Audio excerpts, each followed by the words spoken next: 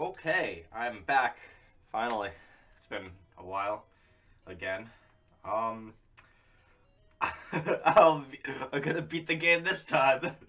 uh yeah. So I'm still looking for Entei. Where are we at right now? He's over there. That's not good. I gotta fly to Mahogany, I guess, right? Uh yeah. Mahogany, there we go. But yeah, I'm gonna get Entei today. I'm gonna get him finally.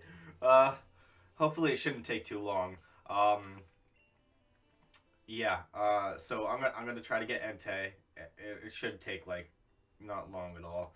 Um, I have to fly back here again. Uh, yeah. So it should take like a half hour maybe. I don't fucking know. That's what I think. So we'll see. About a half an hour. And then I gotta get Raikou. That's gonna take a long time. And then I gotta get Hello, which shouldn't take too long, obviously, because it's not a roaming. And then Celebi, I have to do that event. I don't think that'll take very long. And then I could finally go to fucking Mount Silver. Holy shit. I can't believe I took an 8-hour fucking stream last time. Yeah, so this isn't right. I still need to keep flying to Mahogany. I'm just trying to, like, remember my strategy for doing this last time. Like, it's really annoying. What do we got going on right here? You're over there? That's not right, correct? Let me see. Oh, wait, fuck, I kept every tab open except for the tab where I had the image of the map with all the routes. Johto map with routes. Let's see. Right here. Hold on. Johto. That would be 39, which is not one of them, right? Yeah, 39 is not one of the routes. Okay. So, that means I fly back to Mahogany again. Until something happens. Something is eventually gonna happen. Mark my words. We'll do this. Alright. Wait, what the fuck? Why is my, that thing isn't even ticking up. Hold on. Okay, there we go. Now it's ticking up. And it's on the same fucking route. What the fuck? Ah, it's so annoying. Hopefully I don't fucking fly back to New Barktown again, like I did a couple times last time. That was annoying. Okay. That would be a great spot if I was in Violet. But I'm not.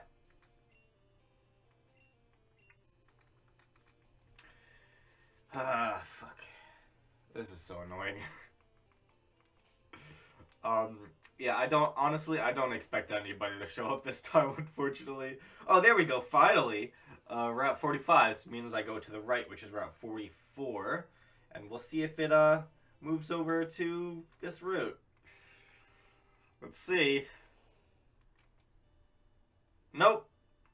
That means I fly to Violet. Violet City, yeah. Just what I want. Actually, let me check something. Is there anybody else in the crystal category right now? Yeah, there's actually more than usual. Oof. Well, I guess because normally I stream at night, so that makes sense.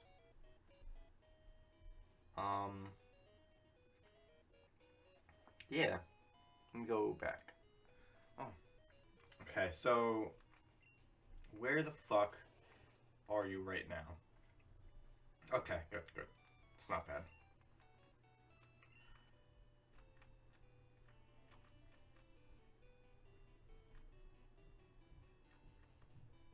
Okay, are you on this route now? Please tell me. Yes, you are. Okay. Alright, here we go, finally. I'm finally gonna encounter it for the first time today. I require repel. Also, turn notifications off on my phone. There we go. I have the right guy up front. Yep, I do. Yeah, let's go. This should be it. I swear to God, if I like accidentally like attack it for some reason, that would be pretty mad. Actually, no, I have a save, so that's fine. Come on, show up, please. Please. Entei. Oh, well, here we go. Got something.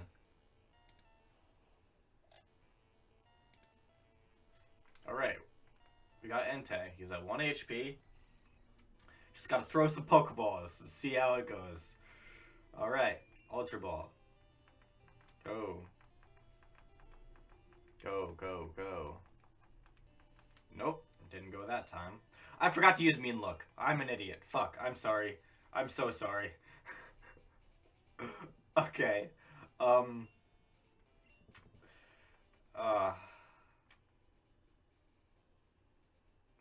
Okay, so let me go back up to Violet. That was a failure. I don't know. I completely forgot to use Mean Look. Okay. That means I go back down. Back down here. What do we got? Come on. It takes fucking forever for this to happen. Oh my god, no. Alright, so back up I go.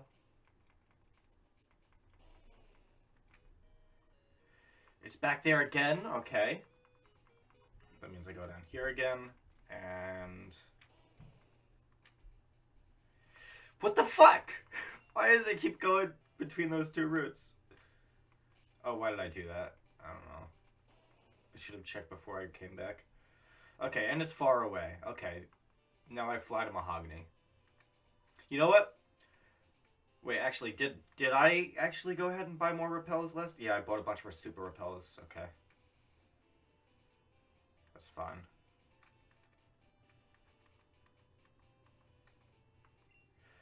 So, fly to Mahogany.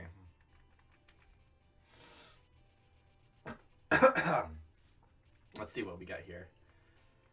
No, stop.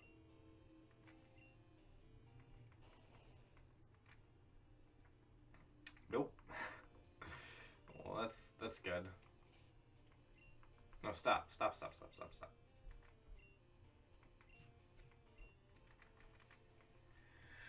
Back to Mahogany I go.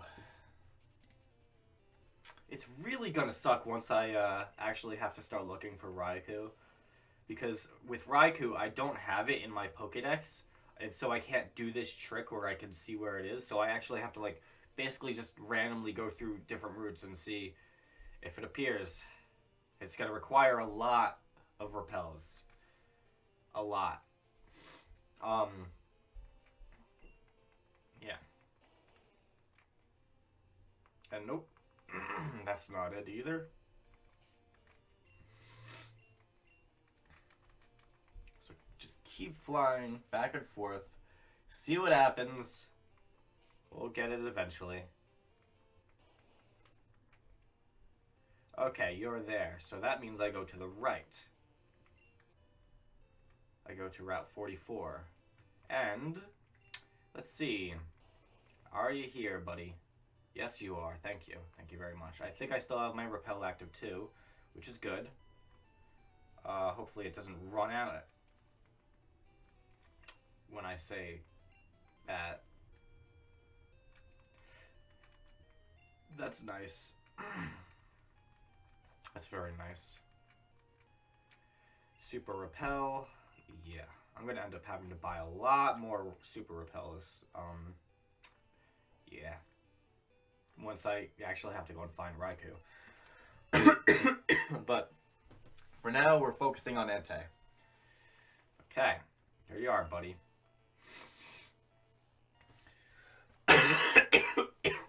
fuck is up with that? My throat. Oh, wait. Mean look. Okay. There we go. And it used roar immediately. Thank you. Thank you very much. Wow. That was just great.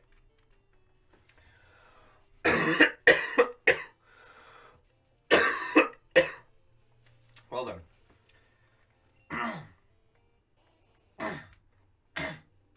What the fuck?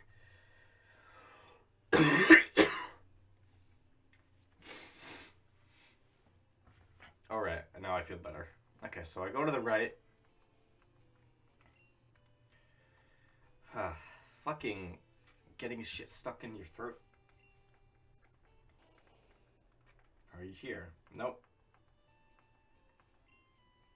This means I fly to Violet. Nope. Right there. Okay, so Pokedex. That's not where I want you at all. I believe I can just, like, do this, right?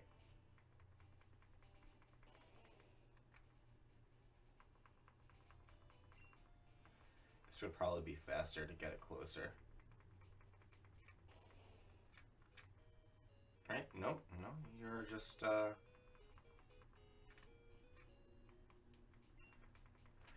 So every time I enter this building, every time I enter or exit the building, it changes the location of Raikou. Normally, it would just go like one route to, you know, a distance, or it could just teleport it across the other side of the map, like it just did. So going in and out actually moves it twice, which when it's far away is usually a good thing. However, I believe... Wait, hold on. I wasn't even looking.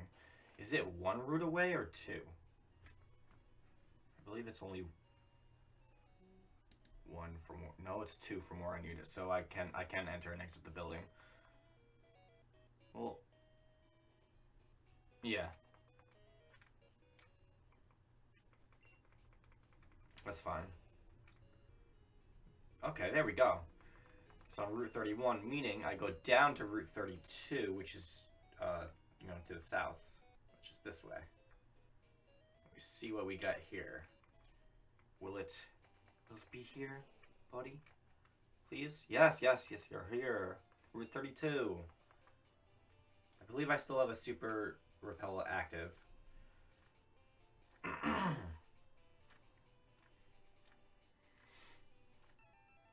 There we go.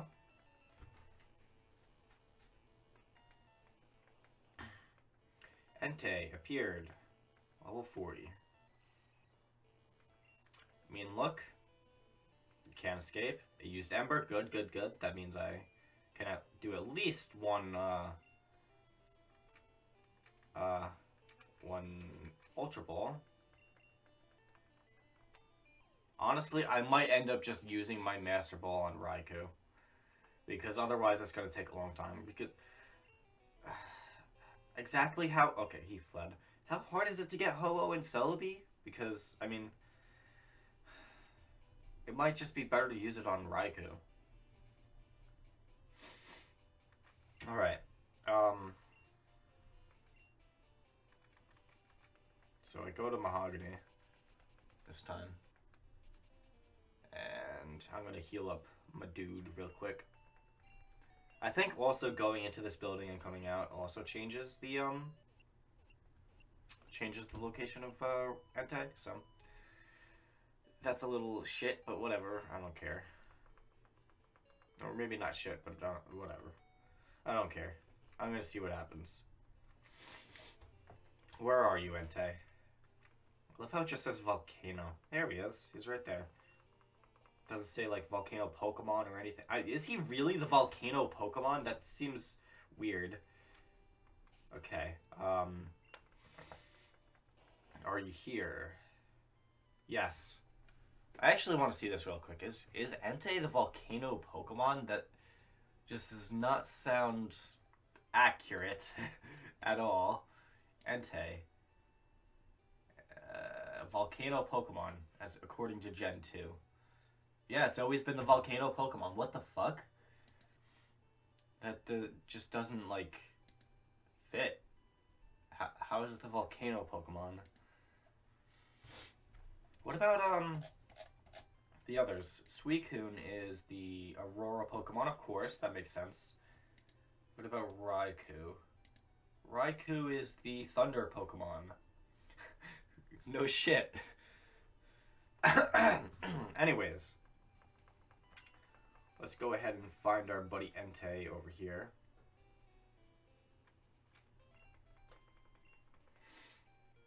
Use Surf. I gotta use a Repel real quick. I'm quickly running out of Repels. There we go. Immediately. Immediate Raikou. Entei, sorry. Fuck. Fuck! But yes, it's Entei, not Raikou. Okay, hurry up. Come on. You know what? I'm gonna switch Wing Attack and Mean Look real quick so that in case I accidentally double click A when I do that, I don't immediately attack him with Wing Attack. Okay, use Mean Look and use Fire Spin. Good, good, good. Now for the balls. I'm going to catch this fucking Entei. Oh, man, that was... Oh. Alright, so I've been streaming for 17 minutes actually, and still nothing. But it's okay. It's okay. I'm close. I'm close. I'm right there. Oh no. Don't use Roar. Okay, thank you. It'd be great if you could just, like, not use Roar at all. That would be wonderful. And it would also be great if I had, like, some sort of status move, but I do not. That would be very helpful. Use Leer, okay. Just keep going, just keep going, just keep going. Nope. Didn't work that time either. Yeah, I know I'm hurt by my burn, and you're gonna use Fire Spin, and I'm gonna be fucked. I wonder. If I die, will Mean Look still be in effect? And if so, could I use Hypnosis? Which would be very, very epic. That could be a very epic situation. No. Okay, don't use Roar, please. Oh, that works too. Can you use Roar? I don't know. Go to Santa because he has Hypnosis. Please. Yes. Yes. Can you flee though? I don't know. I don't know if it can flee, but I just... Oh man, this is it. I feel like this is it. Okay. You woke up!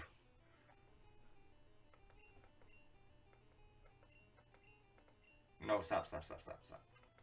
Hypnosis. No! Okay, so after my Mean Looker dies, Mean Look is no longer in effect. That is, I know that now, so. Yeah. Actually, you know what? How much Poke do I have? 28,000? That's not a lot. I have it, I believe my save is after I got him down to 1 HP, so it should be fine if I do this. Because I want to, like, not waste that many repels or Pokeballs because I don't have, like, a whole lot of money. And I still have more Pokemon to go. And, I have more Pokemon to go. And I also have fucking Red to go, which will require a lot of fucking, like, full restores and shit. So, I do not want to have any issues. Okay, let's see. I think this is actually where I started off today, right? Yeah, because I still have one max repel, and then I have all these super repels. Okay. So, where are you at, but... Oh. Well then. Gotta go all the way down.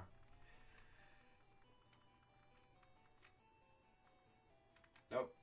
Wait, hold on. Entei right here. He's over there. Okay, let's see. What do we got here? Nope. He's up there. What do we got here now? Come on. He's right there. Perfect. That means I go back down to Route 32.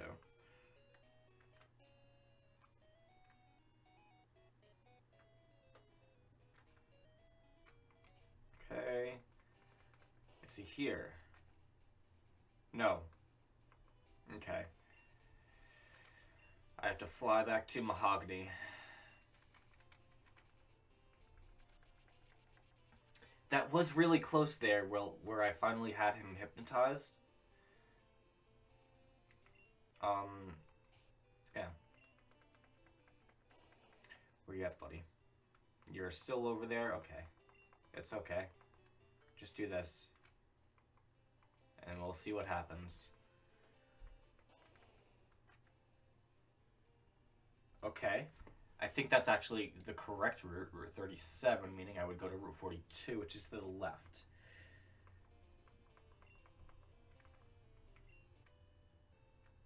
So, let's go ahead and do that. Route 42. Is he here? Yes. Here we go. Here's Entei. Max Repel. I think the max repels are probably a waste in this case. Super repels, well, max repels are in general just a waste because they're more money for only 50 more steps. Whereas max repels are 250, super repels are 200, and then regulars are 100. So to get the boost from 100 to 200 is a pretty big deal, and then to go from 200 to 250 is pretty shit, considering the actual cost of the item. It ends up being a lot better to just get super repels. However, I just bought a bunch of max repels back when I think when I was in Kanto, I'm not sure. Just because that's what was available. No, I think it was actually when I was in Olivine or something like that. Yeah. And so I just bought a bunch of max repels because I needed repels at the time, and that's what they had.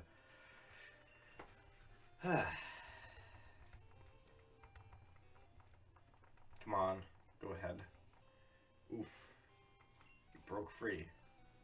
Thank you for not roaring. That's very, very kind of you.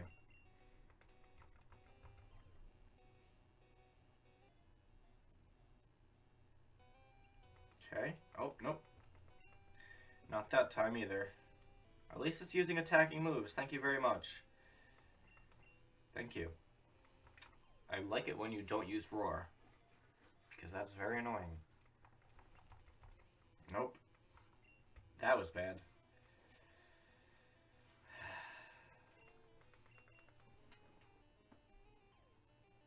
Maybe I could do another hypnotize thing. Oh. Okay. Yeah. I got Entei. Well, hold on. There we go. Entei. Got him. Okay then. 24 minutes in, I got Entei. Okay. Nice. I'm happy now. Now I have to figure out how the fuck I'm gonna get Raikou. Alright, so there's this guide. I need to read it and like see what to do now for Raikou, because there's a specific strategy for for a legendary beast that you don't have in your Pokedex, which is Raikou right now for me.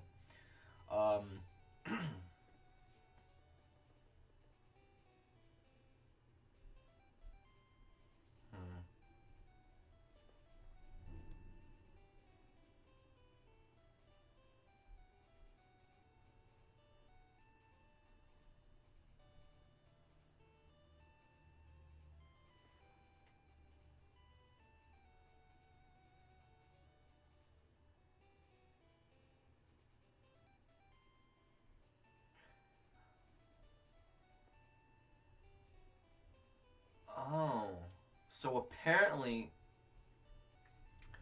so it's not exact, but generally when you use fly, you use teleport, or you load the game, the beast will like teleport to some random spot. Although they can go to an adjacent route sometimes.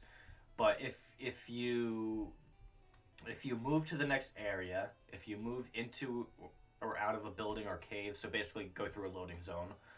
If you go up or down a ladder, if you use dig, if you use an escape rope, or one of them flees, then they move generally to an adjacent route, though they can teleport randomly. Anyways. How to find a beast for the first time. It's possible to simulate the above algorithm for a very large number of repetitions.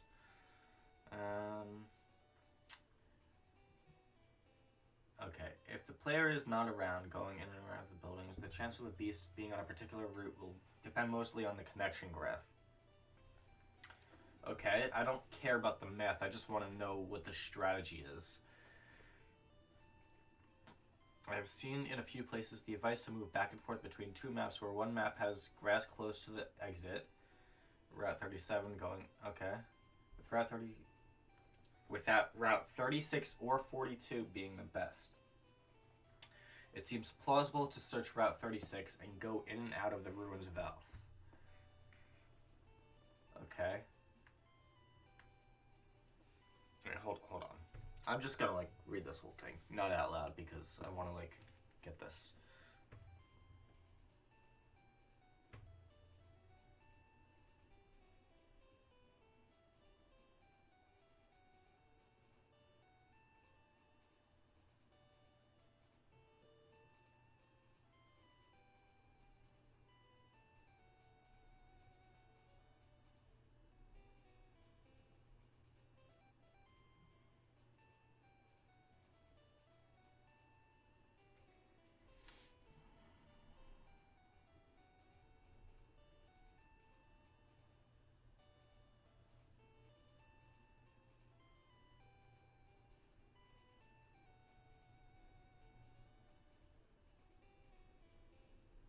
I don't have teleport though.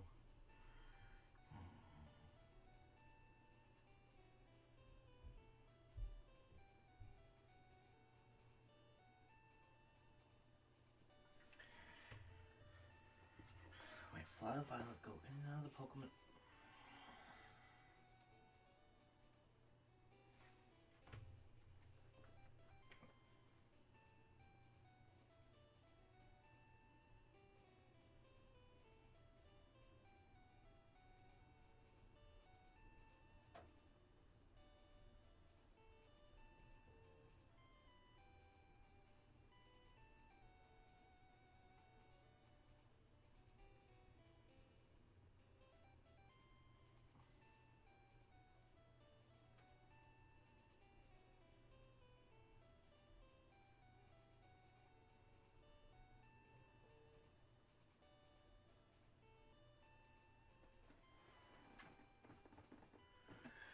Hold on.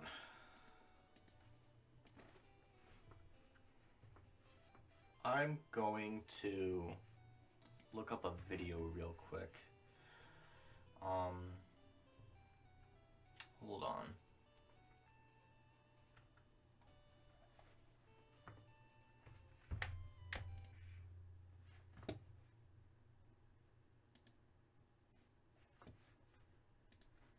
Let's see.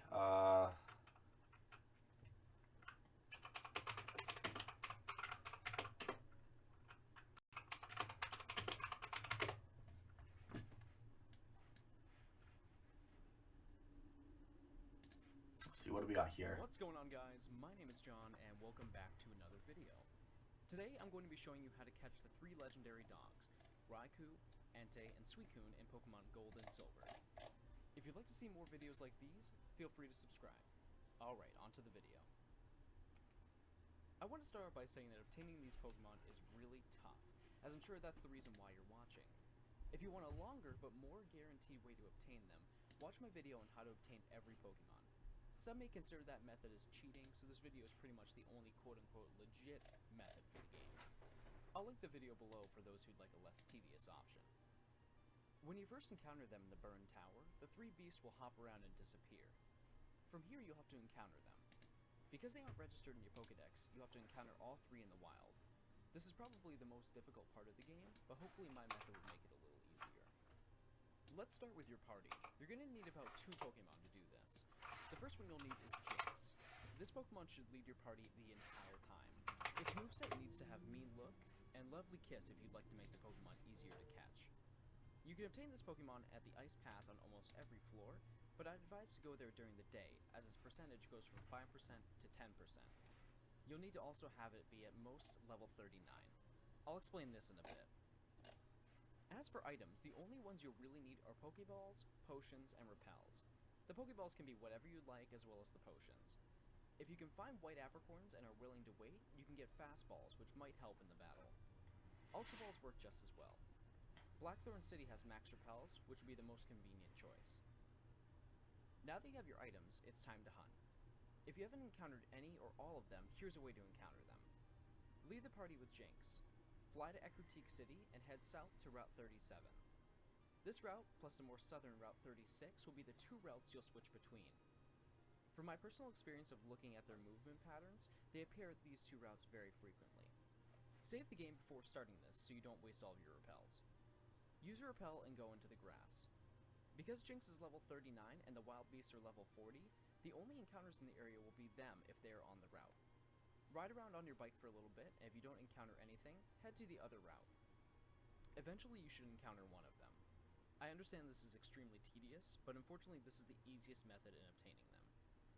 If you do encounter one, use Mean Look immediately to make sure the Pokemon doesn't run away. Okay. From here, it's Pokemon catching 101. Run its HP down and keep throwing Pokeballs. If you switch out Jinx or it faints... Alright, so basically, that's it. I'll just do that then. Alright? I'll just fucking do that. I don't care.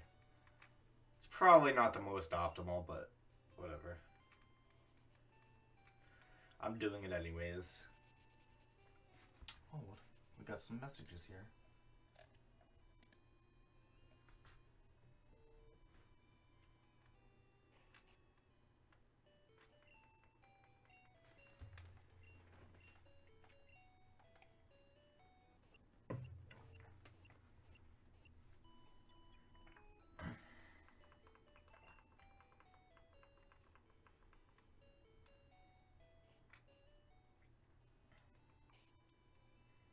Alright, so, here we go.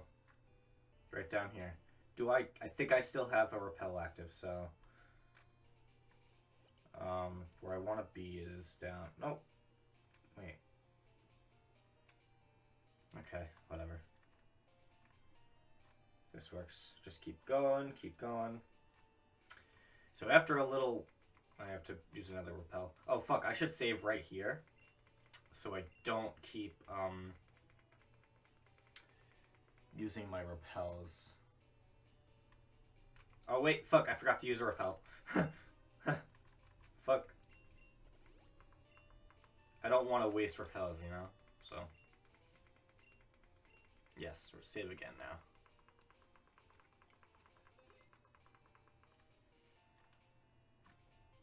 Hopefully I'll eventually get Raikou. This will be a while.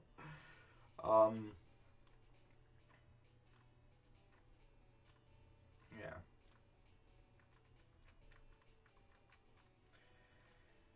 Alright, so looks like it's not here. Meaning I go... Wait. Huh?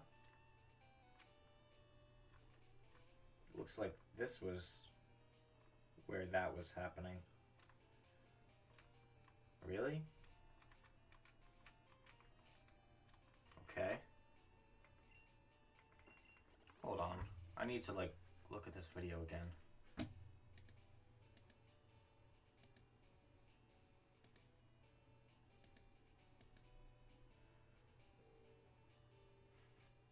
Some more southern Route 36 will be the two routes you'll switch between.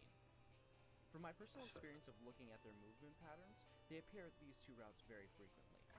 Save the game before starting this so you don't waste all of your repels. Use a repel and go into the grass. Because Jinx is level 39 and the wild beasts are level 40... Wait. So...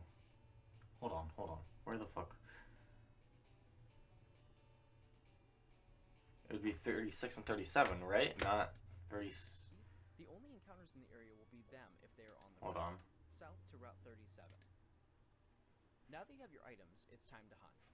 If you haven't encountered any or all of them, here's a way to encounter them. Lead the party with Jinx. Fly to Ekritique City and head south to Route 37. This route, plus the more southern Route 36, will be the two routes you'll switch between. From my personal experience of looking at their movement patterns, they appear at the... Okay, so it is 36 and 37. I used my repel already, right? Yeah. This isn't where I want to be going. This is the better one. There we are. And it's closer to, I think, to Route 37.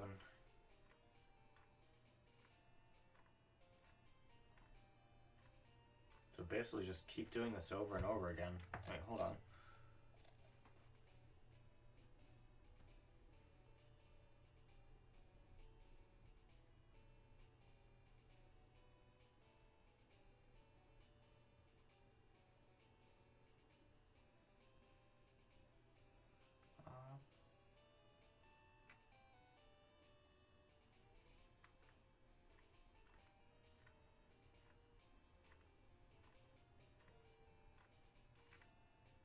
Wait, does this only work on gold and silver, or...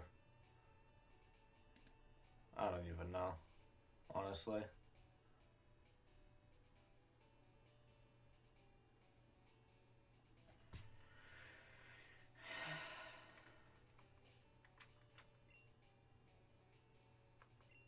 Alright, I think it's not here, so I have to go back up to 37. Use another repel.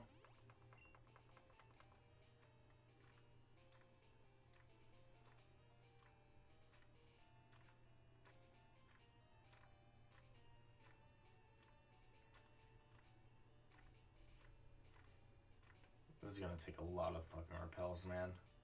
Holy shit.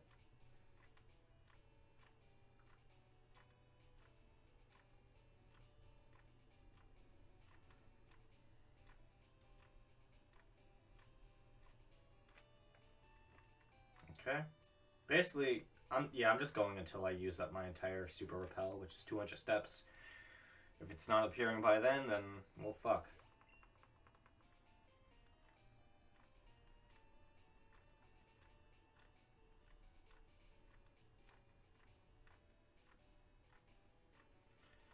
It's kind of annoying.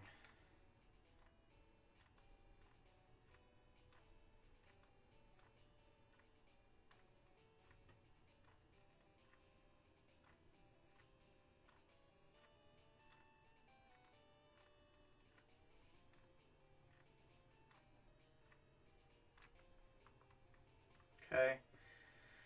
That wasn't it either. Alright, I'm just gonna lean back and fucking just keep doing this over and over again till it happens. I'll eventually encounter Raikou. It's just gonna fucking... It's just the amount of time it's gonna take is the problem.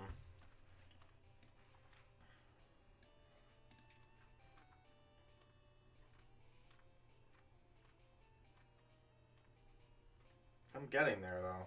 I am getting there.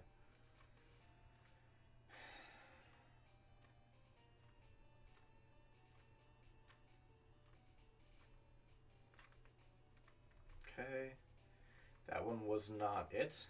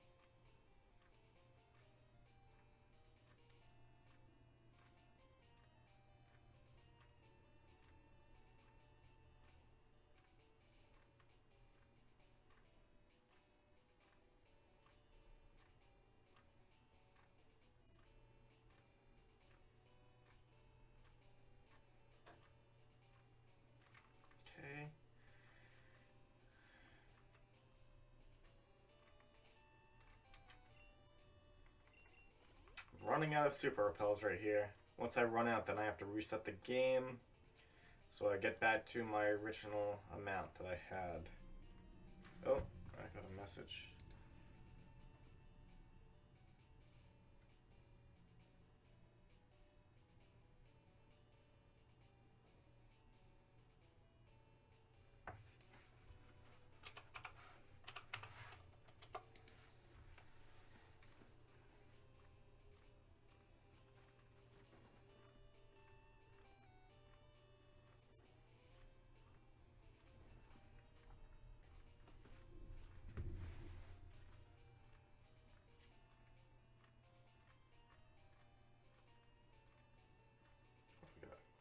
What the fuck?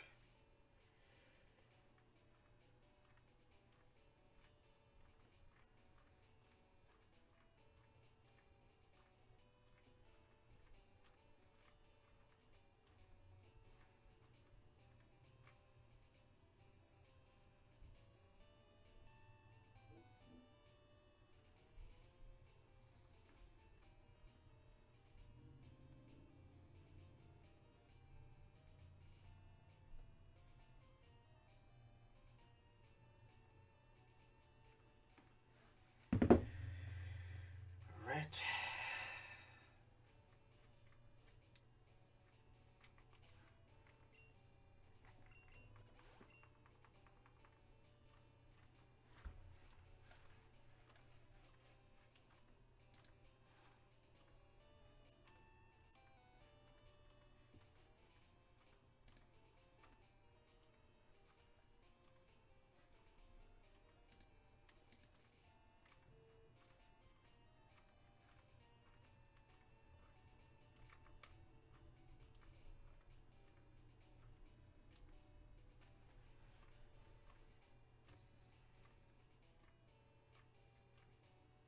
Okay, clearly not there. I get it.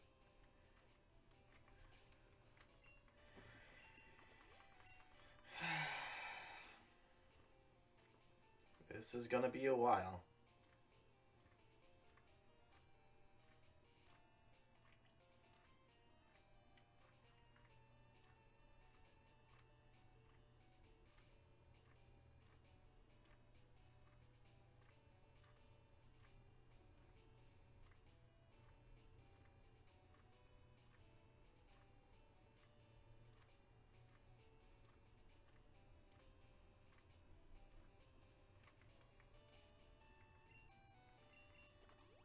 Oh no, why did I do that?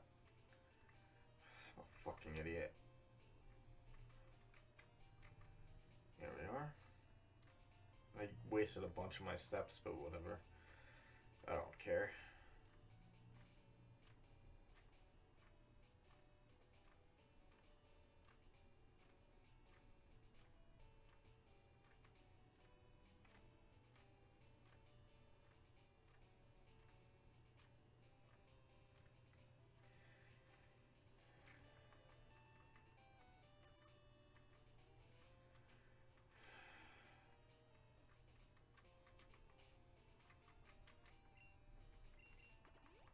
Okay. 2 more repels to go. Then I have to reset. Hopefully I'll get Raikou, soon. That would be very nice. Be good to have.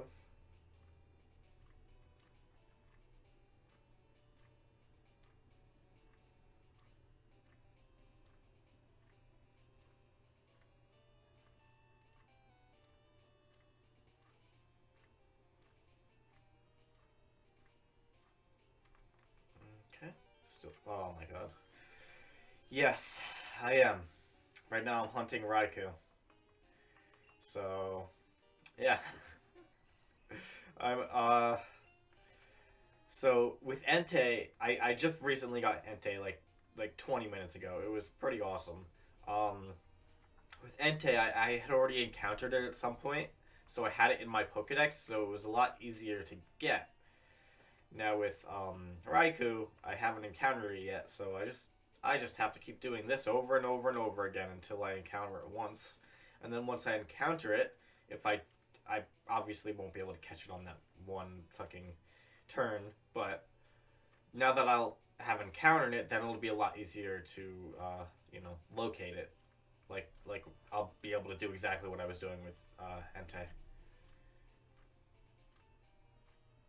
And there's also the fact that my Golbat might not be faster than Raikou, which would be a problem. Alright, so I just ran out of repels. So I'm going to reset.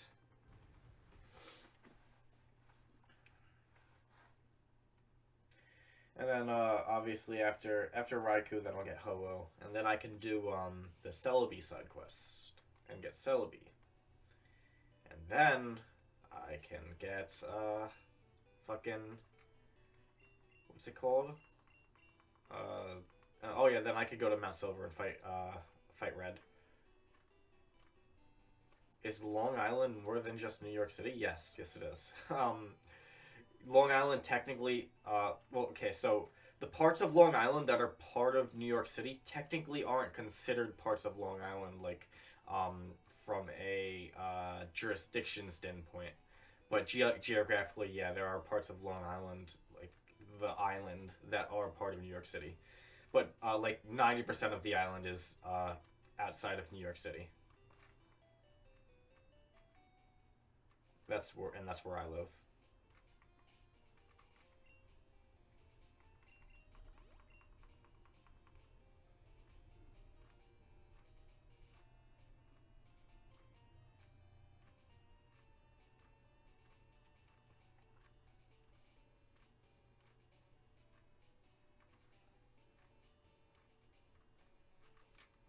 Fuck.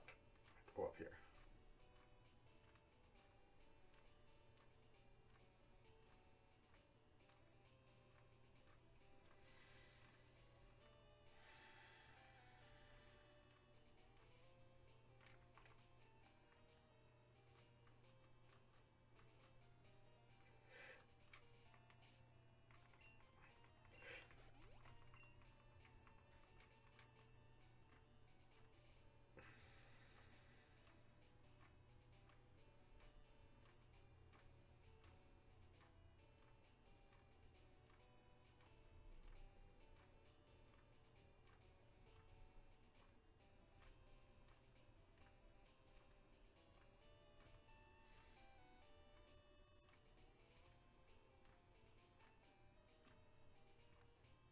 Today you did learn.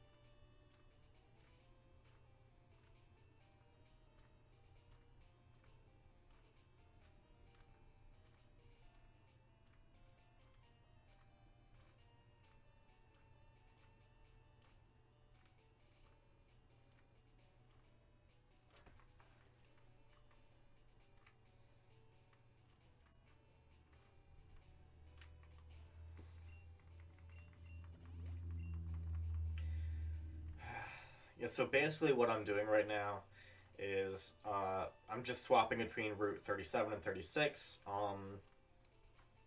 Because every time that you move to a route, the legendary beast will most likely move to an adjacent route that it's from what it's currently on. Although it can teleport to a random route, it generally just goes to the adjacent route under these circumstances, at least. And so every time I switch routes, there's a chance that it'll go to this route, though it's pretty low. I think it's like a 6% chance or something like that. And so the only way to determine whether it's on the route or not without having it, in my Pokedex, is to actually just fucking brute force it and actually try to encounter it. So I use a repel to try to encounter it.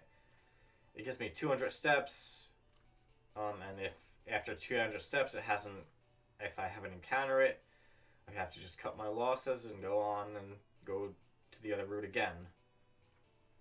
I mean, it's possible that even if I don't encounter it in 200 steps, it might actually be on that route, but at that point, like, you have to, like, weigh the cost. And so there's a pretty good chance that it's not on the route if you haven't encountered it after 200 steps, so just move on.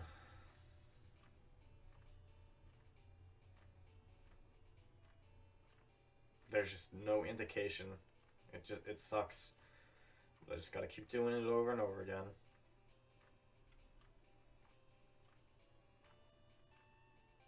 Is my microphone, like, quiet or anything? Because it is, like, kind of far away from my face right now, so I'm not sure if it's actually picking me up at the proper volume.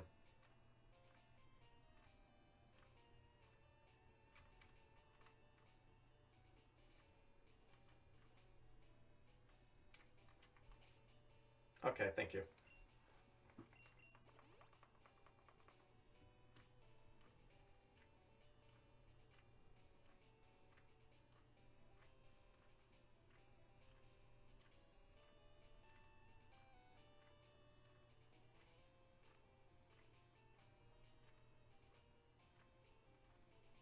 I feel like my D-pad is gonna be fucking broken after this.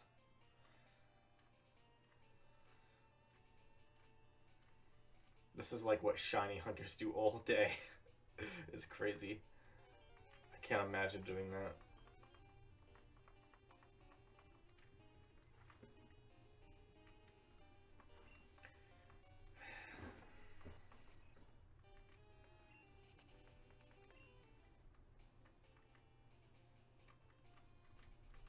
God damn it, move, please, thank you.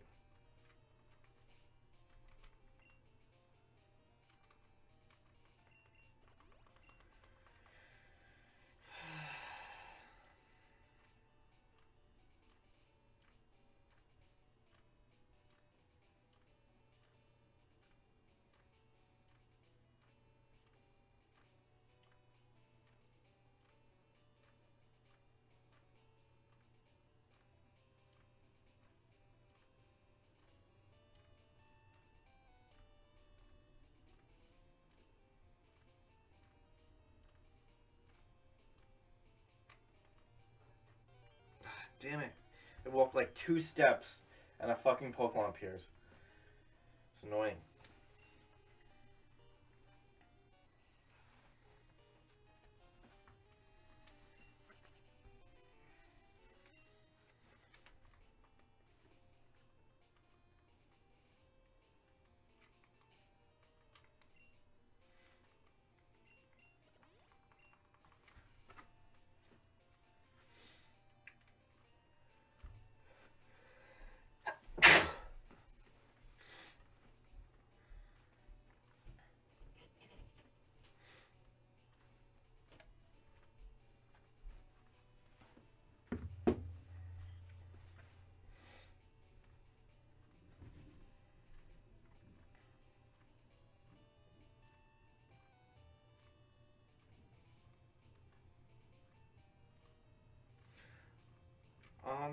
So I was considering, I'm not sure if I'm still going to do this or not, but I'm considering just using my Master Ball on Raikou, honestly. I have to like, look up how hard it is to actually catch fucking Ho-Oh and Celebi. Because if those are harder to catch than fucking Raikou, then, you know, I'll have to save it for that, but otherwise it might just be a lot better to just fucking catch Raikou as soon as I encounter it. Because otherwise I'll be here for way too long. Oh my god.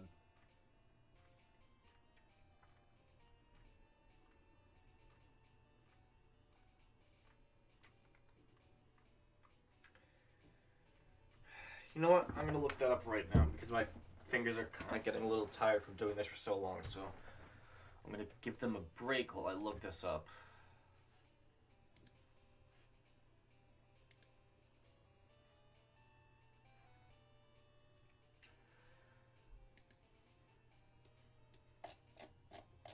Alright, so Raikou, he has a capture rate of... Where is it? 3. Okay. And then... Hold on. So Ho-Oh has a capture rate of 3 also. And then Celebi is probably also 3. Right? 45. Oh, wow. Wait, that's good, right? 45 is... I think higher... Yeah, higher is good. Alright. Wait, and what level do you encounter Ho-Oh at? 60. That's the same level as Lugia, and I didn't have too much trouble with Lugia, so... Looks like I'm using my Master Ball on Raikou. That's cool.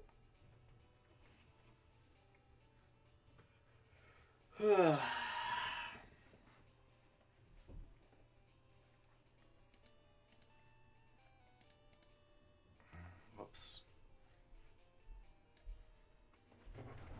Okay.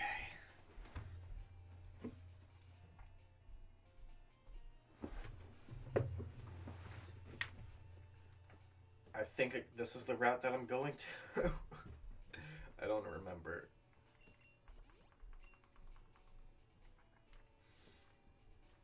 Yeah, so as soon as I encounter Raikou, I'm just gonna throw a fucking Master Ball and that's it. That should work, right? I can throw a Master Ball without it running, right? Pretty sure. Yeah, it'll work. Because Mean Look is dependent on your speed. Well, not the move itself, but the strategy for using Mean Look is dependent on your speed, so I don't see why it would be any different for the Master Ball. I'm just a little paranoid about fucking wasting my one Master Ball. Well, then again, I could always reset the game, so that's not even a thing. Well, then I would have to do this all over again, which kind of sucks.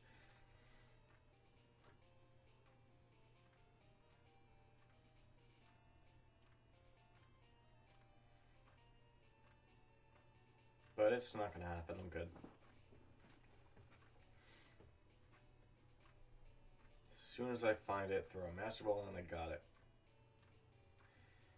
That makes it a lot easier. Damn. Damn it! One tile. I hate this so much.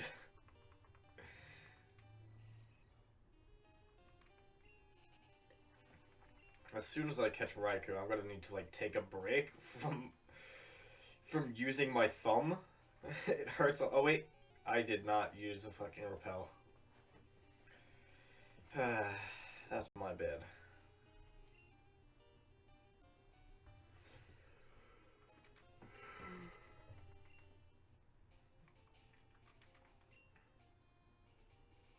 Oh, right. I forgot. I ran out of fucking repels. Damn it.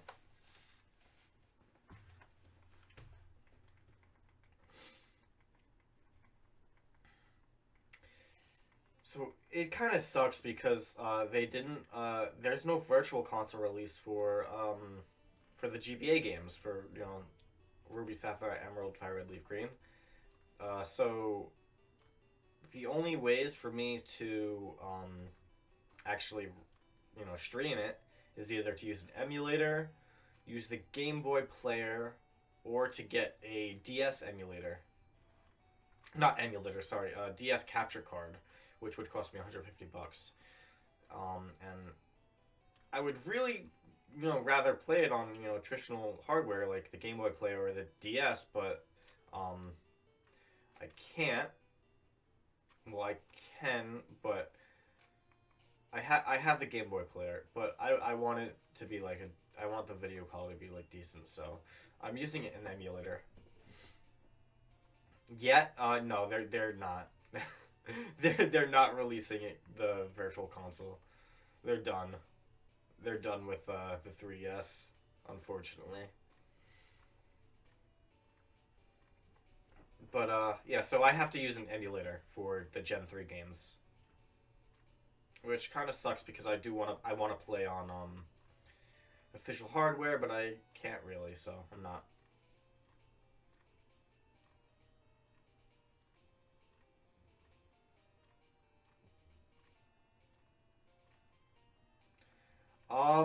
It doesn't seem like it.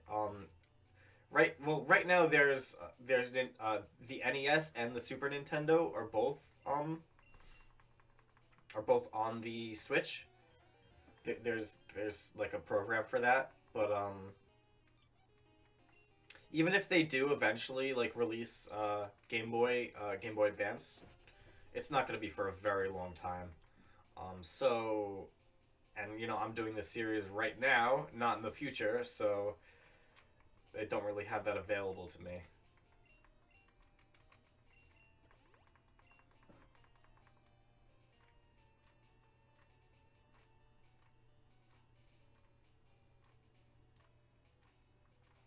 But then obviously once I get to Gen 4, then I'll be back on official hardware. Because of this 3DS that I got. It's nice.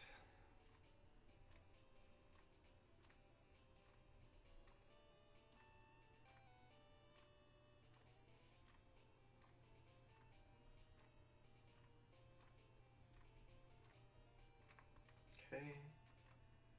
Still not there.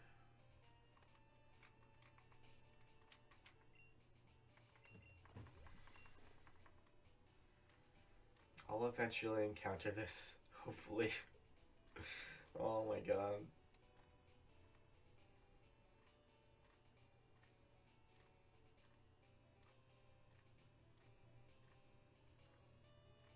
So I'm currently an hour into my stream.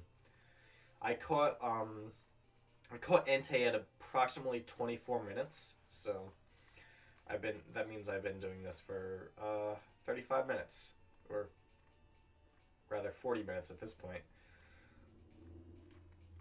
Well, you have to subtract a little bit of time because I did take some time to like actually research how I was going to do this. It's not like I just immediately hopped into it, so I had to like watch a video and shit.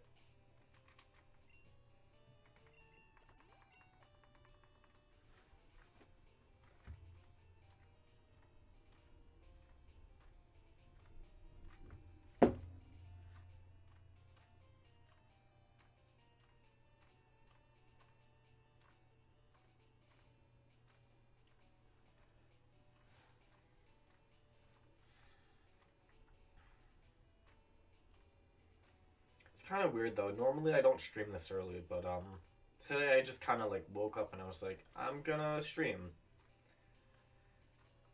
I haven't streamed in quite a while.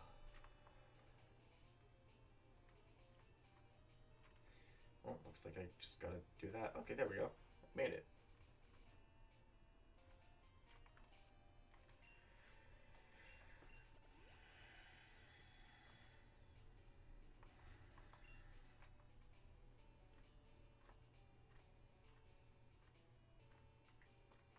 My thumb is like super like sore right now from doing this. I wish I could like switch off like with a Joy-Con or something, but that's not how it works, unfortunately. I guess I could technically just do that. It's super weird.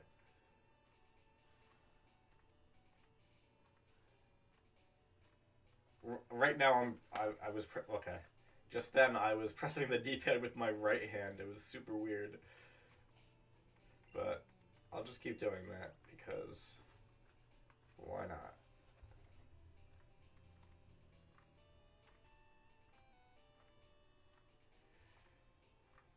Just give my left thumb a little bit of time to rest.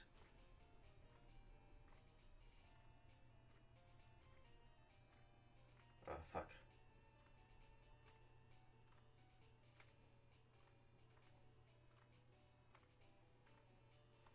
Oh, hey, I have another viewer. That's cool.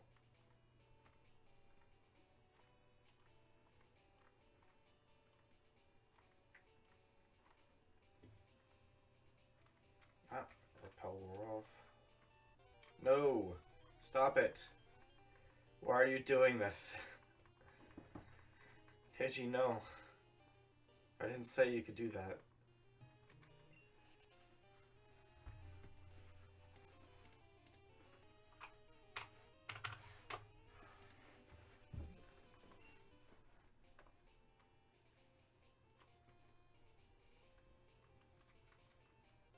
Oh fuck, I forgot to use my thing.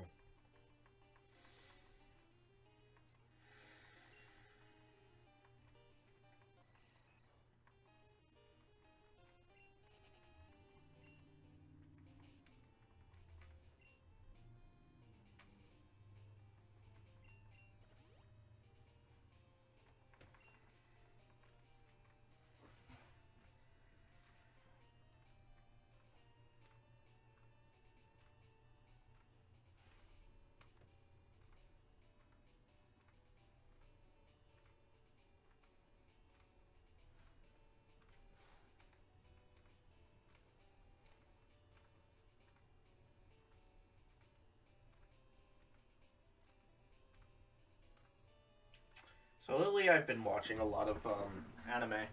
I started watching Fruits Basket just the other day. Pretty good. I think I've been watching it for like 2 days or something like that. I'm like 18, I think, episodes in or something like that.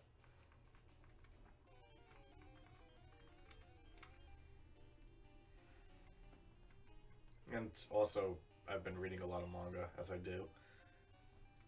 In fact, just the other day I read an entire series in one sitting. 7 volumes. It was funny.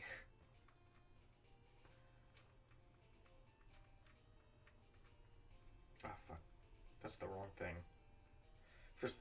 Instead of pressing the X button, I accidentally I was pressing down on the right analog stick on my 3DS. Which you can't do. There's no like pressing down function. I was just, for some reason, I thought it was my finger was like, hey, that's a button, so I was pressing it. It didn't work out.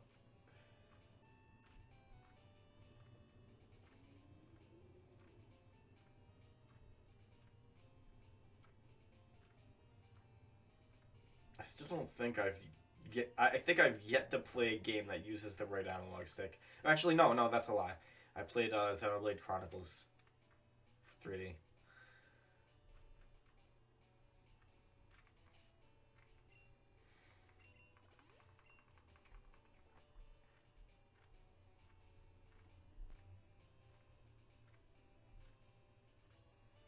So I'm about to do my 4th fucking reset, and I still haven't encountered this buddy. Ah, that's nice.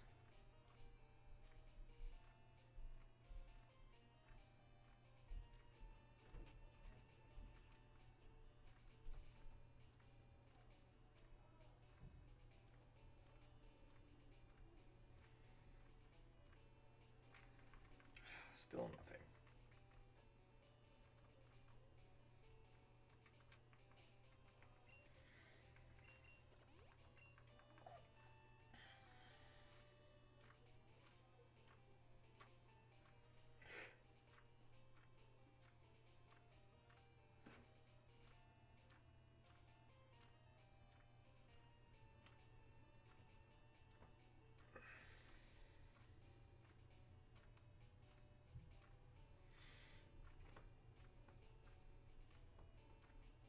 I wonder if there are controllers out there where like the left and right sides are swapped, so you would have the analog stick on the right side, and and the face buttons on the left side. That sounds like the analog stick or the D-pad or whatever the fuck. That sounds like that would be really interesting to try. It would fuck a lot of people up. It's funny.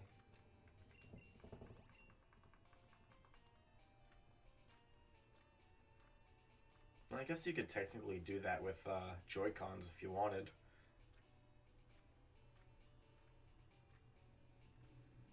It would just be a matter of programming it in the game. Not in the game, in the Joy-Con. Or you could just... Oh, I'm an idiot. You could just literally just put the other Joy-Con in your other hand. You don't have to do any fucking weird shit with programming. All you have to do is just take the left Joy-Con and put it in your right hand. Then again, that was always a thing with the Wii. I mean, I did that a lot where I swapped hands. Because, I'm a lefty, so I always, I always had my I always had the Wiimote in my left hand and then the nunchuck in my right, even though it's supposed to be the other way around. And eventually I swapped because the games are designed that way. They're like Skyward Sword specifically is designed to have the Wiimote in your right hand because of the way the sword works. So eventually I did switch over to the proper way.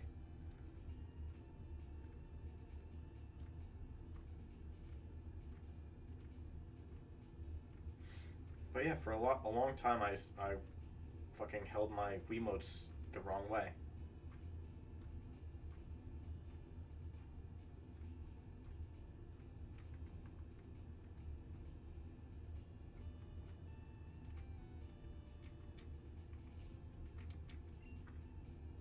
Oh, I'm out.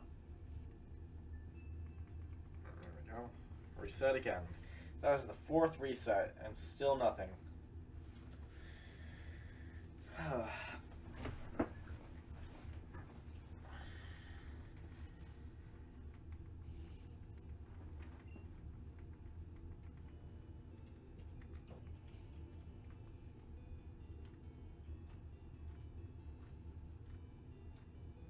I really fucking wish there was a way to find out where the fuck Raikou was. This is so boring.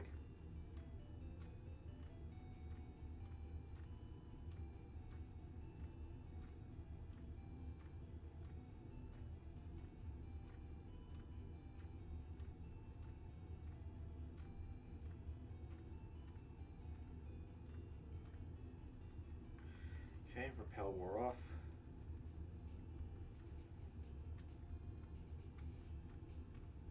Good Place? Oh, The Good Place? No, never heard of it. I don't watch a lot of TV. I actually don't have cable.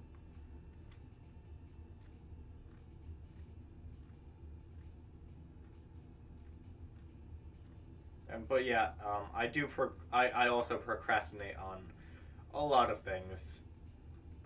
Like really a lot of things. Like, for example, I've been trying to write a story for like 3 years, and I've yet to write a single word.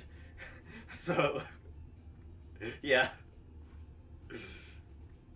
Right, procrastination is on another level.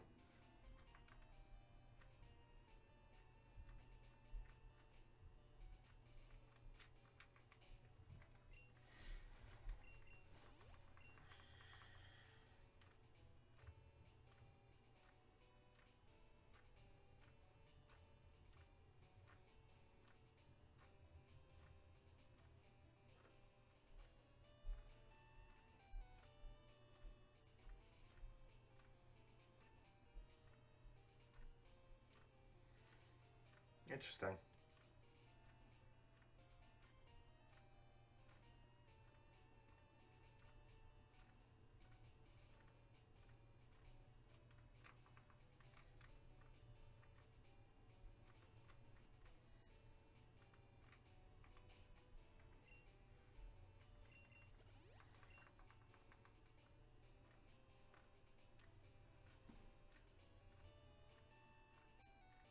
Fuck.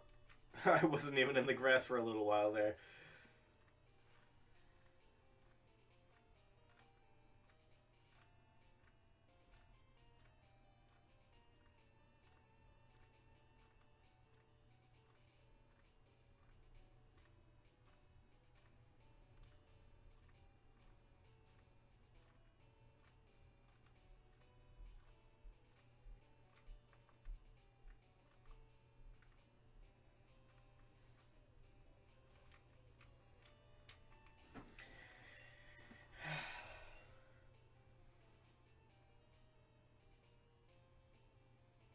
Man, my thumb is so smooth from pressing this button over and over and over again.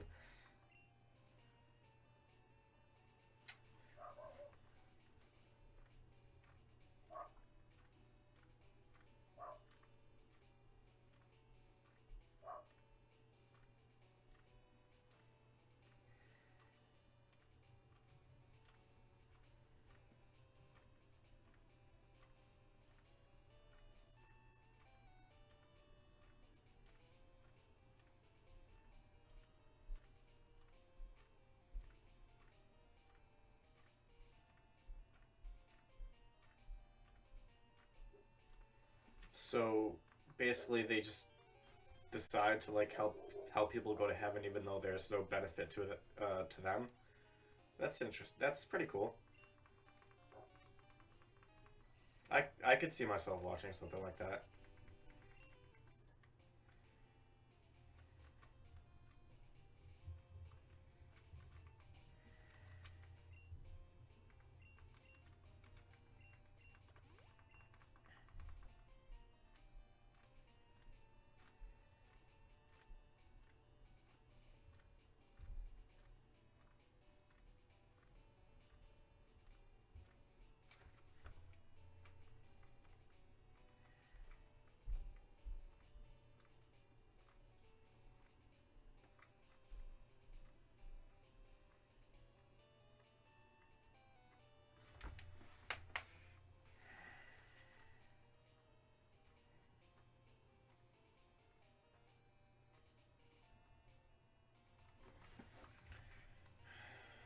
Damn it.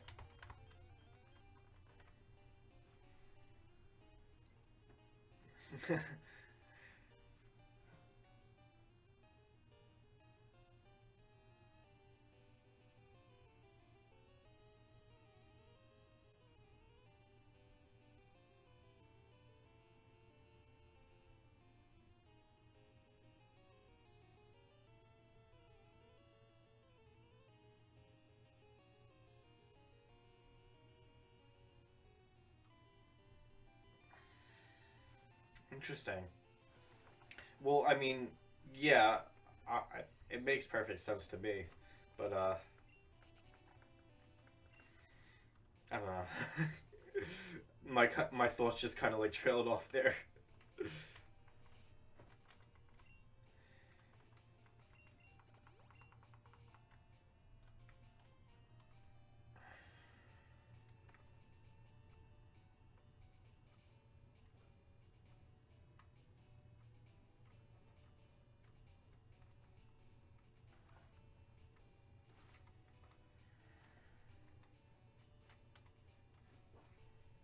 That's much better.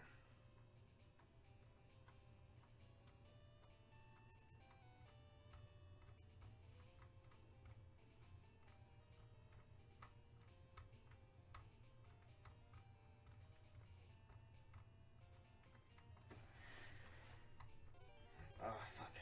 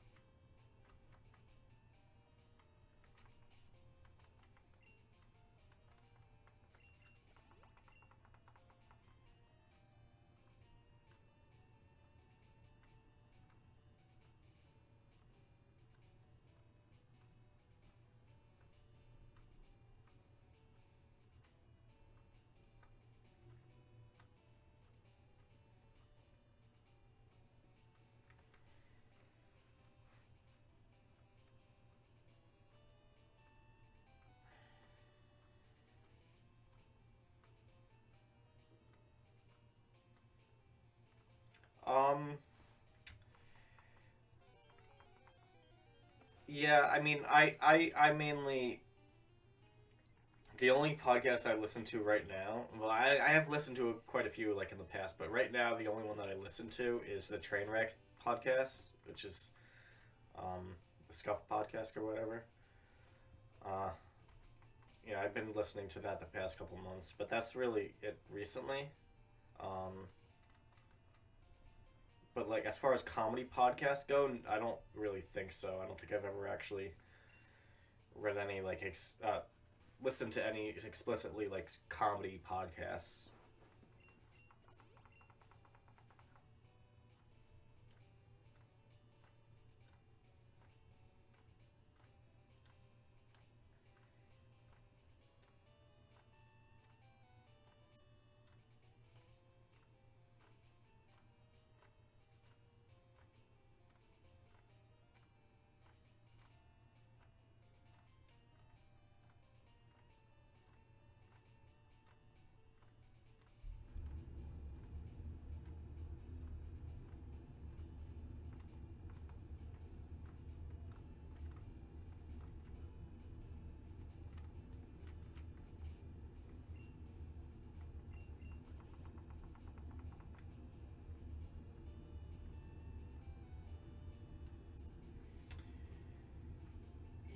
Yeah, it's true.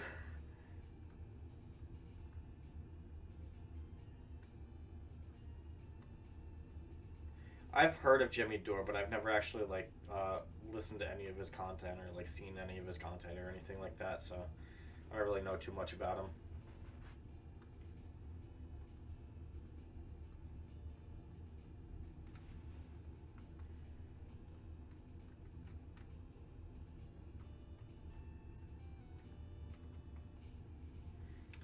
Most of the like podcasts that I've like listened to in the past have been like gaming news and like current events and politics and stuff like that. Never really like any explicitly comedy kind of stuff.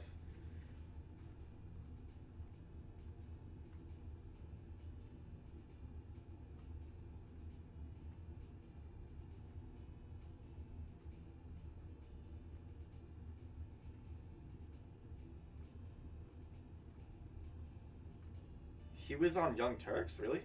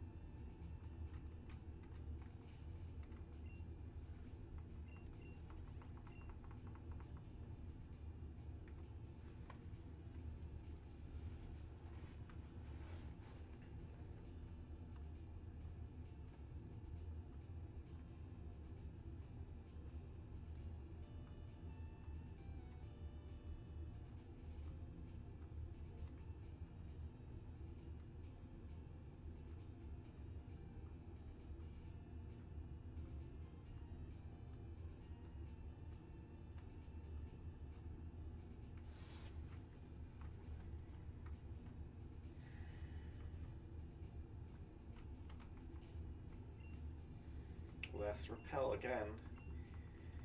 Going into my 5th fucking thing.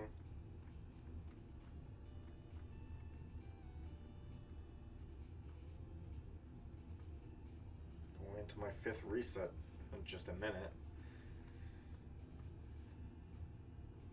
Oh, is it?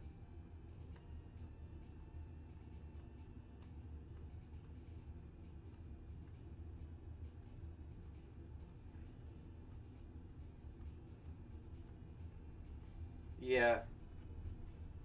Well, yeah, I'm familiar with the with Chank's like running for office. But yeah, that's cool. I didn't know that he was part of the 2IT network, at least in the past. Oh, there we go. Time for a reset.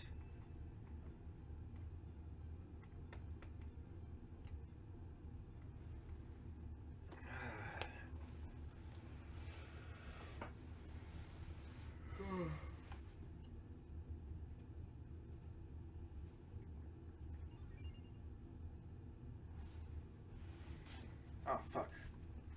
I hit my headphones. Oh, yeah? Oh, yeah, he was on... Wait. Only 5 days ago? I thought he was on Joe Rogan like a month ago or something like that. I don't even know. I don't like watch Joe Rogan or anything, so I don't fucking...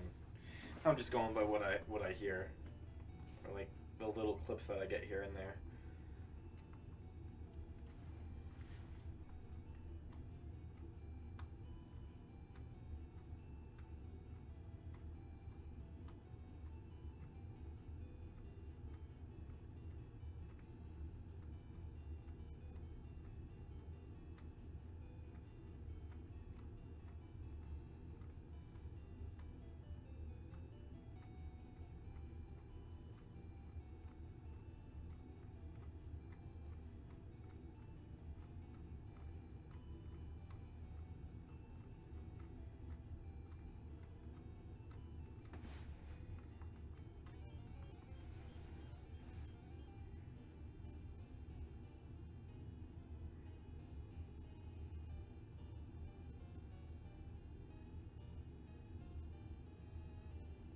Oh wow, interesting. I mean, like, I don't think being against billionaires means you like don't have to participate in government when it's rigged against you. Like, I don't think that really has anything to do with it, honestly, because like either he has to participate where there are billionaires, and still call them out, but he has to participate in order to actually become the president and like actually change things, or he just can't. And so like I don't know if that's really any kind of contradiction. Wait, he won't? He hasn't called. Really? I was unaware of that. And he hasn't called out Steyer at all?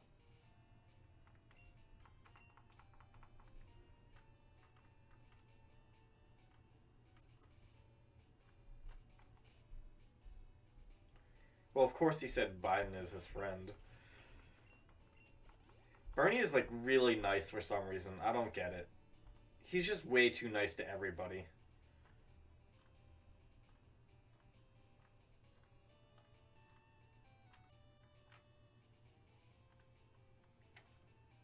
What do you mean he's one of them? Like a billionaire?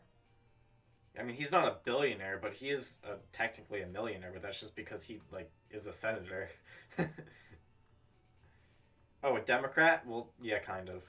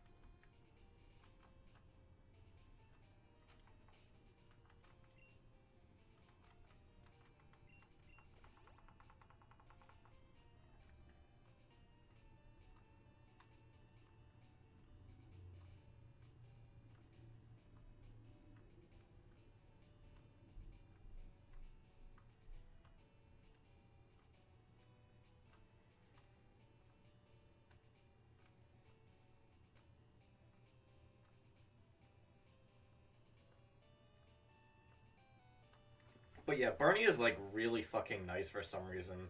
Like, he's been acting really nice towards Warren, even though she's like fucking being a total bitch right now. And like, he just tends to not call out his colleagues, and like, he's like trying to make friends with everyone, even though like even though like it would seem as though he stands against everything that they are, but I don't know. And like, I think that's all I was gonna say. Yeah. Lee Camp.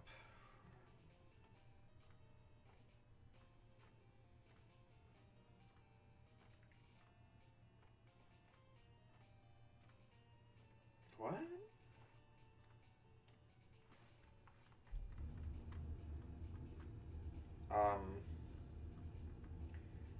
Okay. I mean, I don't know if that's true exactly. I mean, I'll look into it, but it seems a little weird to me. considering it's like the first time I've heard anything like that. But whatever. Oh fuck.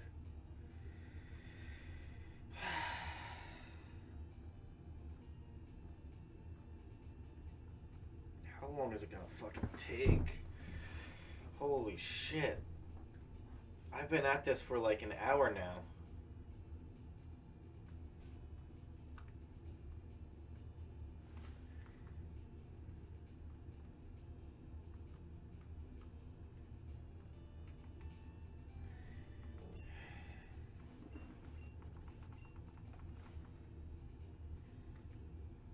I've like lost count of how many times I've had to fucking reset. I think like 5 so far, or 6, I'm not sure. I think 5. So this would be my 6th run. That's cool.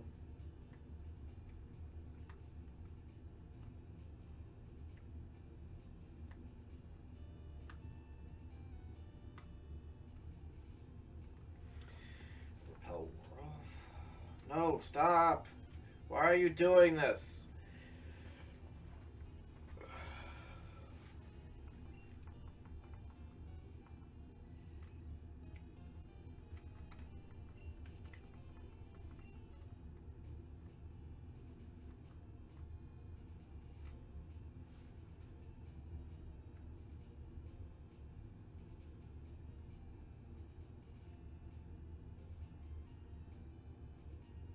Oh yeah, I remember something about that. Although, from what I remember, I think that had to do with like their, with, wasn't that email after after Clinton won, and so it was about like, how he was going to support her like in the general election or something. I don't know. Maybe I'm just like, confusing different things.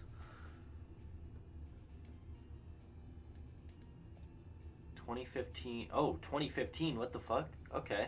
Yeah.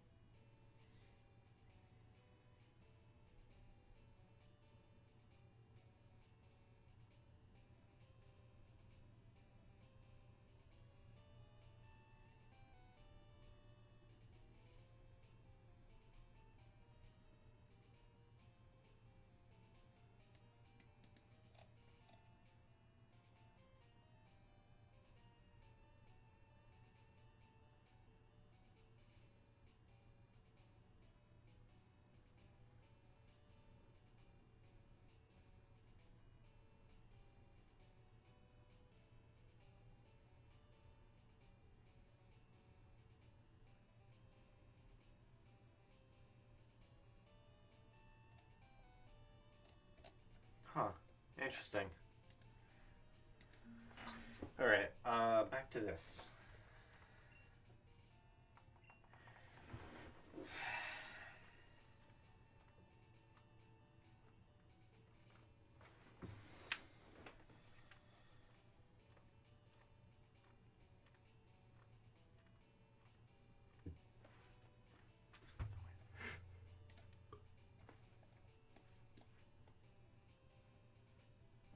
Oh wow. That was really early on.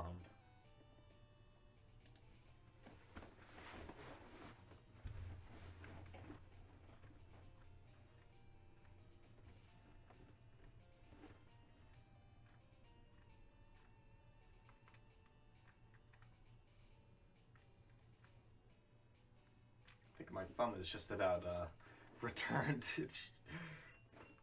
Damn.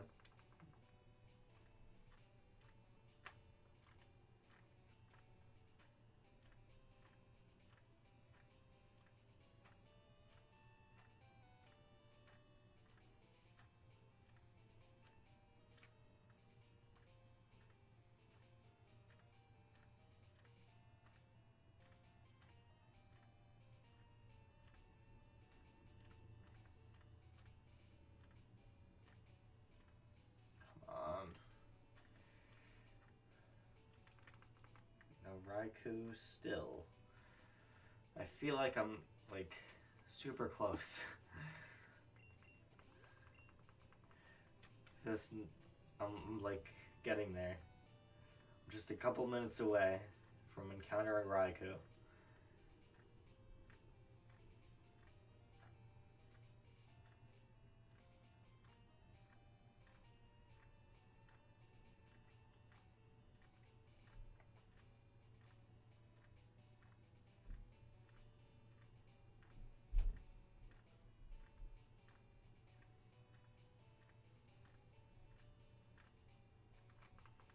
Okay, not there.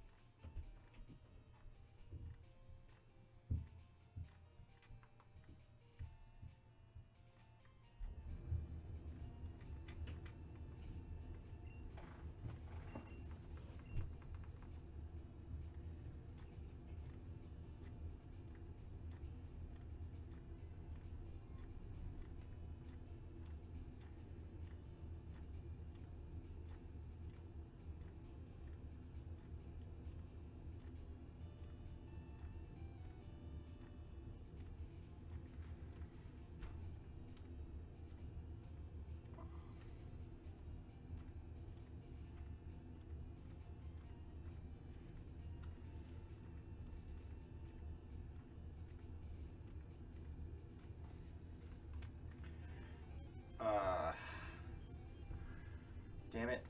Fucking another Growlithe. Here we go.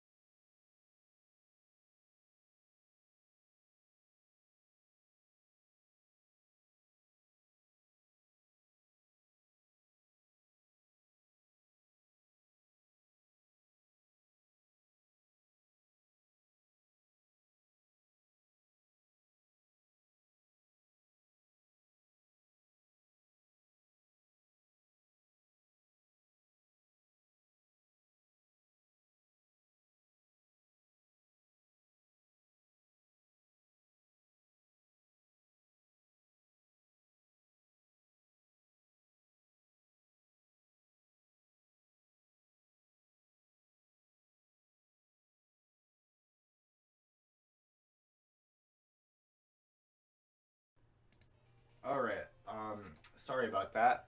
I actually have to go for like an hour. Yeah. So, I'm gonna have to end the stream for like an hour, and then I'll be back at like, 7 o'clock, I guess. Alright, yeah, I'll see you then.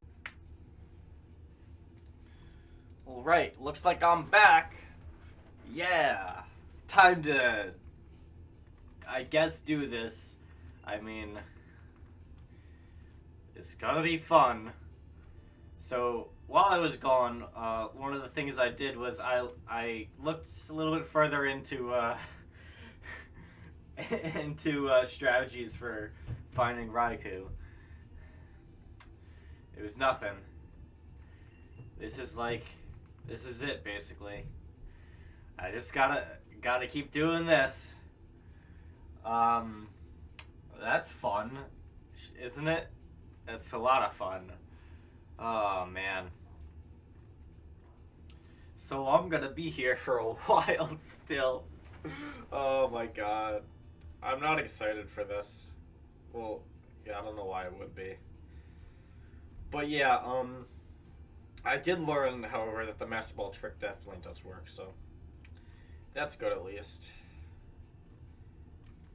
And repel wore off. Oh yeah, I remember I was trying to look up and see what the encounter rate was, like on the routes that it's on, so if I could use like a regular repel and it would be more effective. But apparently it's like random, kind of, I think. I only saw that said on one website, and that's the only place that said anything about it, so I guess that's the case. I mean, like, so I'm probably better off using a super repel. Actually, I think regular repellers would probably be better, honestly. Just because it would be so much quicker going through it, you know? Like, yeah, I'm gonna go do that. I'm gonna go buy some regular repels. Yeah. I'll go to Goldenrod. That's probably the best place to do it, honestly, because they have, like, everything. Because it's the department store. I believe it would just be the second floor, so let's check it out. Not this one, it would be the next one. With the guy down here. Come here. Repels. Ooh, wow, they really only have regular repels? That's funny. Huh. 99? I couldn't, actually, but it wouldn't be that bad. 10? Should I do 10, or... You know what? I think 15 is probably a good amount for every reset, right? Let me think about that. So, like... How many... I think 15 is probably good, yeah. Alright. So let me get these regular repels up at the top. I have 15 of them, which is a little bit more than I have of super repels normally. Well, normally I would have more than 8, which is what I have right now, but I've done a couple since the last reset. I think 15's good, honestly. And Violet's probably good. Start there. Yeah, this is probably like the best setup, I think. Using regular repels rather instead of super repels. Just because, it would be half as many steps. The chances that after 100 steps, in between 100 and 200 steps, that I would encounter the fucking beast is pretty low comparatively, so I might as well just do this. What do we got right here? Yeah.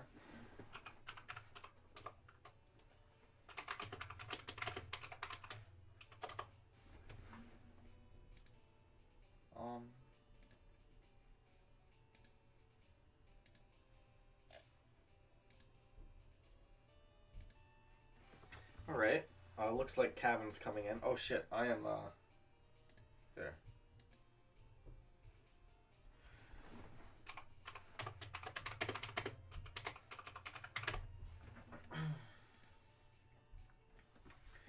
Alright. Oh wait, I didn't use my repel. Oh wait, no I did. Oh fuck, I forgot to save. Holy shit. Hey, fucklord. Hey. Actually, this should be fun. Dylan, I have a question. Yeah. How the fuck did I remember the periodic table off of memory? The entire thing? No, like I was taking a quiz and it was like a placement quiz to see like how well I know the periodic table and all that stuff. I got a 92. Wow, like that's pretty crazy. I mean, most of it was just linking up the element name with the symbol. Yeah, that's... But the fact easy. I remember that without studying the periodic table since middle school... Like... Yeah. Hydrogen and helium, lithium, beryllium, boron... The first 5 elements in order. Damn. That's good. And you haven't taken chemistry since high school? No. Middle school? What? Really? Yeah, I learned about the periodic table in middle school. Well, so did I, but I also had chemistry in 11th grade. I might have had chemistry in high school. It would have been like first year though. And I think we also learned it in earth science in 10th grade. I did not learn it in earth science. Maybe not. I don't know. At least not college earth science. I did not. Yeah. Okay. I've got to do like, I've got like this lab kit that I need to actually look through to make sure that I got everything.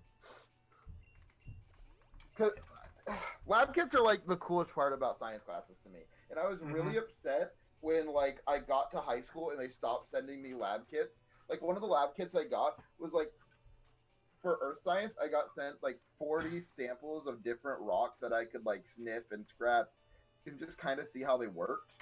Yeah, that's cool.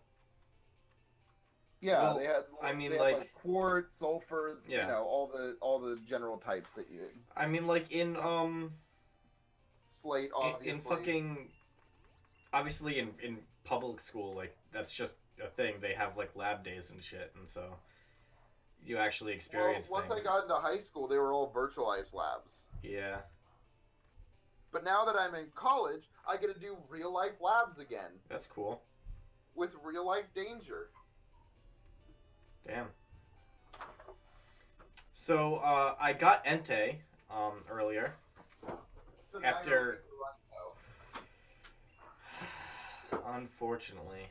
However, I've decided to use my Master Ball on it when I find it. Well, you should use... Yeah, of course. Yeah. You should use repels. I am using repels, I'm doing that. So, go fly to Mahogany.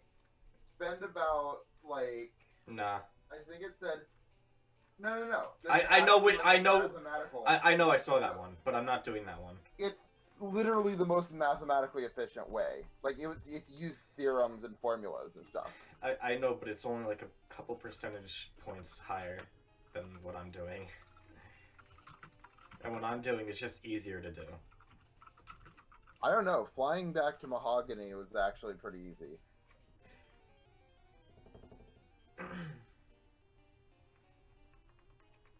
What are you doing right now then? What am I? Okay, so I'm literally just alternating between Route 37 and 36.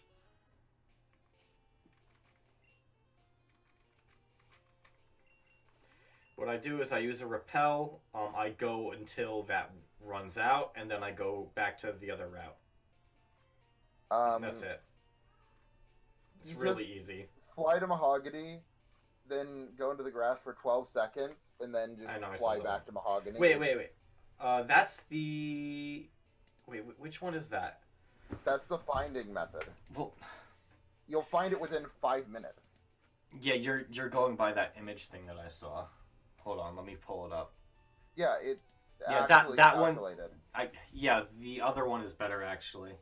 The other one that I have open is better, but that's also not the one I'm doing. 50% within 5 minutes? What's better than that? That's not like they don't tell you like why it's that, so there's no like It the tells you here at the I'll beginning I'll of your I'll fight. I'll link you the actual the other website that I was using. That's actually better. It actually gives you like all the information. But yeah, so this guide it tells you to just finding them, yes, flying to Mahogany and then just go, but it doesn't I don't know. I feel like that's even more random. No, it's not. Because, like, they have the most routes connecting. And if you fly back, it resets where it starts. I know. Well, it doesn't. It teleports it randomly to somewhere on the map in Johto. Yeah, and the chances of it being in one of, like, 4 different routes when you land on Mahogany, it gives you 4 routes that it can be on when you each time that you land in Mahogany, where it could roam to that route. Which is the most Wait, what? route. No, wait, how Yeah, wait, there's what? 4 adjacent routes. So the route. Yes, but but if it's teleporting somewhere randomly, how does that have any effect on it? It's Okay. basically just. So having the most. Wait, I know what you're talking about. Yeah. Yeah. So it teleports to any map, but there's 4 possible maps where it would be able to just immediately go to the route that you're on, which gives you the highest possible chance that you'll get it on the fly. And plus, it takes like 2 seconds to get there from Mahogany. Yeah. Well, that's why they use that. Okay, so the method for once you actually have them in your Pokedex is basically you fly to Mahogany and then you check where it is. If it's either on route... Wait, actually, let me see. What's the numbers? Well, you're just trying to find them right now, right? Yeah, right now. This is different, but I'm just telling you what the strategy is for once you do find them. Now I have to fly back. On here, it's saying Violet City. So, yes. So, if it's on Route 38, 37, 43, or 46, then you... Okay, so if it's on Route 38, 37, 43 or 44, then you go to Route 42, which is to the left. And if it's on Route 45, or if it's on Route 45, you go to the right, which would be Route 44. Just be thankful you're playing Crystal, because Crystal has a scripted sequence where you get to just catch Suicune naturally. I know. You'd have to do this an extra time if you were playing Gold or Silver. So, and then when you find, and then if you go to the route and it's not there, if it goes in the other direction, then you fly to Violet and do the same thing at Violet, and just keep repeating. This one actually talks about the Markov process and the Bayes theorem. Which one? Not the image one, no. The one that I'm using talks about it at the bottom. How it does. It does say it at the bottom. You're right. Move to a random route when you fly, but otherwise move to adjacent routes. Can you be using a Markov process? After flying to a city and moving one route, there is a 9.375% chance for any beast to be on Route 42. Yeah, but the one I sent you is actually way more comprehensive and accurate. Well, I don't know if accurate, but it actually explains everything way better. Using Bayes' theorem, we can calculate the optimal amount of time to search Route 42 before trying again to be 12 seconds. The amount of time it takes to bike around all of that grass patch 6 times.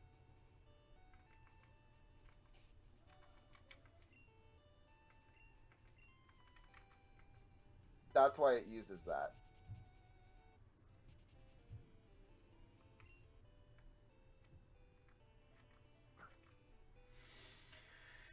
So wait, why aren't you using the Mahogany?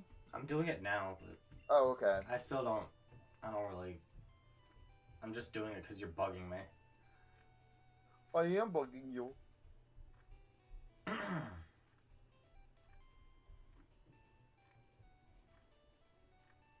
I mean, I was dumb and I stopped reading after part 4, so I actually was going around Mahogany to find them after I used the Yeah, that's the first time I read it. I only like skimmed it, and so like I read the part where it was like, it said something about like going to. Wait, I don't remember actually. I read something wrong, and then But I wasn't following the strategy. I just read it wrong, and I was like, nah, I'm not gonna do that. Fuck that. And then I came back later and read the whole thing through, and now I kind of like understand. Yeah, I just kind of brute forced it, honestly. Oh fuck! I didn't use a repel. So, Dylan, what is your favorite subject besides geography? My favorite subject? And History. Well, if you're going by like the main subjects, then it would be what's it called? Science. I'll accept sub subjects like psychology or Economics. Interesting. You already know that I like computer science. Sociology is also pretty cool. Although I also like psychology. Yeah.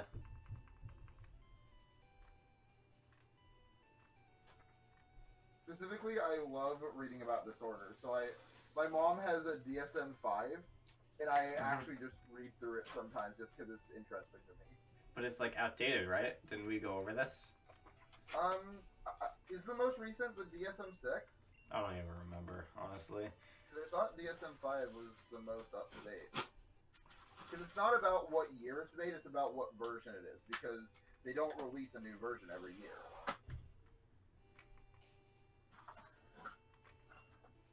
Okay, let's see. What did I get in here? I got oven mitts. What? Okay. So let me see what all I got. I got one insulated glove. Hold on. Let me get my insulated glove. Let's see. Graphing paper. No, fuck. I flew to the wrong route. Okay. Graph paper sheet. Check.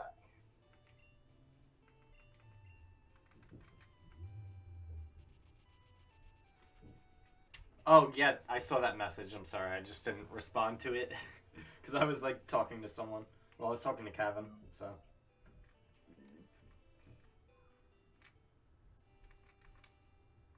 Jesus, this comes with a lot of shit. But, I mean, yeah. That is funny. Although it would probably be probably be funnier if I actually like saw it. But kind of just like reading it like that isn't really Access code. the best way to convey jokes. Insulated glove. Yes. And no, I refuse to be nice to Kevin. He's a Yeah, douchebag. fuck me. Yeah. Does not deserve it. Funnel. Yes. A lot of this stuff just feels like stuff I should have. Canned heat? What the fuck? Canned heat? Yes. I don't know. Sustainable and biodegradable canned heat. I don't know what the fuck that is. Where is that on here? Canned heat. Man, I'm so glad that I learned about like how to check in grocery orders because that's basically what I'm doing right now. Wait, there's sugared bubblegum in here? Starno cooking school, is that what this is? I guess.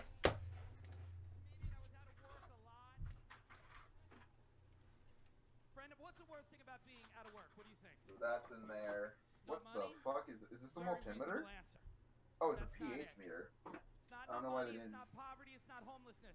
It is the unsolicited advice you get from your friends. I was out of work 1 week. Leave me alone. One of my DJ friends, my personal trainer / DJ friends, comes up to me and he goes like this. He goes, "Yo, bro, it's pretty fucking simple. You gotta see yourself as the world sees you. And that's the job you do."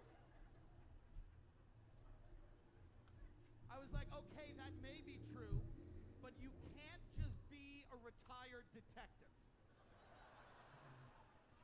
I can't just walk around New York City with a cup of coffee being racist. There has to be schooling. I am so happy to not be in New York. It's too fucking expensive. You gotta be evil. That's how much money it costs. You gotta be evil. That's the only fucking way to live in New York City. It's so bad, nobody will even admit what they do for a living. Because they all pay $8 grand a month for a loft, so whatever they do is fucking evil. Hey, buddy. But none of you, if you ask somebody what they do for a living, you get the same response. You're like, what do you do for a living? Oh, he's a guy in a suit. He's like, ha ha ha ha ha ha.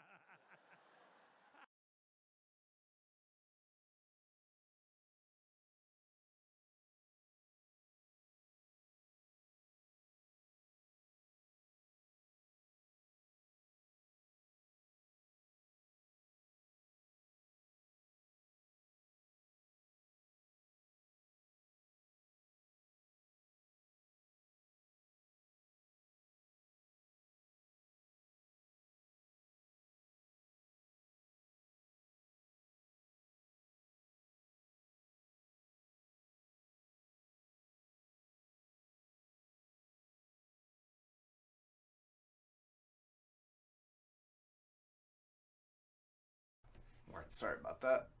Let me just like go back a little bit. So whatever they do is fucking evil. But none of you, if you ask somebody what they do for a living, you get the same response. You're like, what do you do for a living? Oh, he's a guy in a suit. He's like, ha ha ha ha ha ha.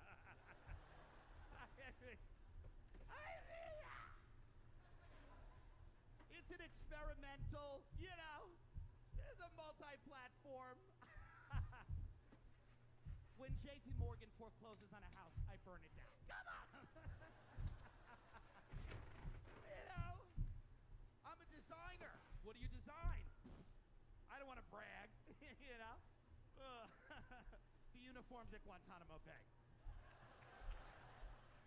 I love orange. Sit down. I don't like, listen, here's the deal. Who's under 30? Well, now I feel weird about this joke. I had no idea. No, let me tell you this. I get angry at millennials. So I do. And not the old, thank you. Thank you, the 4 old people here. Just 3 elderly people in the back who work security for this theater. God bless you. Fuck these kids. No, here's the deal. If you're under 23, you have a fake job. Listen, unless you're in the military or a nurse, and you're not. If you're under 23, you have a fake job. But the problem is, if you ask a millennial about their fake job, they are so confident that you feel like a piece of shit.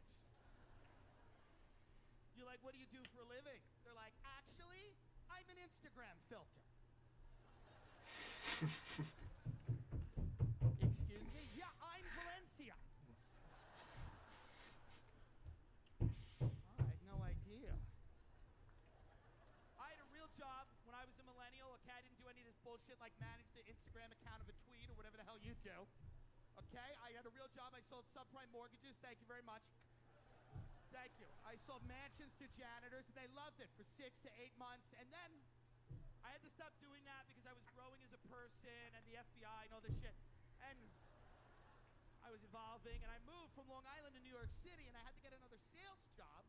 And this is how soft New York City is. I don't want it to happen in New Orleans. I see it happen, by the way. I don't want it to happen. This is how soft New York is. The only thing that I could interview to sell was organic baby food. But the problem was I brought all of the aggression from the mortgage world into that interview. It was just an old hipster. He's like, hey, welcome to Happy Baby. I was like, I will do whatever the fuck needs to be done. He's like, whoa, we're just really proud of the ingredients we put in the jars. I'm like, I don't give a fuck what goes in those jars. I work for you. He's like, well, this is just going to the food co-op and talking to parents. I'm like, well, I won't talk to the feds. Put me in this radish pudding game now. They called the cops, but fuck them. They don't want to make money. All right. That wasn't really like my thing, honestly. But I can see why you would like it. Where the fuck's my... There it is. Hey, Kevin. Where'd you go? I was watching a video that Steve Mario sent to me. Oh, okay. Yeah.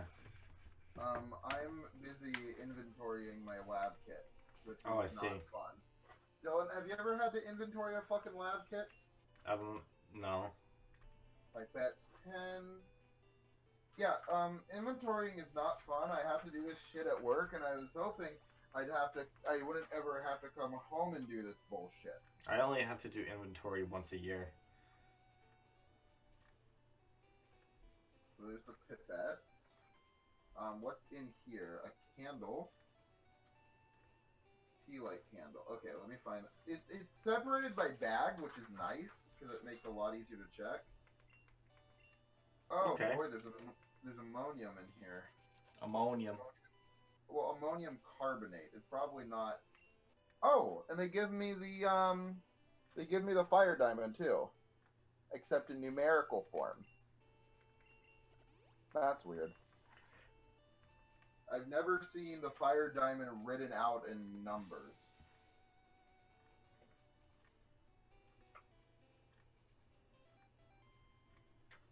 Dylan? Yeah. You know what the fire diamonds are, right? No.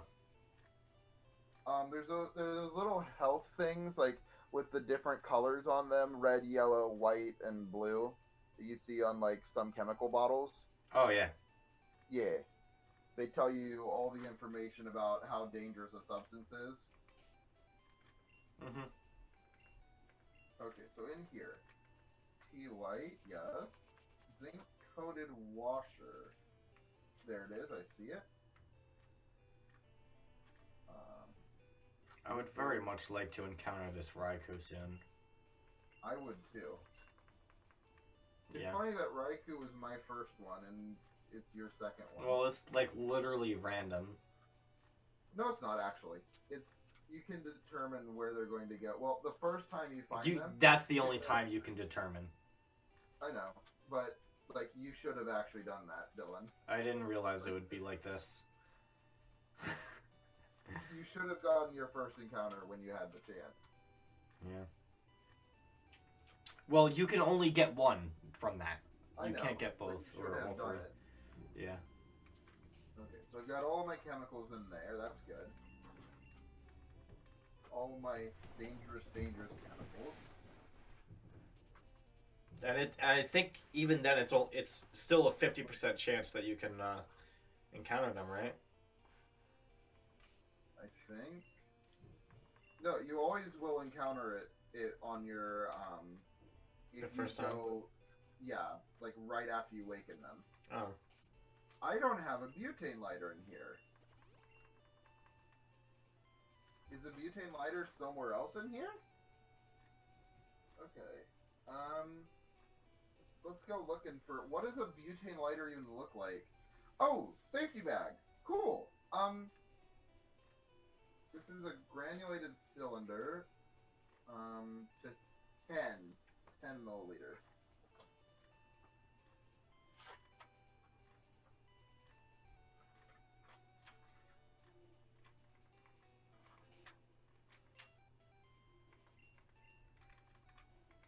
I've got my safety gear, so like my goggles, my gloves, and cloth?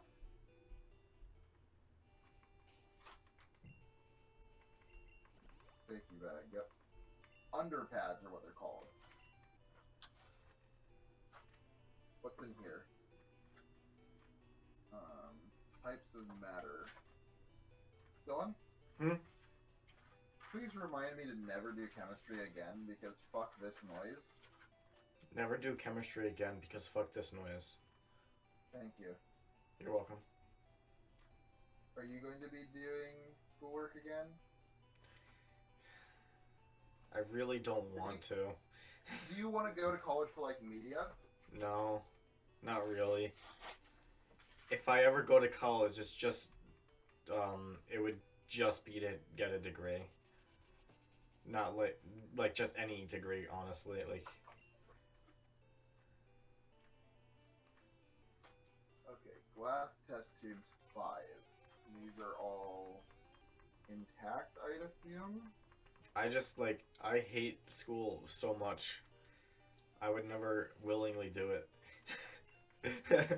I know it's bad, but it's like I really really hate school.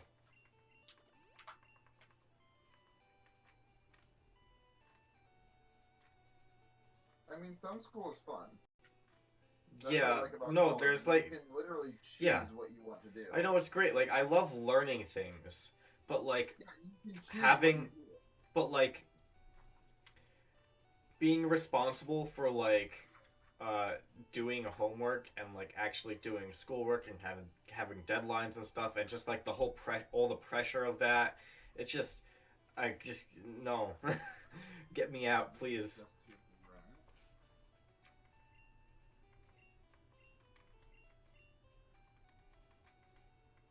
But otherwise, I love like learning things. I like you know, making like friends in school and stuff like that. And I like the experience, but like I the whole schoolwork the schoolwork part of it is just it kills me. Man, I wish I could do schoolwork without the schoolwork. Basically, yeah. I know it doesn't make any sense, but that's just how I feel. Permanent marker.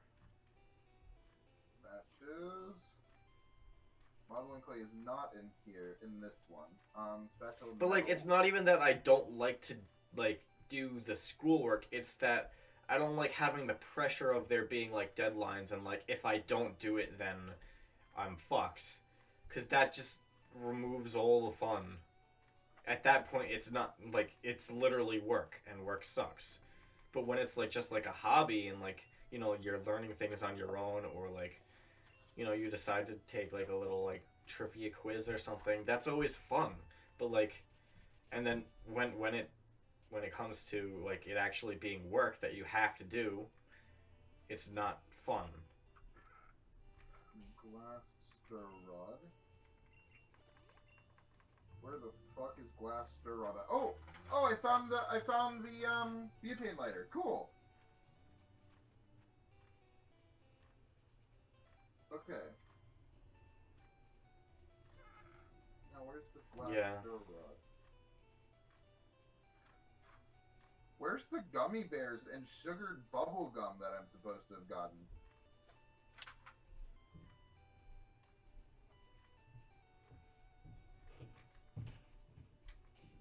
Oh, there's glass stir rod on here. And the test tube clamp.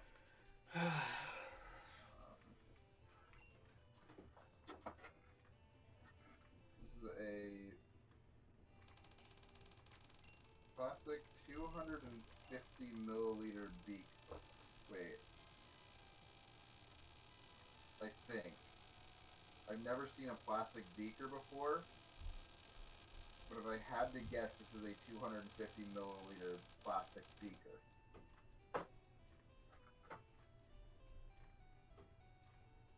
I never had to work with like beakers. I've worked with test tubes before. I just never needed to work with beakers. This is a 100 milliliter cylinder.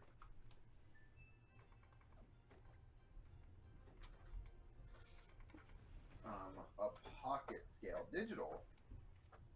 Okay.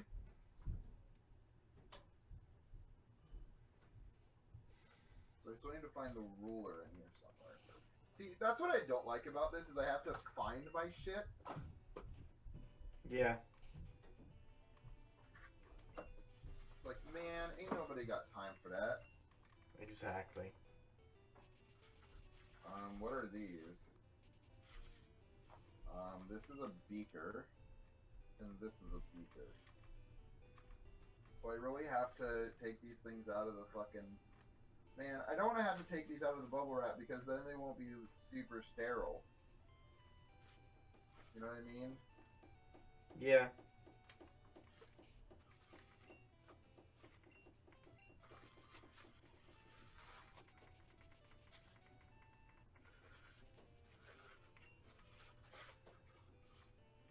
So this beaker is 600 milliliter. And now, I won't put it back in all the bubble wrap, I'll just put, like, the one layer on.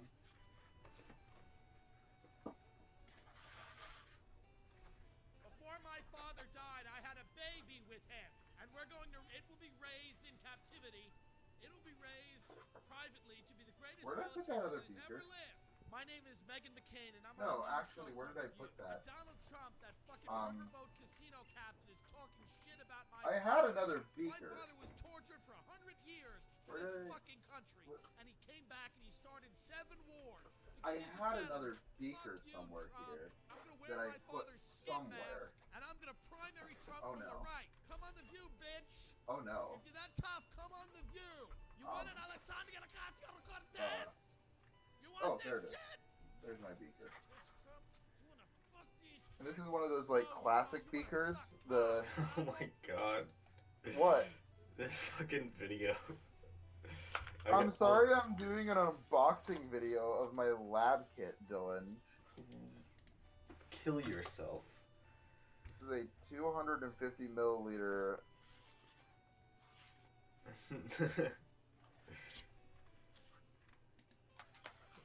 That was great.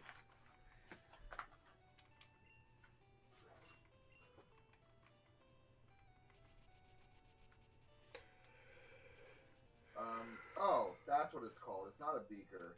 It's called a Erlenmeyer flask. The flask. You've never heard of an Erlenmeyer flask? No. Really? And I wouldn't know the difference either. Wow. This is like a wire mesh of some sort. What is this? Wire mesh stand. Okay. Kind of right on the money there.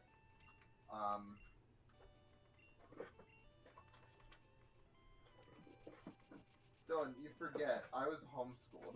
I know, it's super weird. You like, there's really weird things that you just don't know and weird things that you do know, and I don't know. Like, I know how to be gay. Yeah, because you are one. I don't think that has anything to do with homeschooling, though. 50 milliliter beaker, plastic, yes. Got that. The rest of these are the 6 beakers. Man, this is so cool. I'm gonna get to work with beakers, Dylan. Oh my god. Damn.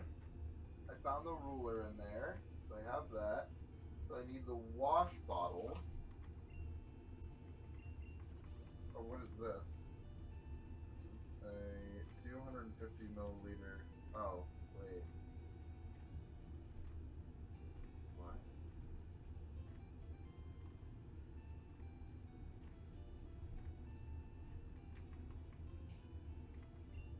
I don't know what that is. We're just going to put that back in there.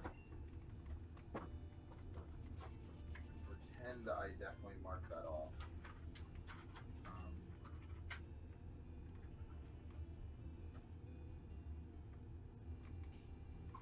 I have yet to find the bubble gum in here.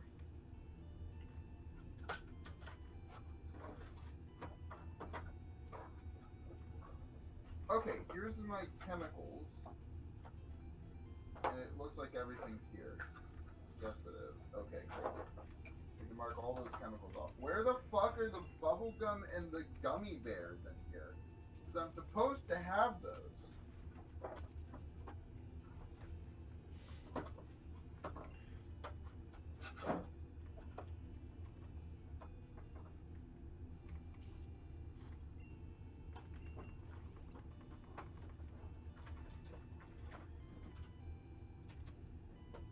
I've been doing this for about a half an hour. And you've been doing 12 seconds every time? Yeah. About. Basically an entire rappel. Which was 100 steps. Which is around like 10 seconds, honestly.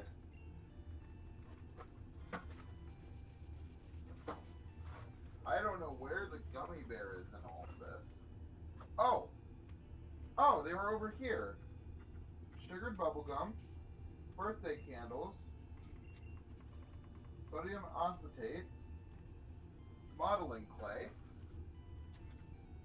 and 2 gummy bears. 2. Okay, I'm going to take these gummy bears because I'm going to need them for my experiment today. There's the sodium acetate. There's the bubble gum. I can mark all these chemicals off because I checked the box and they were all there. Gummy bears are good. Oh, okay. Styrofoam cup. I have that. Birthday candles. Inoculating loops. What the fuck is an inoculating loop? I don't know. I didn't find those yet. Oh, they were in with the birthday candles. What the fuck are these things? Well, whatever they are, I'll find out sometime this semester. Eventually. I am going to need the ruler, though, for this, so I'm going to take that out. Oh yeah, so Steve Mario, when I was gone, I learned that apparently there was like a recent occurrence of Bernie just like being like, "Hey, Biden's my friend. Don't call him corrupt." Dude, Bernie's a bro. Yeah, sure. And Wait, you don't like Bernie? no, I like Bernie, but I'm trying to finish talking. Don't. But yeah, so like apparently one of the people in his campaign like wrote a hit piece on Biden or something about him being corrupt, and then Bernie was just like, no, stop that. He's my friend. And yeah.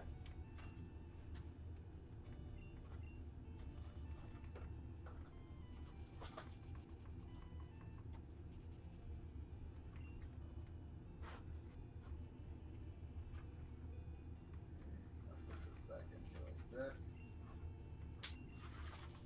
Put these back on. There we go. I've checked this all in. Have you ever worked in retail? Like Nope. retail? I've only ever had this one job. That's gonna really suck when the company either goes under or you want to get another job or something. Okay. No, because you want to diversify. Like, you want to have a couple years in a lot of different things.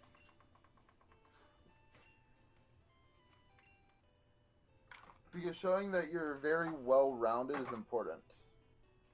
I see that. So they're yeah. like, what's your experience? I know how to blow up balloons. Big balloons.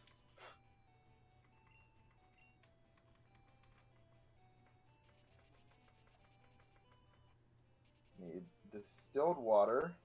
Okay. So let's see. Fuck, I forgot to get all my stuff out of here for these experiments before I closed it back up. I'm going to need the granulated cylinder.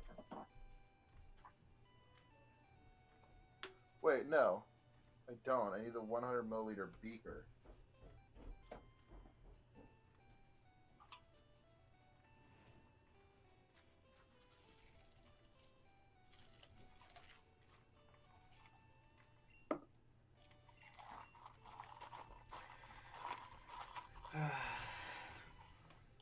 What, Dylan? What do you mean, what? I've just What are been... you going, ah? Because I've been grinding for like... Hey, Dylan, what half level an is hour. the Pokemon at the front of your party? 40. That's why. What do you mean that's why? I don't think it can be equal to. Yeah, it can. It worked No, with I Entei. think it's only Pokemon... It worked with Entei, so that's not why.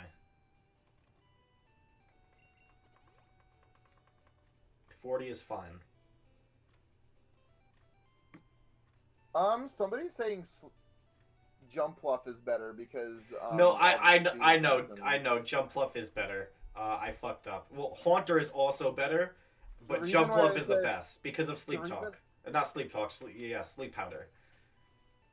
The reason why I said Mean Look is because in Gen 4, Mean Look is what you want. Yeah. Because they don't know Roar. Mhm. Roar is the main problem. Mhm. Yeah. So Sleep Powder is the best, and Sorry about that, Dylan. and Haunter is better than Golbat because it's faster. But yeah. So you need the digital scale.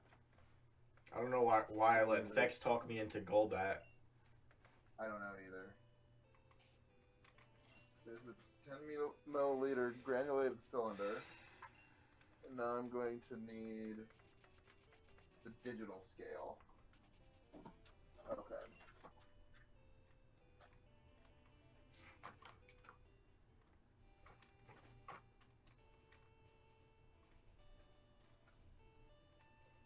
What time does the John Jay close? John Jay. Yeah, John Jay Center, which is where I do all of my... 9 p.m. Fuck, I can't... It's too cold to go out there myself. Let's see if my mom's home.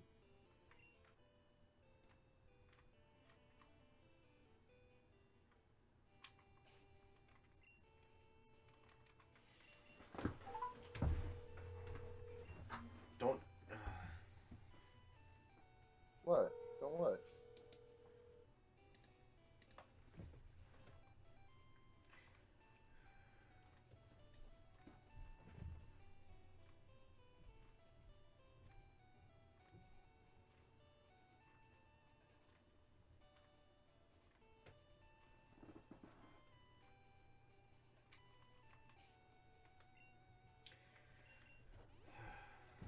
Wait, no, why did I fucking do that? I'm an idiot.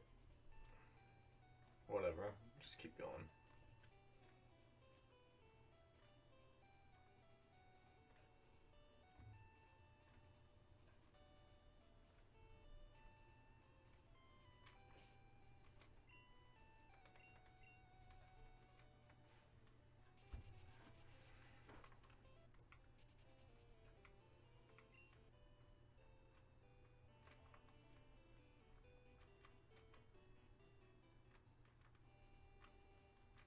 Fuck.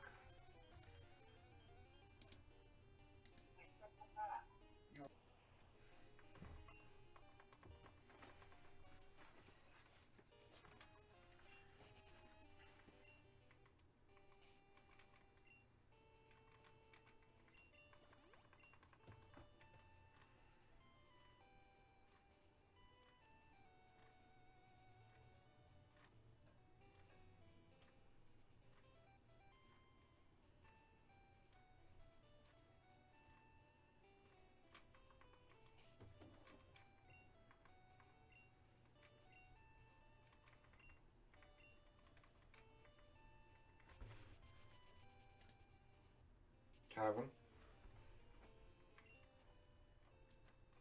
Hello? Oh no. He has left me. Fuck.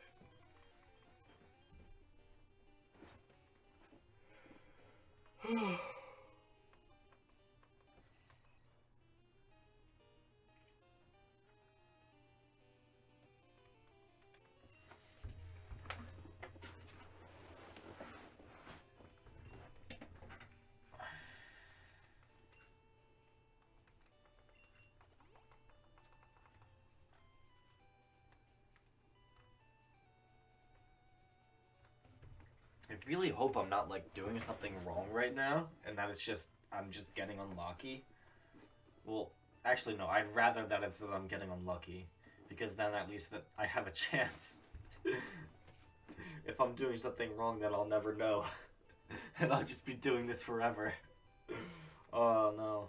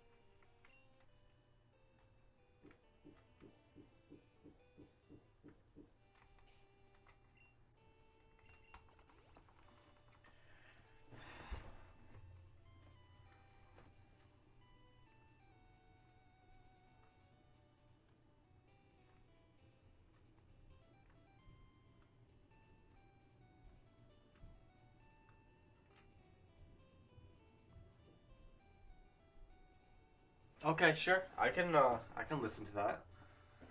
Just send me the link.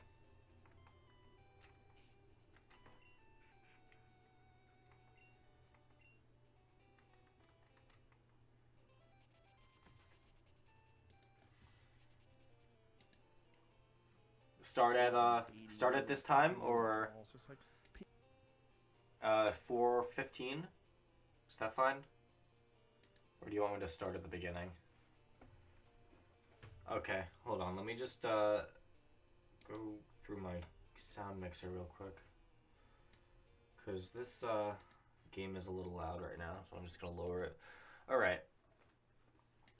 Here we go. And kicking you in the balls. It's like there's obviously It's gotta be your mom, spectrum right? of pathologies that people can develop in their life, and there's probably a lot of mental illness involved in there, and violence and abuse. How do I do this again? But apparently, there's a woman that I talked to who's a dominatrix, and she was telling me and Jim Norton, you know Jim Yeah, I Norton, know Jim. he loves dominatrix, and she was saying most of her clients are like these like wealthy CEOs. And they run these companies, and they're the fucking man. And when they walk in, oh, Mr. Wilson's here. Hello, Mr. Wilson, can I get you a cup of coffee? And everyone's kissing their ass, and they want someone to shit on them, like literally shit on them. They want someone to tie them up, and she would say that those are the guys. Why is that though? I guess it's just. So every powerful guy wants to like feel a release of their power. Well, that's why when John Wayne wanted to be shit on. I don't get it. Maybe the Steele dossier, right? When they were talking about Yes. Trump getting peed on and all that stuff, or peeing on them. That's why it made sense. It's like, Right. well, of course. Well, not that it's real, not that it made sense that it's real, but that would be a story Because that you would that's a kind of thing. expect from a super powerful guy who had a weird kink. Right. Super powerful guys with weird kinks, they usually want to get pegged, right? They want to get pissed on. Pegged is the best. That's one of the best things. Like, because you could say pegged on national TV right now. Yes. It's still you can still say They're it. pegged. No one can stop you. Right? Pegged is not like It's not in the dictionary. Right. I don't think. right. If you say butt fucked with a dildo, people go hey. Hey. But you shouldn't even say that because it's too wordy. Yeah. Economy of words. Pegged fits better, and it's got a P and a G. Pegged. How do you just not start laughing when when she starts pegging you? I don't know. How do you just not start laughing? You might be really into it, and then you're like, You gotta be. oh yes, I'm a bad boy. What do the women get out of it? They get to dominate you and That's fucking it? humiliate you. Yeah, I knew a guy, and this girl said that she would fuck him if he let her peg him, and he wouldn't do it. Really? We were calling she him gay. wanted to do it. Yeah. Well, she said, she goes, I'll let you Stop. fuck you. She But goes, you I'll let let me you fuck peg me, you. but I want to fuck you in the ass How with a pretty dildo. was she? She's pretty hot, and all my Tough. friends called him gay. Well. Bro, you're gay. Hey. You should have just fucked her and let her take You it in won't the let ass. someone fuck you in the ass. You're gay. And my friend, it was funny. He was like, "It's not even a real dick, bro." What the fuck?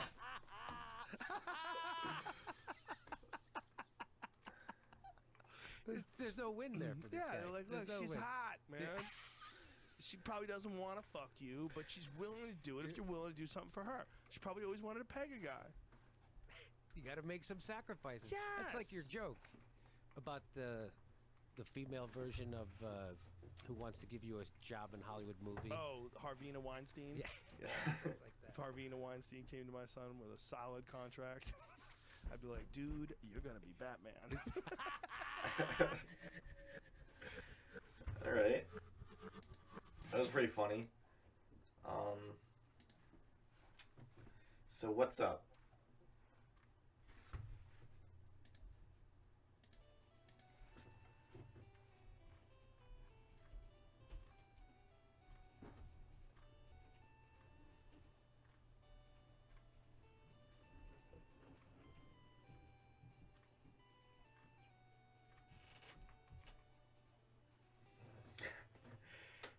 If he doesn't take the offer, he's gay. No, I don't see why that would be gay, honestly.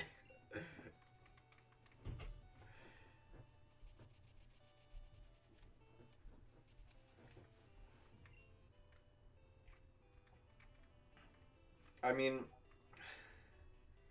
it would be if he did take the offer, then you might have a case for if he's gay or not. But I personally, honestly, I wouldn't even like consider that to be gay, unless, well, it's all a matter of like perspective and like, in intent, I guess. But whether, like, you're into that thing or not. But, I mean, just doing it doesn't make you gay, I don't think. Or refusing to do it doesn't make you gay either. I don't see how that would make you gay.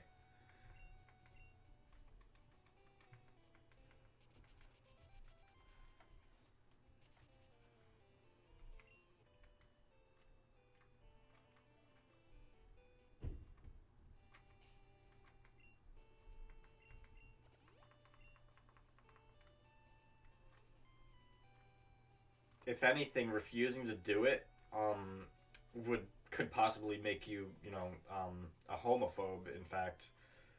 I mean, like, if you're refusing to do it just because, like, it's gay, or like you perceive that it is a gay thing, like it's a gay act, and that's why you're not doing it, then you would most likely be a homophobe. But yeah. Hey, Brett. Hold on.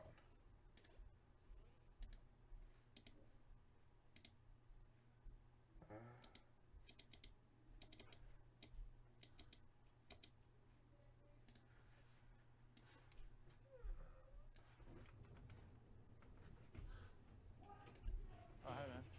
How's it going?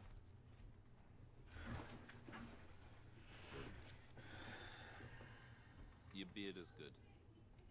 It's just a compliment for you, your beard. Just a compliment about your beard being good. Well, thank you. And also I have another one here. You're good at finding shortcuts around this part of town. Oh, I appreciate that. Would it be gay to write you a song to cheer you up? No?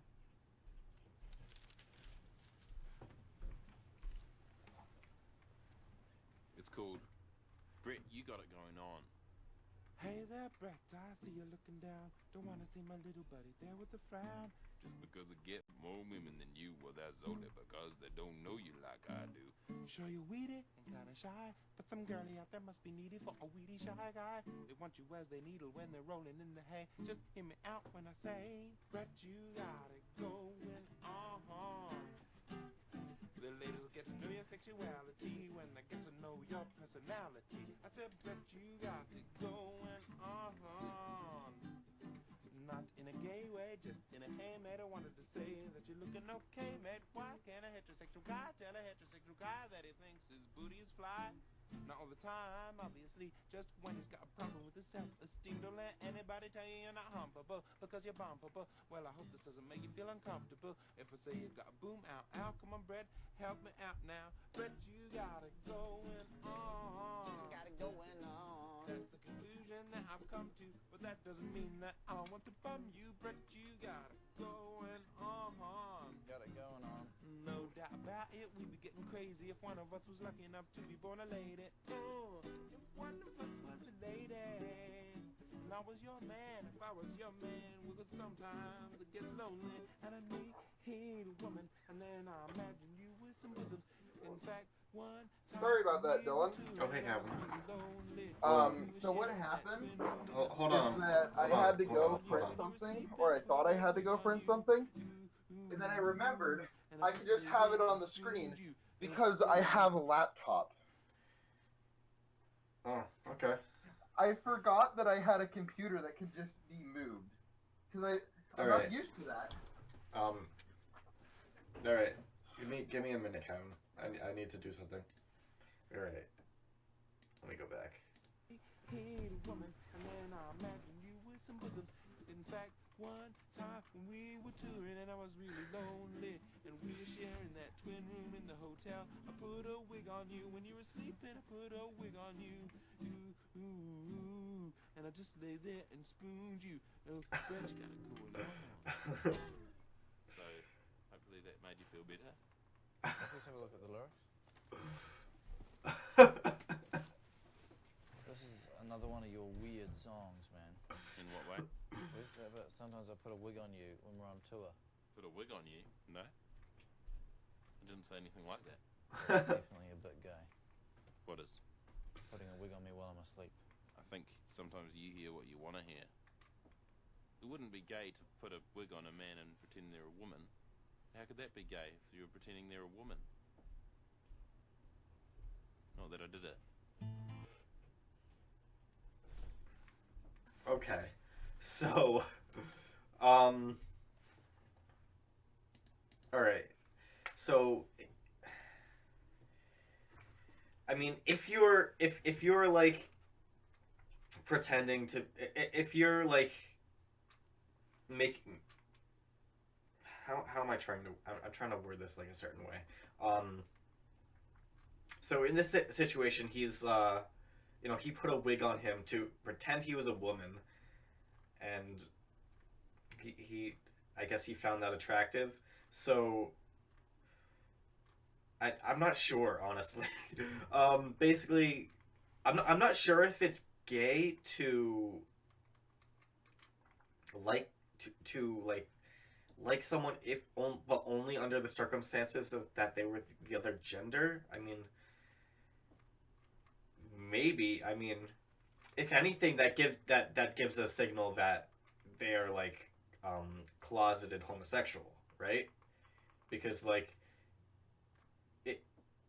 it seems to me like he would be attracted to men, but he wouldn't consciously realize it, and so he would kind of be like trying to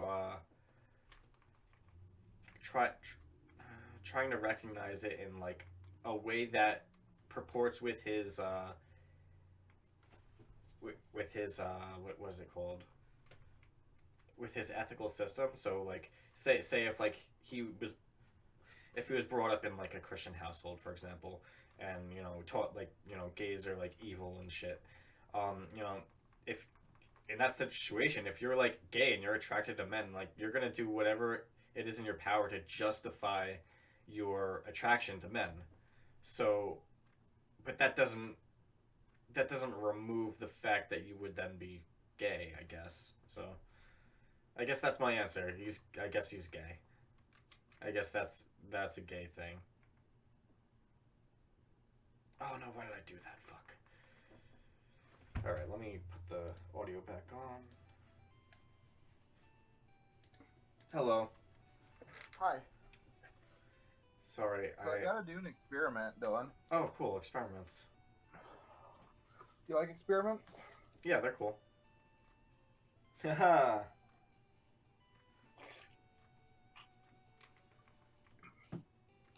Experiments are cool. My experiment is to figure out what happens when a gummy bear is placed in water. Oh, okay. Doesn't it just like expand or something? I would imagine. I would think it would expand. Yeah. Well, specifically, I have to figure out what's going to happen to the density, which is obviously going to go up because it's going to. With the density of the water, or the gummy bear. Oh. The gummy bear is definitely going to go up in density. Well, regardless, if the gummy bear expands, then no, it wouldn't. Because it would be gaining more mass, right. But it would be increasing in volume, like proportionally. So under that circumstance, no. What do you think? Well, it might, because it might not be proportional, but I'm not sure. What's your hypothesis? My hypothesis? It'll grow, its density will remain the same.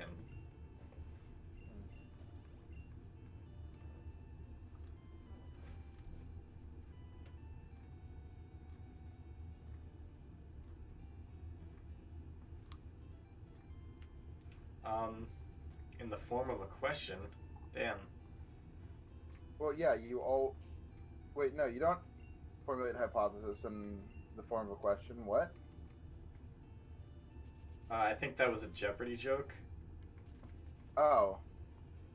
I was gonna say, Yeah. like, the reason why I was, like, kind of taken aback is because when it comes to, Yeah. the hypothesis, like, there's a very specific, It is specific. way you have to word Yeah, it. I Like, know. if blank, then blank. That's what I was thinking, and then I was like, but wait, no. That's not it. If you fuck, then you can't also duck. So, I don't understand. Why does Jeopardy have to be, like, the answers have to be in the form of a question? Because they're giving you the answer and you have to name what the question is.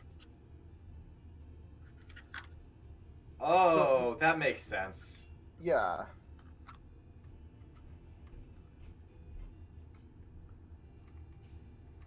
It's kind of weird. Yeah. That's a weird way to think about it. I mean, normally we just kind of like go with it, and like you just kind of understand what's happening, and so you're like, you just say the answer or whatever. The answer is, what is a 5-inch dildo? And then he looks at you and he's like, I don't know. Why are you asking me? What is a 5-inch dildo?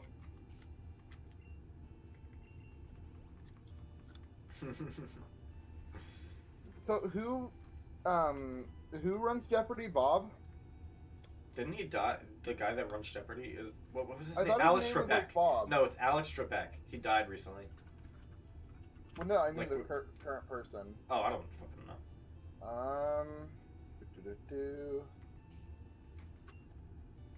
Who currently runs Jeopardy? Or hosts, I guess, is the name. Yeah, it wouldn't be runs. Has featured Alex Trebek. Who's the current Hasn't he host? been doing it for like 40 years or something? He's been doing it since '84, so almost 40 years. Damn. Wow, '84 was 40 years ago. Holy shit. Mm-hmm. Rather 37. Well, 35, 36. 35, 36. Yeah, 36. Depending.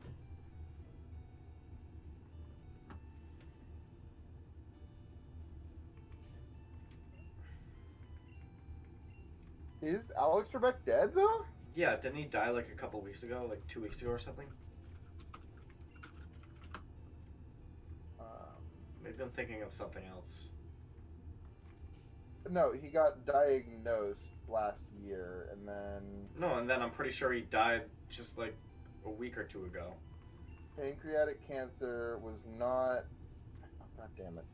Fine, I'll allow ads. Fuck you. People live with all these ads on the internet. I don't know.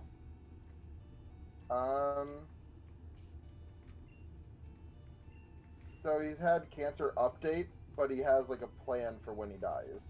Oh. And this was as of January 2nd. That's January 2nd. That's fucking forever ago. He was feeling okay despite experiencing effects of his chemotherapy. I guess he's not dead though, because you would think if he was dead, that would be like the first result after you Googling it.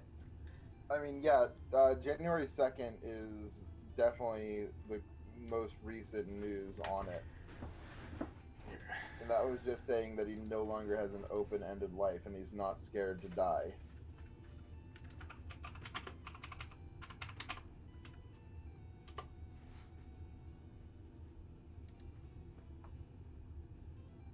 Man, it sucks that he's dying of cancer, though, because cancer's, like, Bad. really fucking bad. Cancer is just, like, a real bummer, you know? Dylan, I love saying things like that are just, like, such an understatement of something. Like, man, Hitler was kind of a mean person. Wait, what?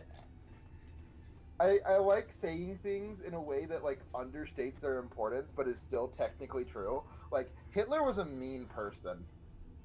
Well, it's true. The Holocaust kind of sucked. Yeah. Man, someone is gonna die in the heat death of the universe. You're not wrong.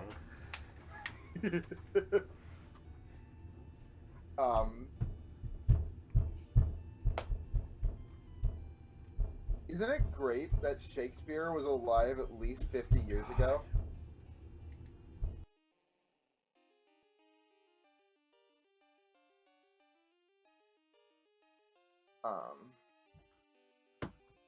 So what do I have to do exactly in this experiment? I have to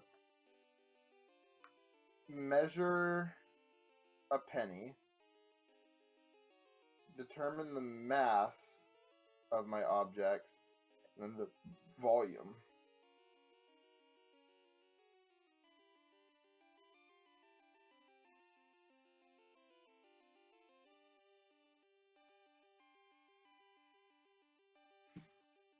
Dylan, what is the volume of 2 milliliters of tap water in milliliters?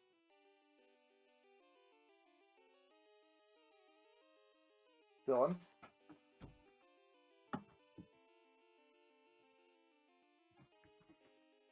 Okay.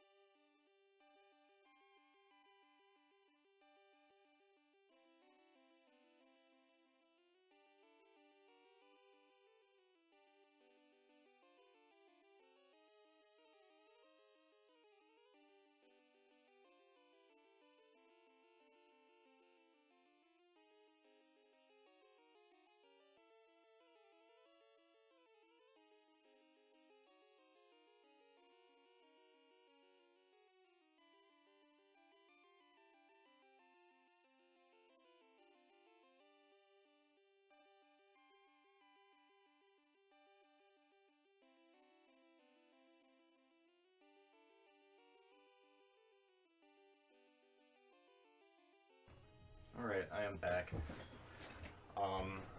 Yeah. A while ago, some people I do things with were made with DJ... Wait, what? Oh, they're mad with DJ Khaled because he said something about sex relation with wife. He doesn't do cunnilingus, and... yeah, I, completely agree.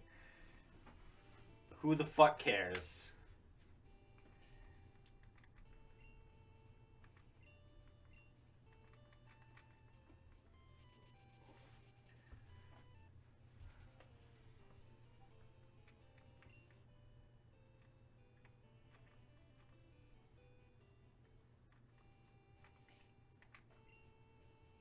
Oh.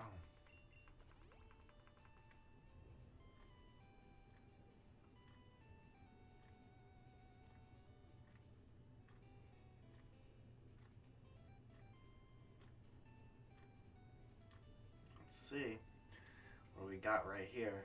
Come on, nothing? No Raikou? No? They're not gonna appear? Alright. Time for a reset.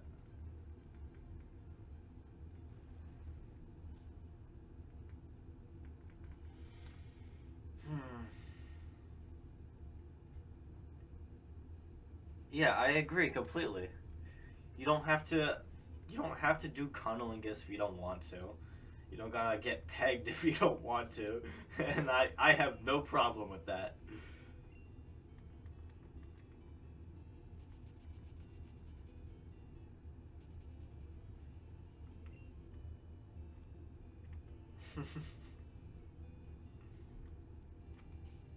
Man, Toad is a jerk. Yes. Man, Toad should, like, die. He almost did. good. Yep.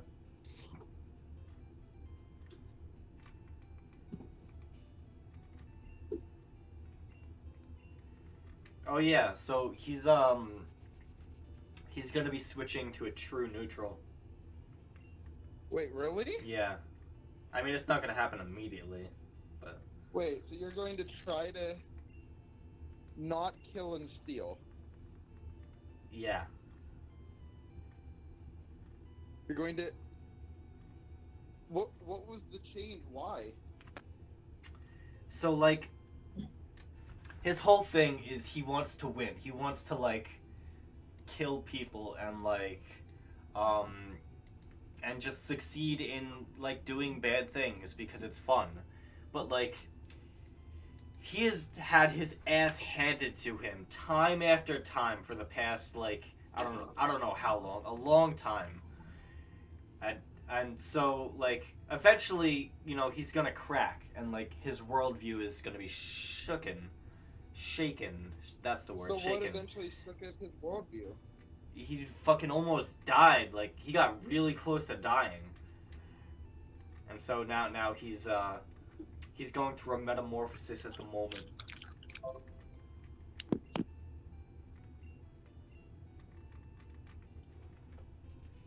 I think that's dumb. I think he should be a murderous freak. By the way, for clarification, I'm referring to my D&D character. For Steve Mario.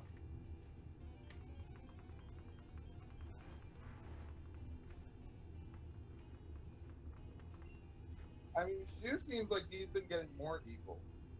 Yeah. I mean, characters change.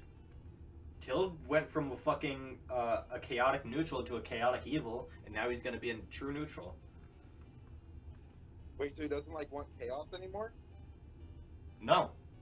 Well, not. He believes that. I mean, some he's things in should the be process. He's in the process of changing and coming to that realization.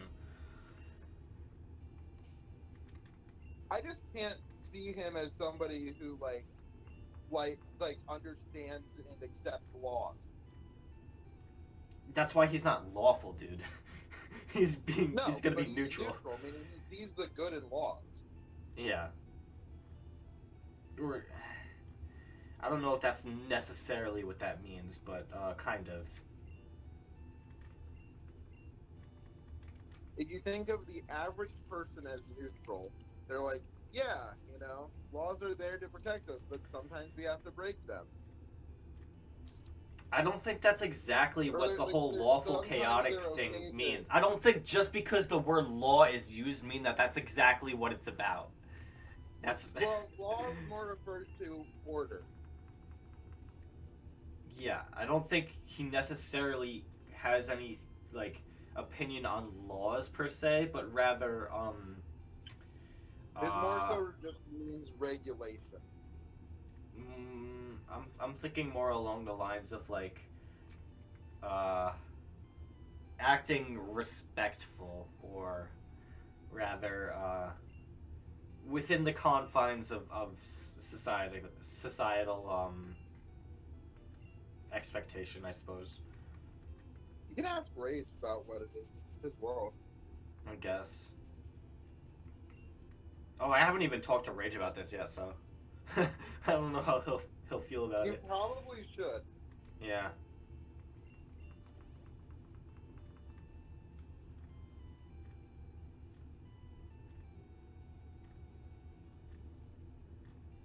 But yeah, this is like his arc, dude. So this is dumb. I have to use like meters and stuff.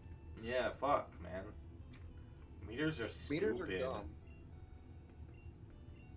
Anyone who uses meters is like 95% probably a commie. Whoa, 95% a commie? Wow, that is crazy.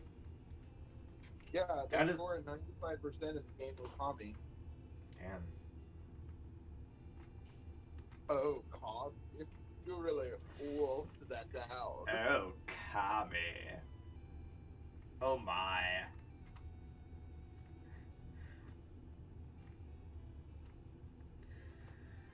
Do we have distilled water, Mom? Of course you don't. We don't. Why would you? Because we usually have.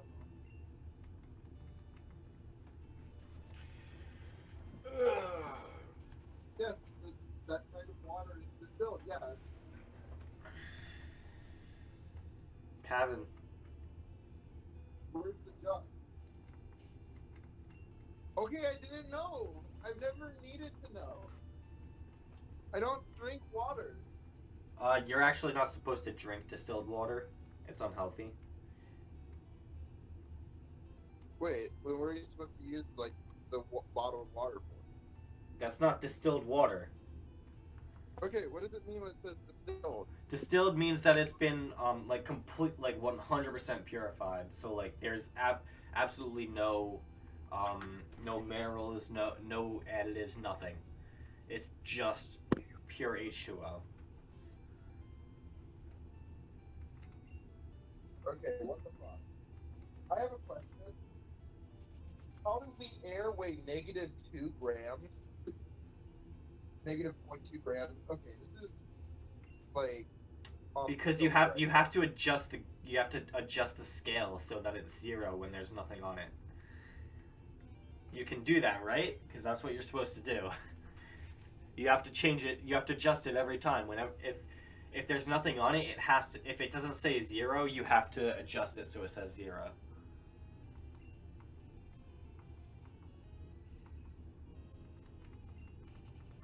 Okay, it does have an adjustment thing. Yeah. Um. Do not forget. That is one way to fail your whatever thing you have in your lab. Without anything in it, it's 8.3.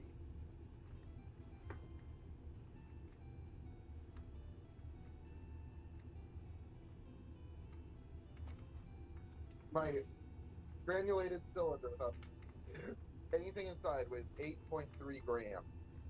Damn. That's wild. How many kilograms is the average person? I don't know. Do you measure things in grams? No. Who do I look like? A fucking... Tommy. Kami? Tommy!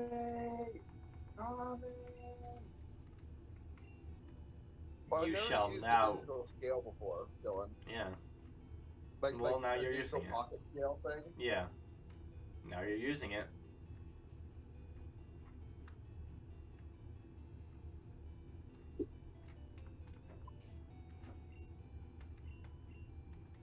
Oh yeah. So, I have a funny, Kevin. Are you listening? I am listening. So the other day, I went to go see a movie at the movie theater. What? Oh yeah. Yep. I know, it's hilarious. Yeah, that's the yep. Yep. So I went to go see a movie, and I walked into the wrong theater. So like they direct me to like the number, and it was theater 8, and I went and I was like, okay, this is theater 8. So I walked in. It was not the right movie. But I just sort of sat there and what? Did I actually? You told. Yeah, you told me that. This was just the other day. Oh, it happened again. You went to the wrong movie again. Oh wait, yeah, I remember telling you this. No. This is the same thing. But anyways, so I walked into the wrong theater, and it was the wrong movie, and I was just like, well, fuck. I didn't want to get up because people had already like started to sit on either side of me, and it was like really awkward. So I just watched the movie. It was pretty good, and then I went to go see the movie again the next day, the correct movie, and I saw it. But apparently, so there were two theaters right next to each other, and only one of them was labeled, and the other one was like, the one that I went into was kind of like blocking the doorway to the other one, and I didn't see it. And there was like no label like that this was like theater 9 or something, because I think that's what it was. So there was no label for it. It was just blocking the other doorway. And somehow I'm the only one that was fooled. I don't know how. Oh my god, I was gonna take a picture of it, but I didn't. but it was like you literally couldn't see the other theater. Like from just like walking in the direct direction from where you enter the place until down the hallway where you see. So like if you're just walking, you'll see this one theater, you won't see the other one. But then if you walk past or whatever, then you'll see it. But that was really stupid. Well, but whatever. I enjoyed myself either way, and I didn't pay for the tickets because I had gift cards for the movie theater. Also, hi, Kevin. Yeah, that. When did you leave? Wait, a milliliter of water is 1 gram? Is it really? Yeah. Interesting. It. Oh, it's 10 milliliters literally does decrease the weight by exactly 10 grams. Like. It might be because the units are based on units of water. That's. Maybe. That might be the case.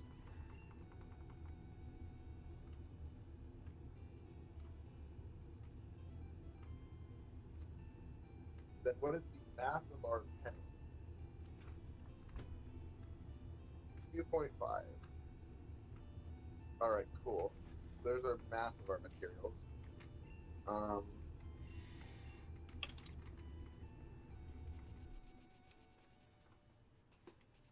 Now the last thing I have to do.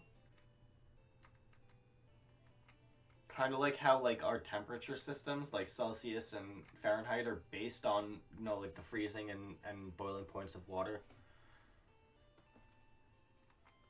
Oh, I have to actually take pictures of this bullshit. Apparently, to prove that I actually did my work. Damn. Take a selfie. Take a selfie with your experiment.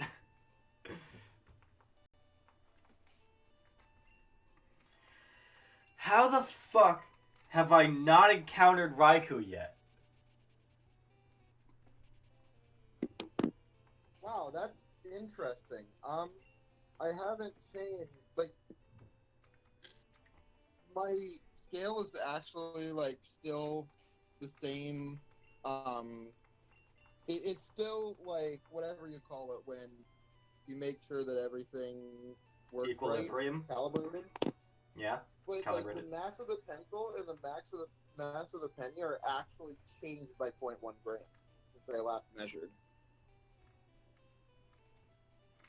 Yeah. And yes, the RNG does hate me. It's actually retarded. RNG exists in real life. So what's wrong with your RNG right now? It's poor. It's not very good. Have you still not found it? Still. How? I don't know. I've been doing it for an hour and a half. You very much should have found it like a long time ago. Yeah, I have to be doing something wrong. Like, I don't get it. Try pulling a Pokemon out of the box that's like lower than 40. I don't think it'll do anything, but just try. Well, it would have to be between whatever route this route is and 40. So like 25 to 40. What is... Well, hold on. I'm going to wait for this repel to run out so I can find out what the levels are on this route. I don't think I have a Pokemon in the box in between those levels. I think I just have Togepi and then Legendaries. But I'll check. If not, then I'll just go to Kanto and catch a Pokemon. Kanto Pokemon are actually usually lower level. Then I'll go to fucking route like 45 or something. I don't know. 15. Oh wow, that's not good. That's okay.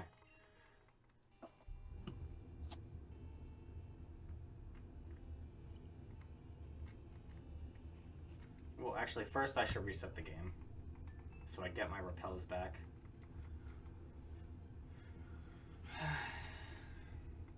Okay, so the war is exactly Yeah. Well, I guess honestly, it doesn't even matter what Pokemon I have out though, because I'm just gonna throw the Master Ball. As you know, as long as they're the right level.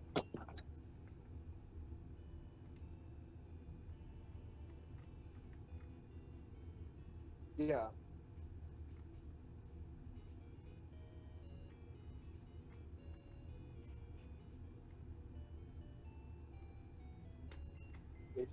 .45, because you're always supposed to round it. You're always supposed to round your measurements, technically, if you can. Yeah, that's it. Togepi. Okay, I'll just go find a Pokemon around like 45 or whatever.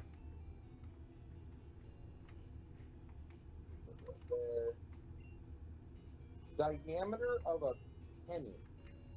I have to measure the diameter of a penny. Okay. That's dumb.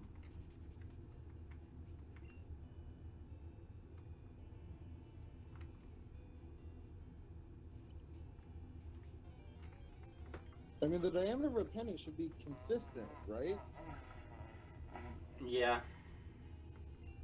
More or less.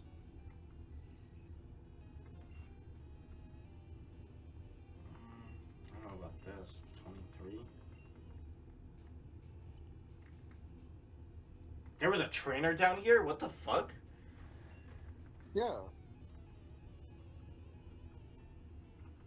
I missed a trainer. Well, the thing about this route is that every time you go down, go down a ledge, you would have to fly back up to Blackthorn. I did it a couple times, but I guess I missed this one path.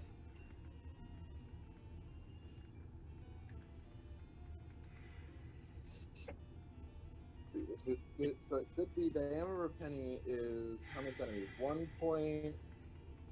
Let me see my measurement. 1 point. Let's put 1.90. So it should be to force 2 decimal points.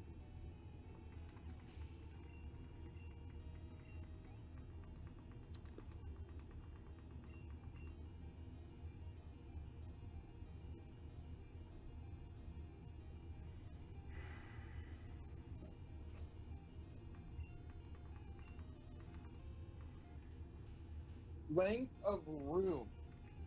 Excuse me? I have a foot ruler, and they want me to measure length of room. Are you sure that's what they're asking you? Yes, that's literally what they're asking me. Well, just estimate it, honestly. No, I have to measure it. That's part of the experiment.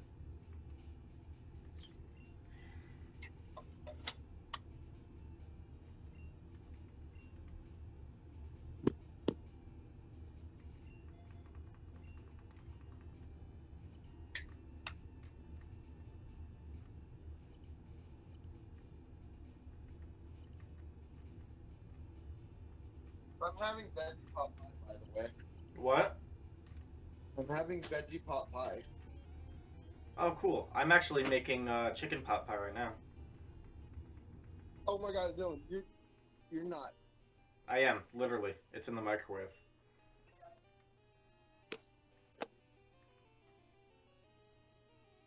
Sure. I'm waiting for a commercial.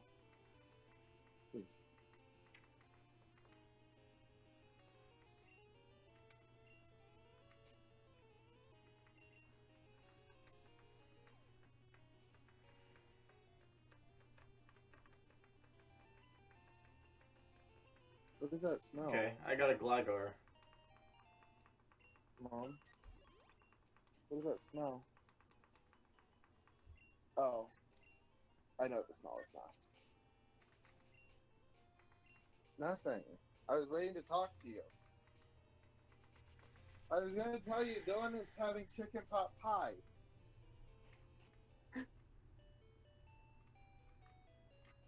It's like the same, but it also has chicken. Dylan? Yeah? So, I hope that eating in the lab is a generally accepted practice. No, but people do it all the time.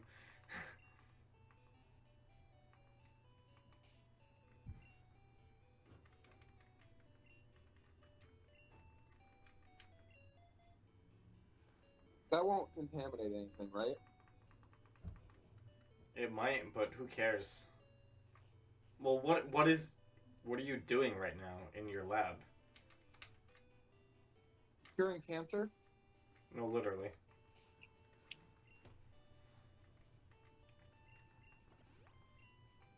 I'm measuring stuff. Then eat all you want.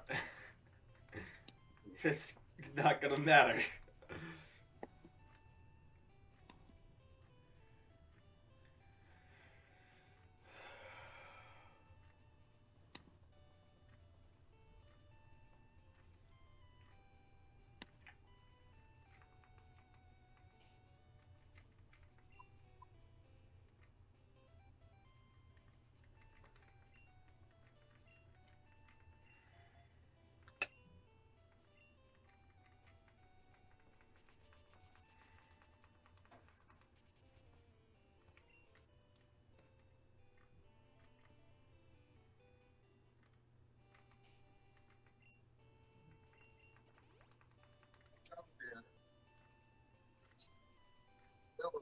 What? Kevin? Hello? Hello? Person? I guess he's gone.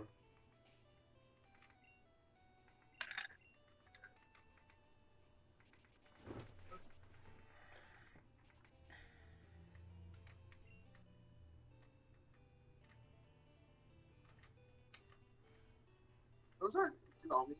They're like fuck. What?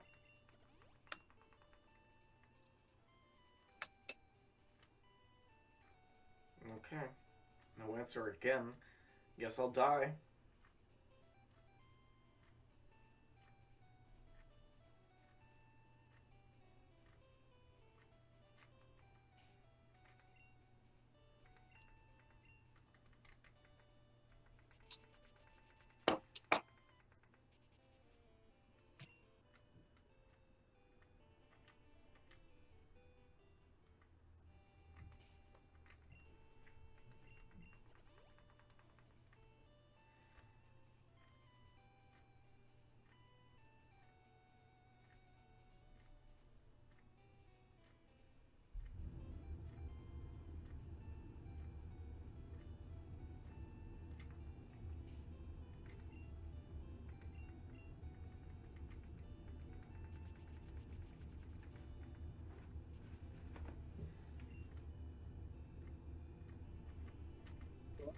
Yeah.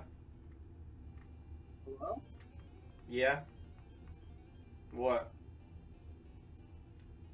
Kevin? Oh my god. I don't know what's going on right now.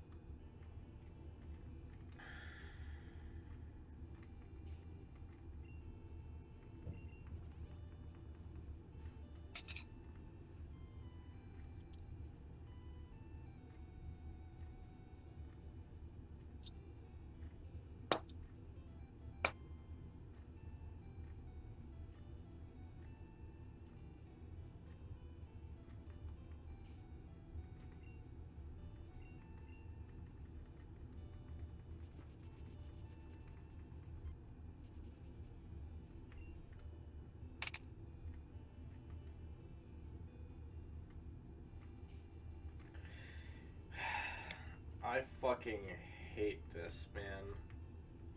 I can't believe I'm still doing this.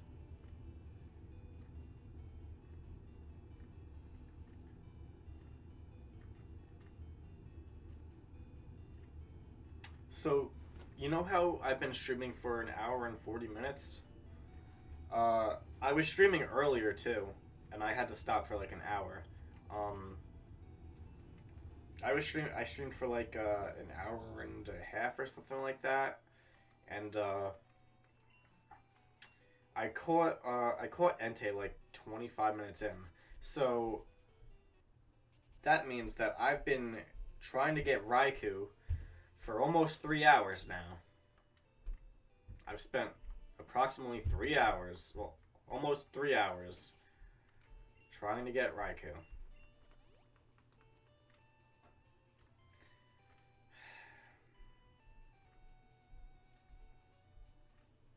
I think I spent like maybe like 4 hours in total trying to get Entei though. So that's not bad. But this is just trying to encounter it. Not even including, you know, trying to find it. Not even including like actually trying to catch it.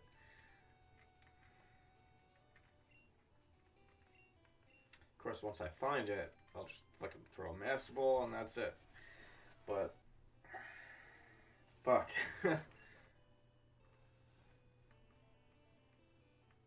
Yeah, I just got a Master Ball. That's it. Fucking Ho-Oh and Celebi are gonna be nothing compared to this. How many hours do I have in this fucking game already? 40. Oh yeah, I forgot. I keep resetting, so it's not. I'm not racking up the hours right now. I would actually have to look at my total stream time in order to determine how long I've been playing this game.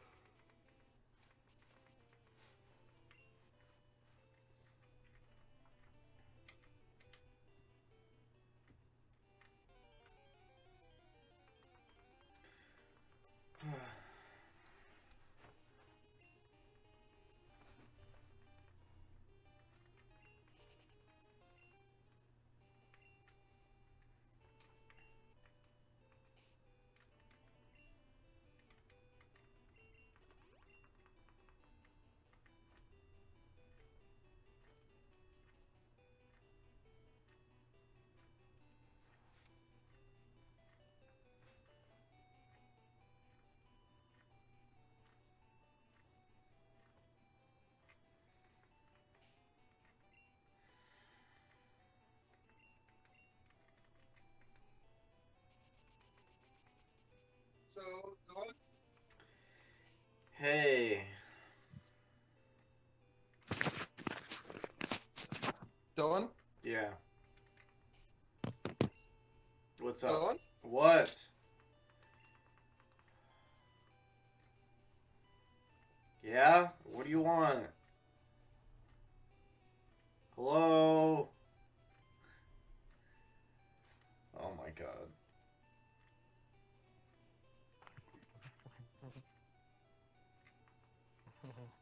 What the fuck are you doing?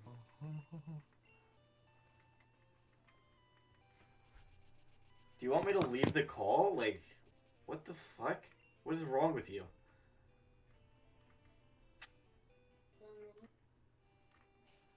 Oh my god.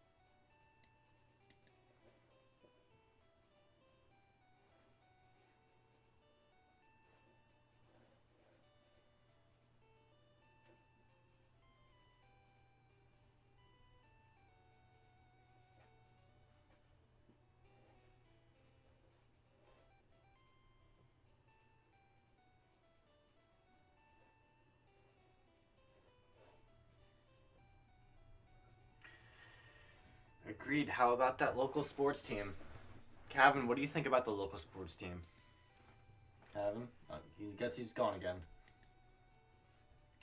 Yeah, local sports teams. I love sports. I think we went over this. How much I love sports. Yeah. What? Hey, Calvin.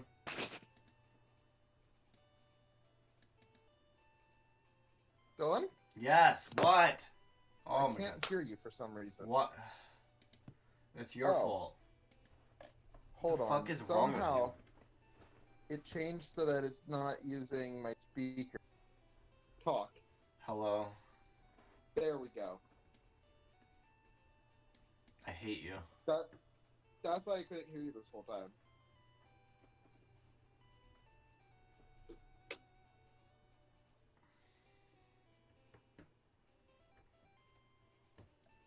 So, Dylan, Yeah. what do you do when I'm AFK? Keep doing my thing. I don't know.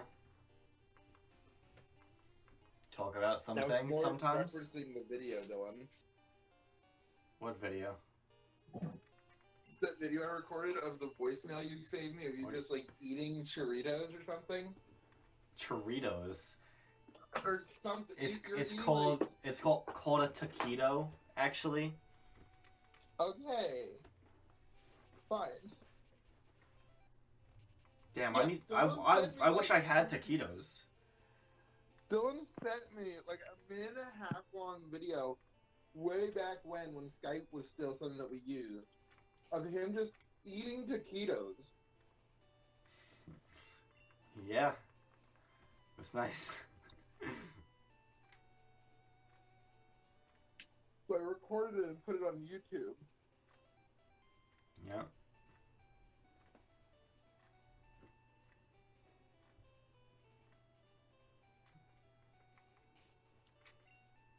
How do I get volume again? What do you mean volume? How do I figure out volume? Of what?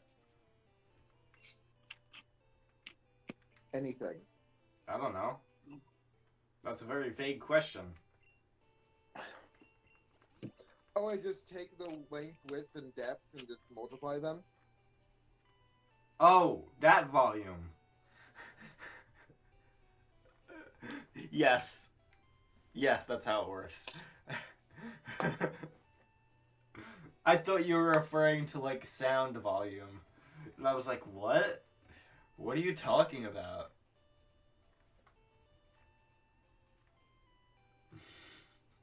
I can't believe that. Well, I'm sorry, Dylan.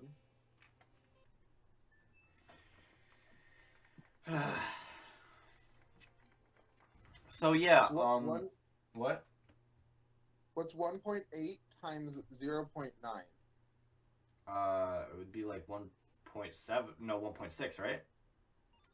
Wait, no, it would be 1.63, I think? I don't know. 1.62. Ah! How the hell? I was close! How the hell were you so close? Like, without using a calculator? I don't know, I just did it in my head. That's weird.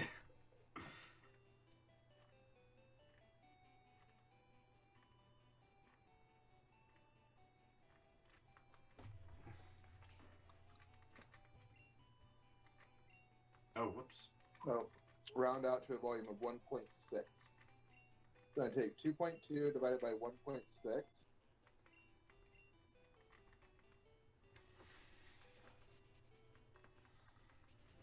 Round it to two significant figures is 1.4.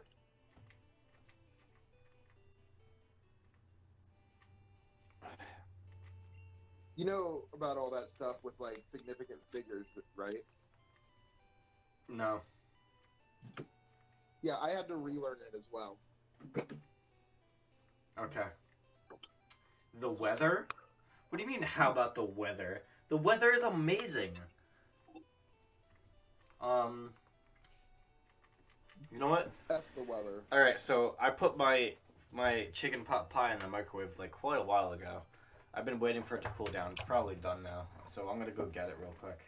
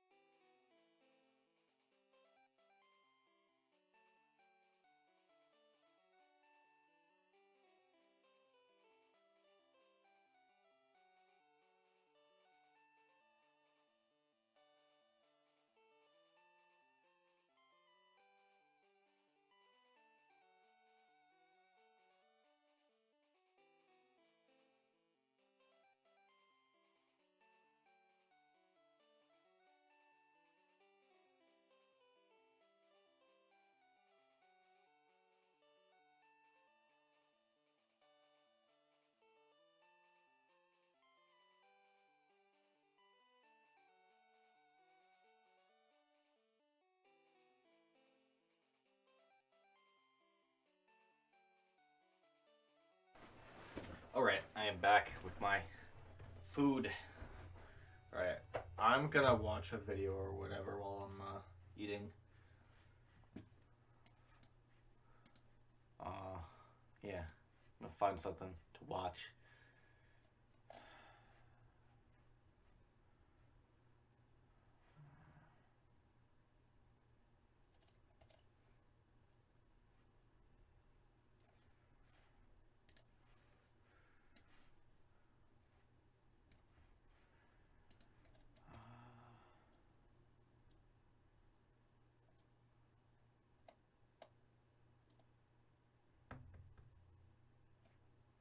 Sure.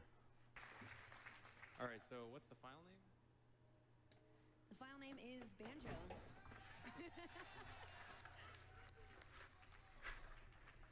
Finally playing Banjo. You did it. Alright, is we ready on timer? Alright, 3, 2, 1, go.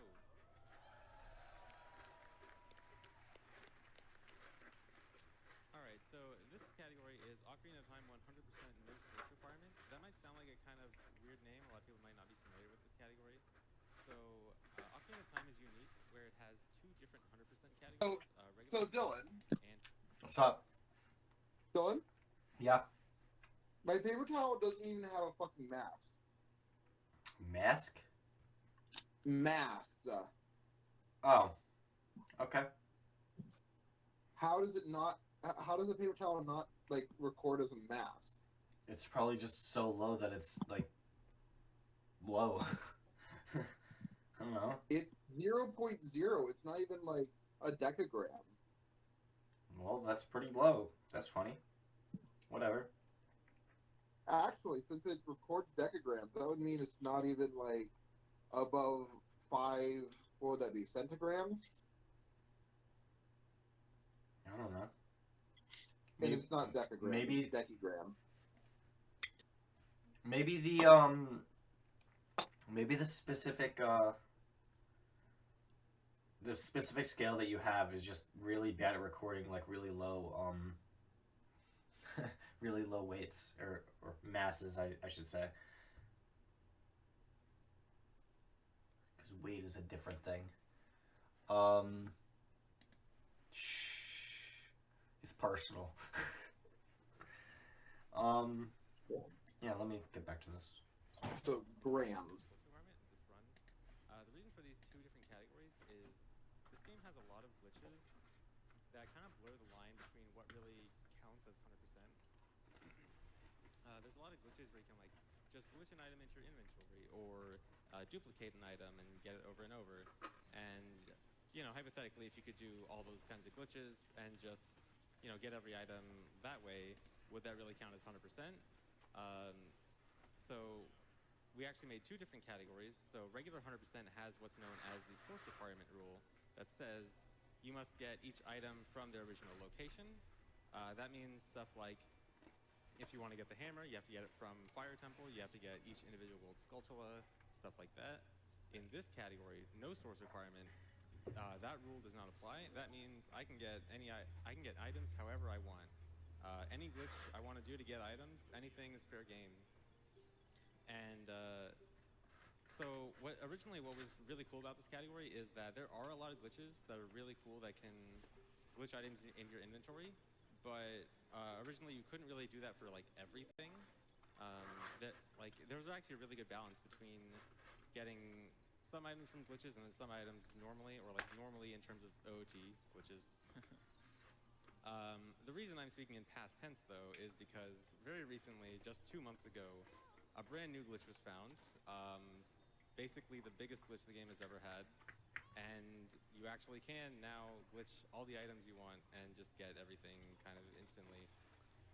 Now this glitch was actually, so for those who don't know the GDQ process, the submissions actually happened back in September, and the games are accepted in October. This glitch was found in November, so like after everything was all settled.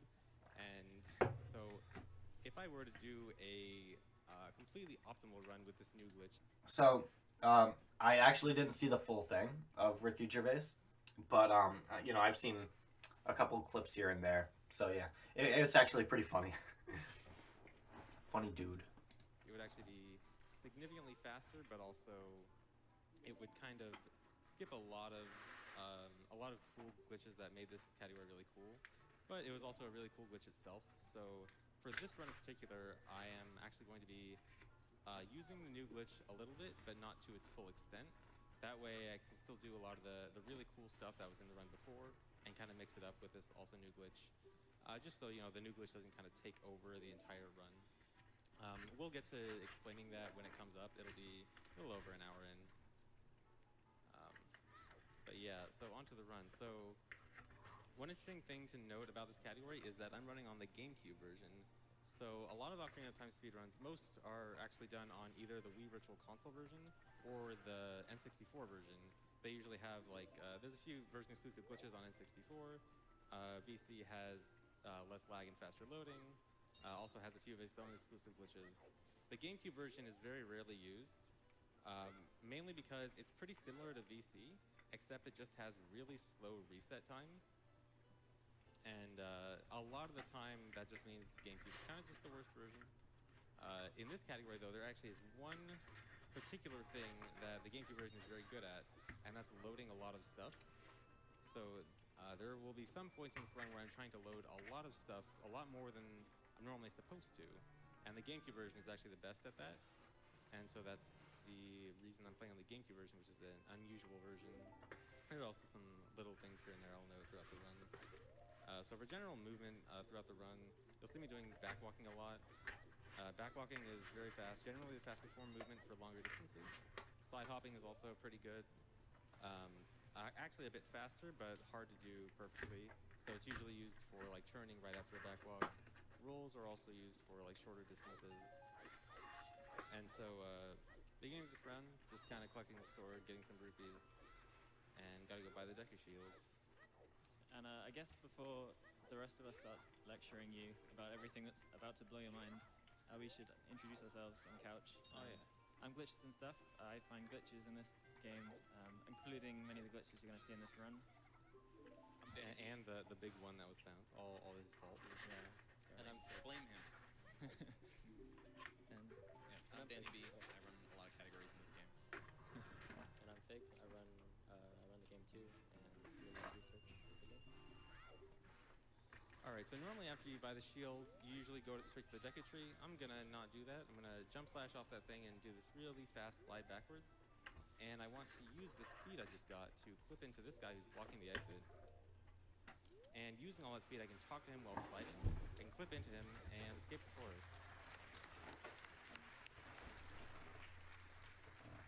So I want to talk about that slide thing I did. So that's called an ESS, or Extended Super Slide. It's done by holding very slightly outside the dead zone of the control stick. And normally, if you're just doing that on flat ground, Link will just kind of shuffle his feet in place and turn, and won't really move. But it has an interesting property where it preserves your speed. So when I jump slash off that little platform and go in the water preserves my speed, and then when I go on land, if I hold that direction, then I can keep that speed. The catch is I have to keep holding it, so I'm the whole time I'm just barely holding the control stick. Basically the smallest input I can do without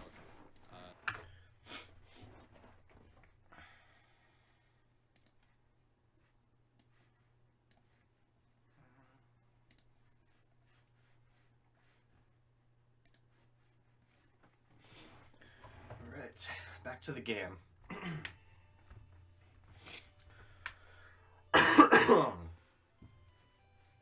Still kind of hungry. Hello, Kevin. Hello. I was eating and watching a video.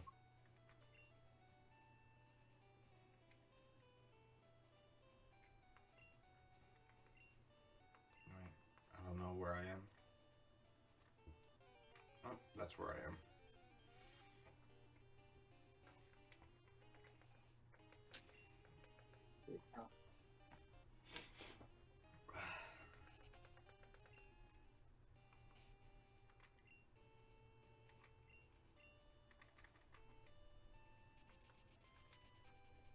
Oh, does he count items as well?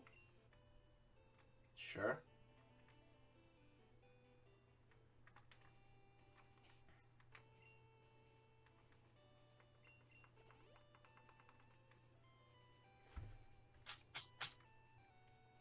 Oh yeah, Kevin. So Yeah. So lately I've been watching some speedrun videos and stuff because Like mine? they recently had GDQ or whatever. I know. Yeah, it's pretty cool. I Did you learned. watch mine? No. No, I didn't. Cause fuck you. But yeah. So I've recently learned like a lot about like like the inner workings of a couple games, like fucking Skyward Sword, Wind Waker. I watched recently. I just now I was just watching a little bit of Ocarina of Time. I didn't really. I only got like a couple minutes into it though. So. Well, Ocarina of Time is very much changed. I know. No, they all change a lot. Yeah. I also watched a Terraria one just the other day. It was pretty cool. We should do a Terraria run. Yeah, that'd be cool. We should get the King Slime run down. The only problem with the King Slime run is there's so much RNG in it. Yeah.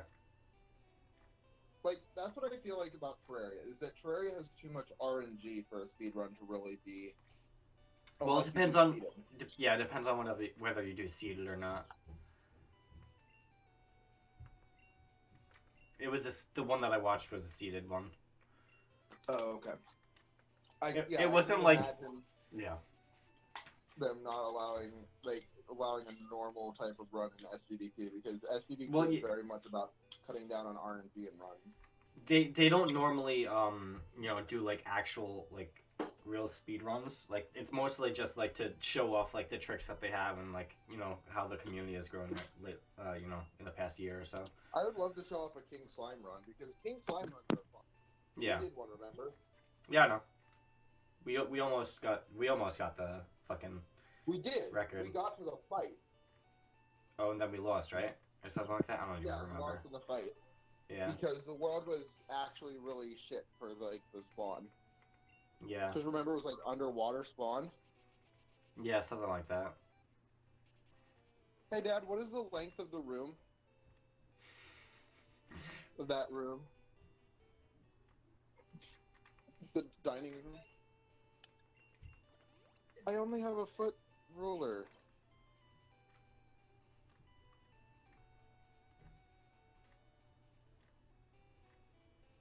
Oh, I know what I can do. This is tile. There's actually like a super easy way to measure this, because it's tile. Yeah, measure however much you can of the tiles, and then just multiply it. And whatever's left over, measure that. Okay, a tile is literally just 12 inches. That's really... You have to add a slight amount for the mortar in between the tiles. So true. And then... But I want to measure from one side of the mortar. Yeah, basically. So measure from like the start of the tile to the end of the mortar, basically.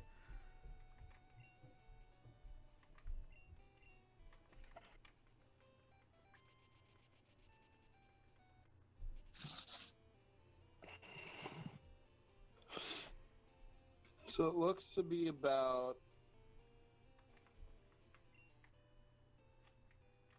30.4 centimeters each. Okay. 1, 2, 3, 5, 6, 7, 8, 9, 10 full tiles. Let me record this log. So 304 centimeters so far. Correct? I guess, I don't know. Actually, yeah, that would make sense.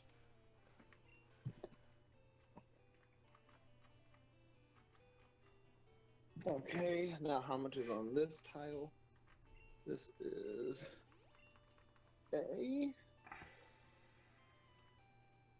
27.5.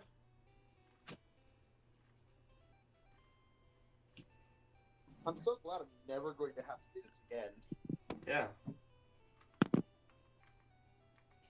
Oh, well, that's wonderful.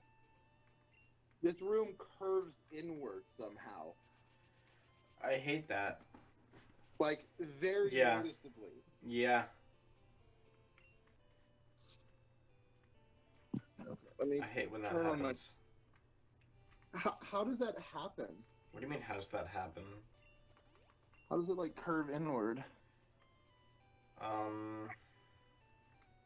don't know, actually. At 7 Because, like, point... I don't know. 2.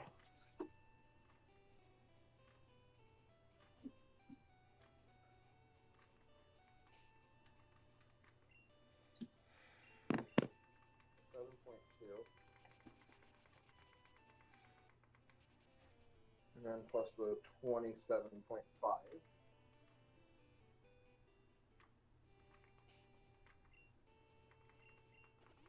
All right, so the length of the room is 338.7 centimeters. That would have taken a lot longer to measure by hand because this is only 30 centimeters. Yeah. That would have taken 11 measurements.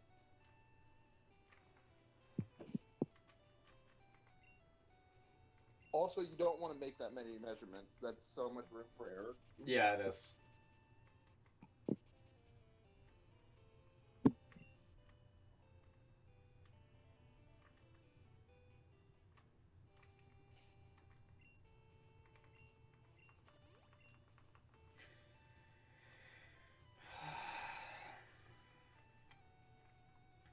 You still haven't found it? I'm like about to throw my fucking 3DS. This is really annoying. Kevin, if I had found it, you would have known. I would have screamed.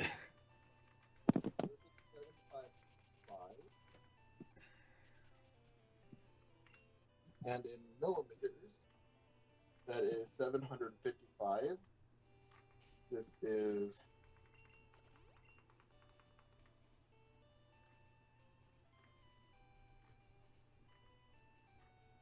19.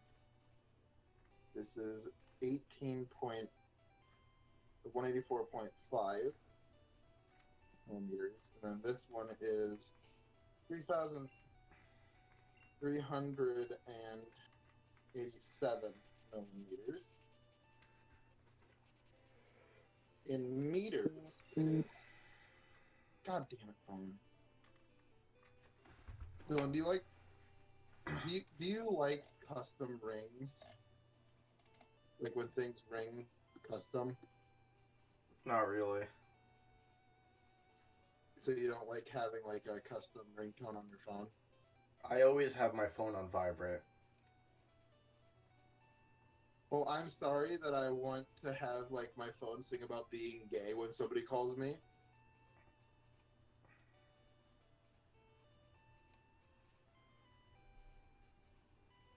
Okay, so how many kilometers is 1.9 centimeters? What? How many kilometers is 1.9 centimeters? I don't know. Very small amount. So it'd be 3.387 E. Do you prefer E notation or scientific notation?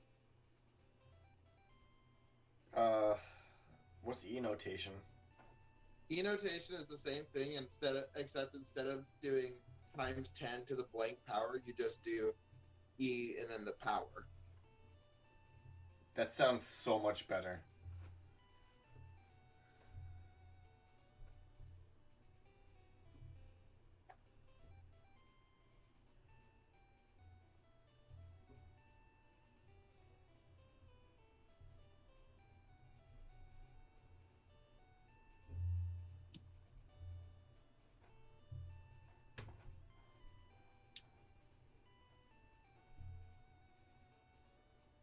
So dividing by 1,000 is the same as multiplying to the power of -4, correct?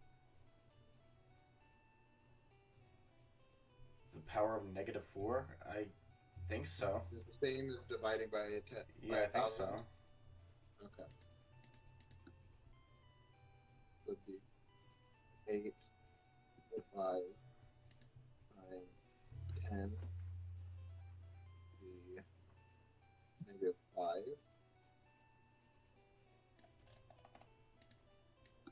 Going to be 7.55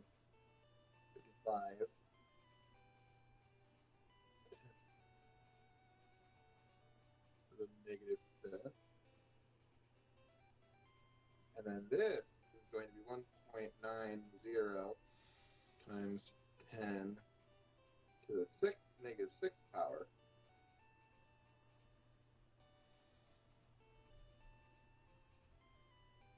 Don't you like scientific notation, though, because it makes numbers so much nicer looking? I guess.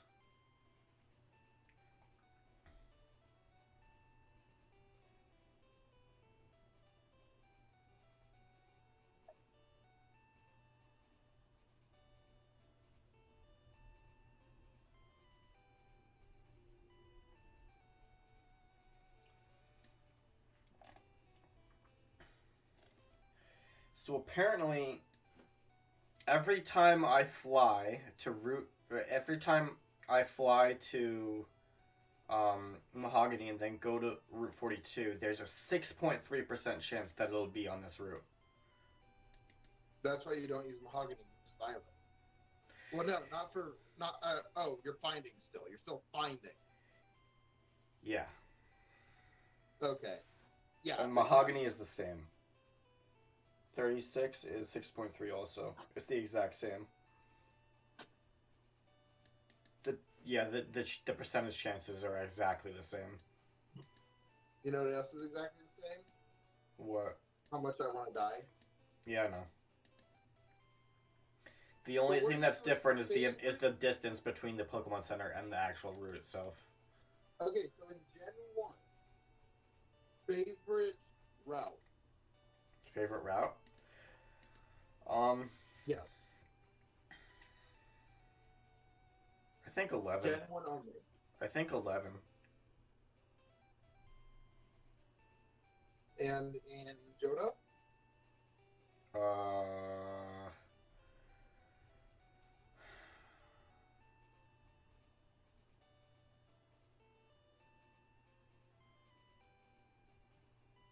I like, I think 35? I think I would say that. Actually, no, 39. 39 is my favorite route. What about city? What is your favorite city in Johto?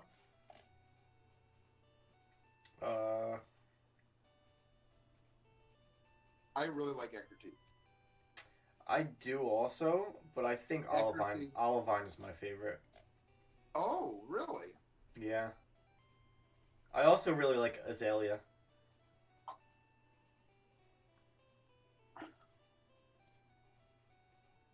Okay, what's your favorite city in Gen 1?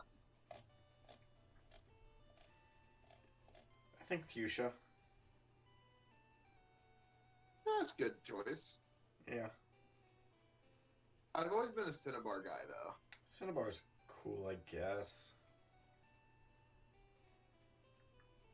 And apparently has a volcano, even though you don't see it in Gen 1. Yeah. Like, that's really weird. I think what it is that it's an underwater volcano, which would make way more sense. Yeah.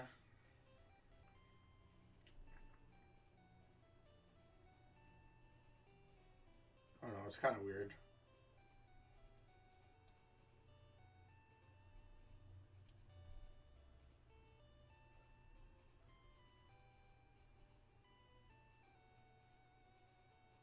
You know what else is kind of weird? Your mom. Me. Yep.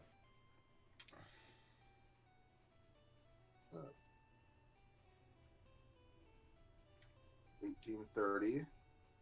This is going to be 1.83 times 10 to the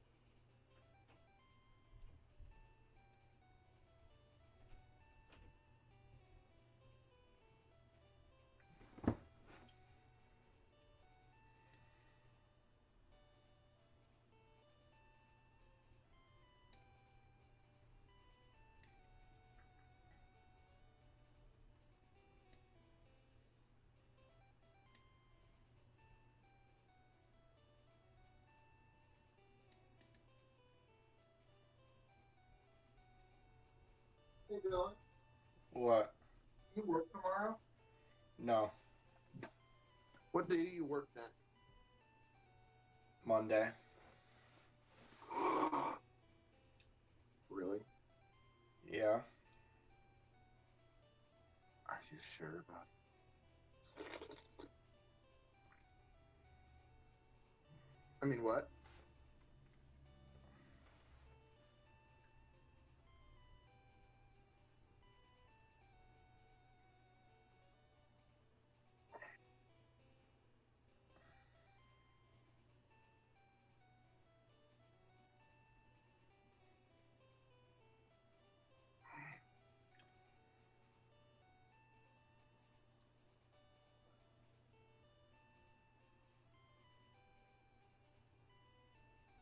Wait, times 1,000 is... Wait. Times 100 is to the third. Wait. No. Times 100 is to the second. 1,000 is to the third. Right? I think so.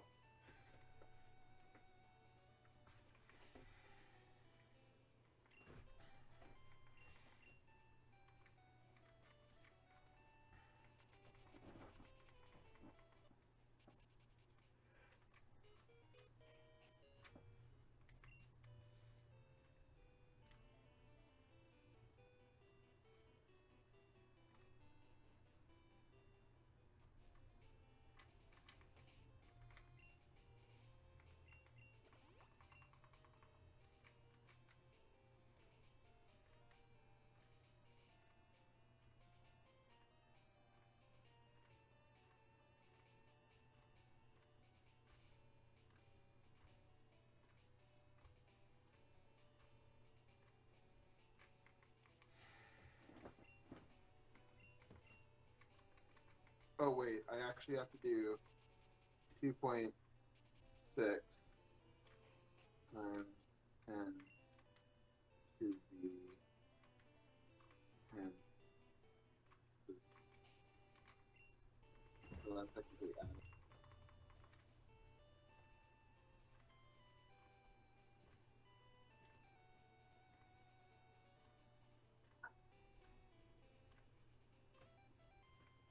So they'd be adding significant figures if I didn't. Damn it, Dylan. You So shut why up. am I so bad at science? I don't know, because you just are.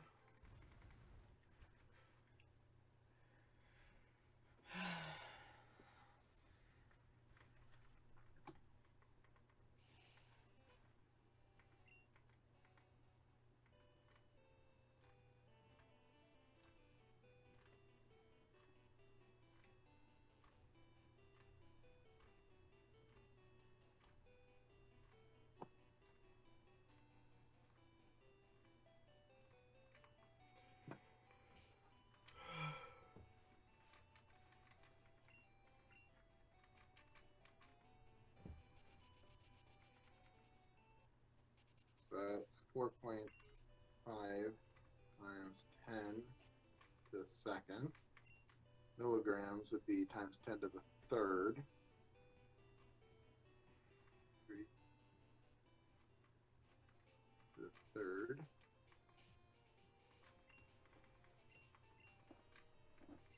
This is 2.6 times 10 to the third. This is 4.5 times 10 to the third. This is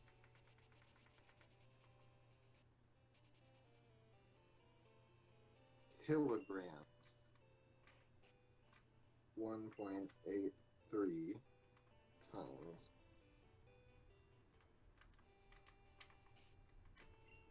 10 to the negative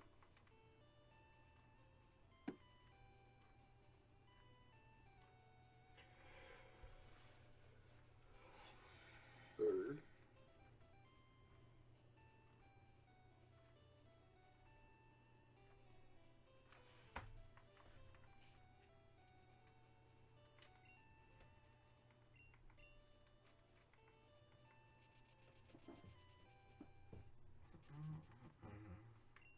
What, Don? Nothing. No, what the fuck you say to me, fuck?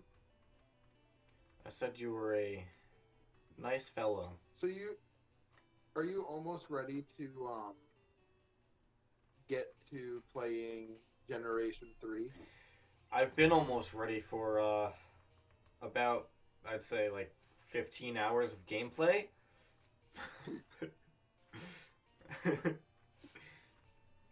So you're going to go for the Reggies at Gen 3, right?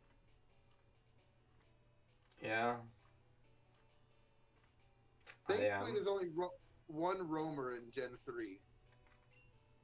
Oh, yeah. Dylan, did you know about the fact that there's a roamer in Fire Red Leaf Green? Yeah, the Beast, right? Aren't all three of them roamers in the remakes? Well, In Fire Red Leaf Green? technically, Raikou, Entei, and Suicune are all three roamers, but you only can catch one. Oh. Yeah. It's dependent on what your starter is. So if you choose Squirtle, it's Raikou. If you choose Bulbasaur, it's Entei. And if you choose Charmander, it's Suicune. Okay. Interesting. What then? What did you say to me? Huh? What'd you say to me, punk? I said you were a gay faggot. Wow, Dylan. I didn't know you felt that way. I did.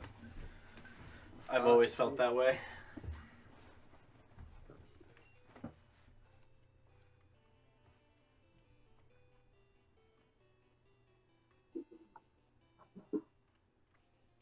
Did I walk in and out of the center? I don't even know, man. Wait, in and out of the center, what do you mean? Yeah, that's the new strat. No, you're supposed to fly back. Yeah, you fly back and then you walk in and out of the center. No, you don't walk in and out of the center because that changes the location by 1. Yeah, it's good. No, that's bad. Doing that makes the percent chance go from a 6 to a 9. Does it? Yeah. Look at the fucking guide I sent you. I don't have a guide that I sent you. I didn't send you any guides.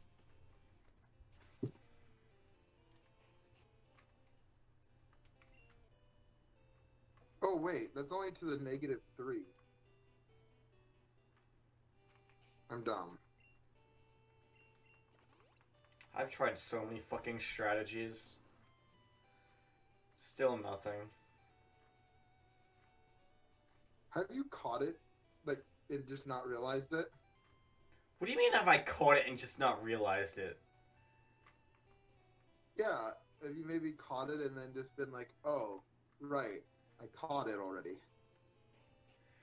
You know, I did think of that earlier. Wait, you what? I thought of that earlier. And you were like, no, that would be cancer. Yeah, I didn't catch it. See, I have Entei and I have Suicune and Lugia and that's it. I have Dickman, Togepi, and Meanie. Yeah. 5. 6.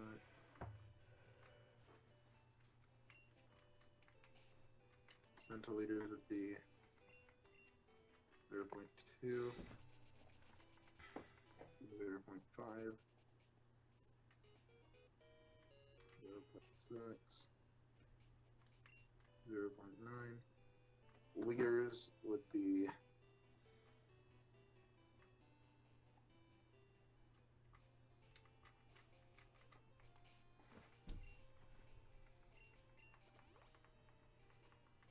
2 times 10 to the -3.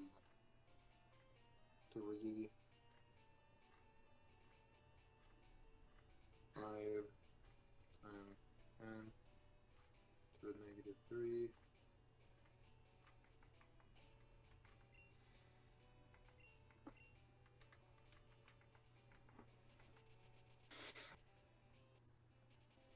I'm starting to think my game is like broken or something and I just can't get Raikou in this game. Wait, Dylan, I have a question. Yeah. Did it run from the fight the first time you found it? Raikou? I've never encountered Raikou. Oh, you're still trying to find it? Yes, that's what I said.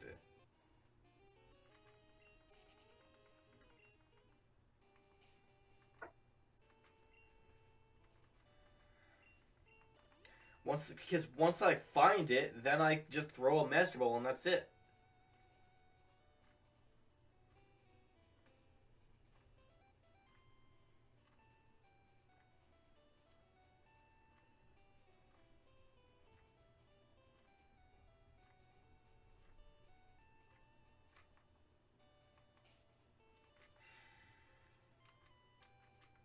Okay, so it is 5 to the negative 3.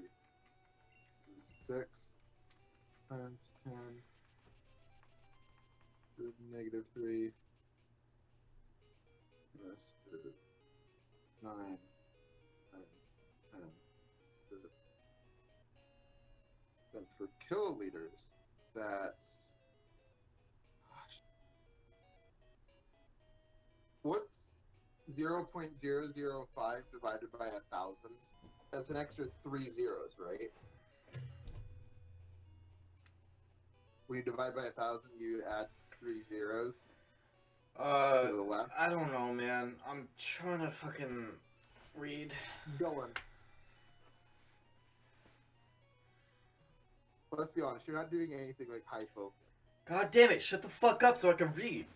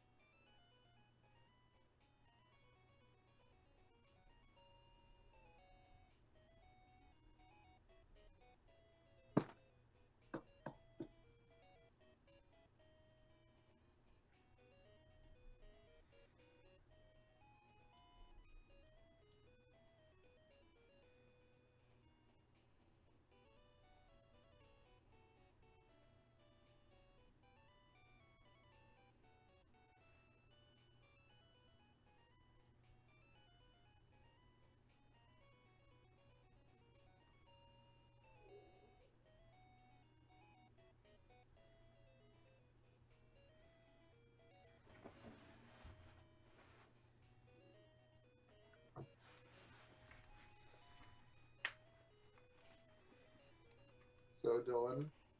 Yeah? I was thinking that the tough part was going to be Bell Tower. What?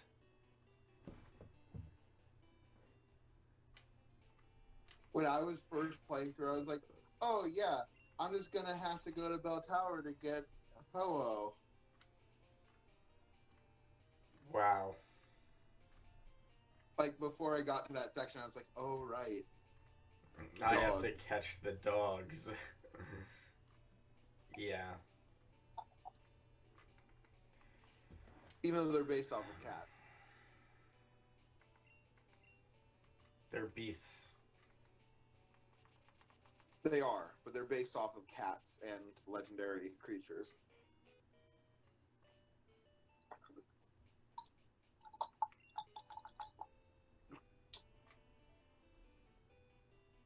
Who would win in a fight? The Ninetales or a Ninetales? I think the Ninetales would probably come out on top.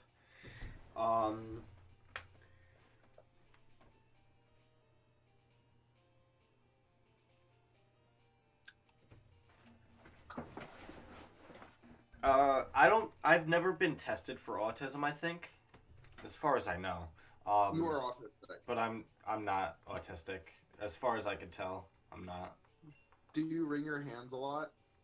No. Okay. That's not like that's not like a 100% thing, Kevin. Come on. I know. That's a part, though. Yeah. That's something they ask when they're testing because they want to have as much data points to work with.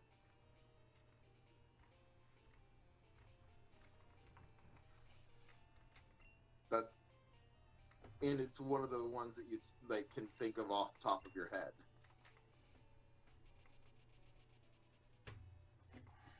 Banana. Blanaba. So, Dylan? What?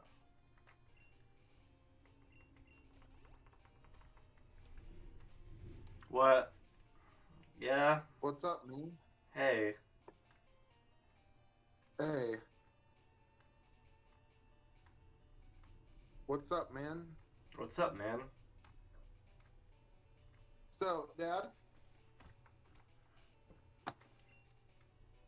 Just don't mess with, I've got there inside of a beaker. Just don't mess with that or the little, like, square of paper towel or my measuring thing.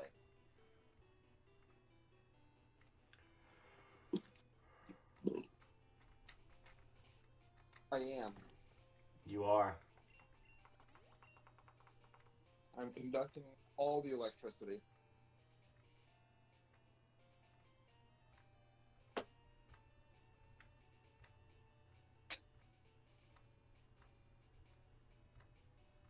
Oh, by the way, that room is 300.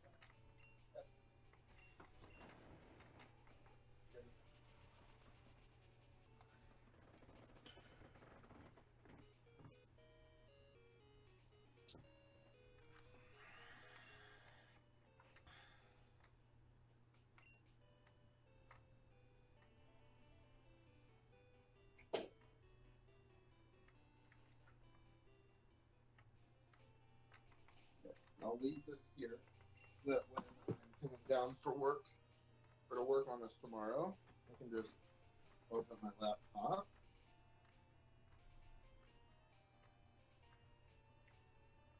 And the rest of this I can take upstairs.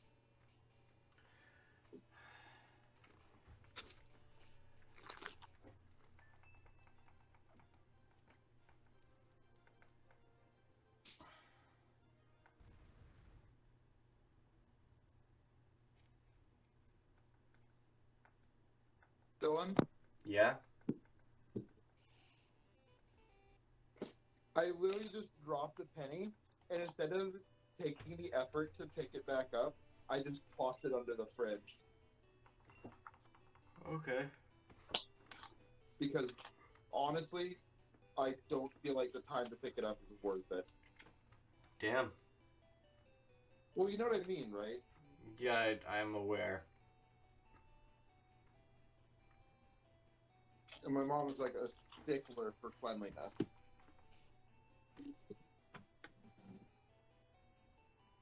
Like, she has so many sticks and lures for cleanliness. Yep. Sticklers. Good things.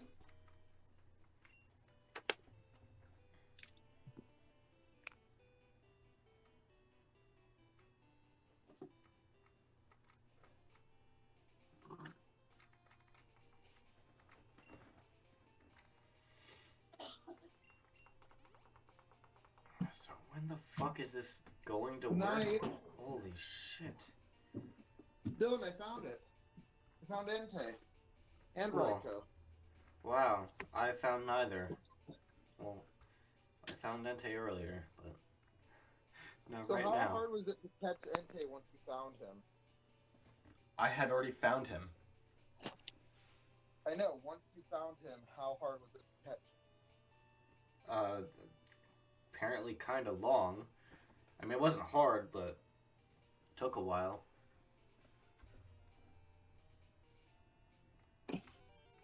Just took a lot of fucking Ultra Balls. Did he ever run? A lot, yeah. That's why it took so long. It took me about, like 4.5, 5 hours, yeah. Wow. Yeah. I'm so sorry. Yeah. Kevin, you don't seem to understand how much time I've spent on this. So, what's your opinion on Gen 2? I hate it.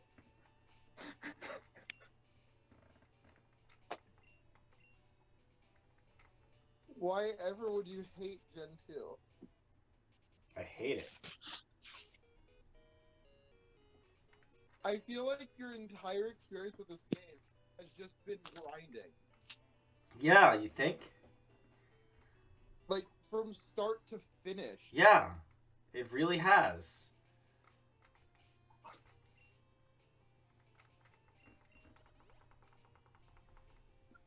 I'm so sorry, Dylan. Steve Mario said it's coarse and rough and it gets everywhere. You what? He said it's coarse and rough and it gets everywhere. Do you get it? I don't. Okay. Okay. It's a Star Wars meme. Oh, was it from the newer Star Wars movies? No, it's from episode 2.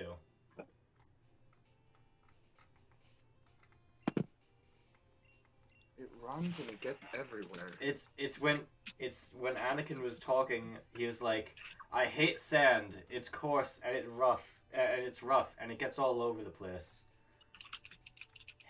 Sand is like his natural enemy or something.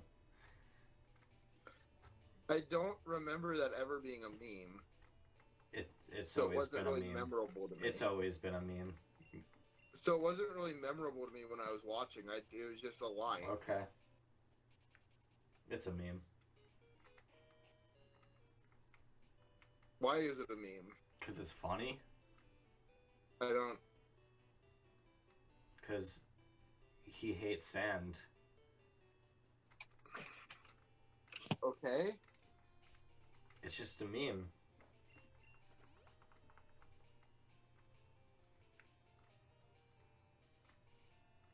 Date. We used to lie out on the sand and let the sun dry us and try to guess the name of the bird singing. Me, trying to think of something to impress her.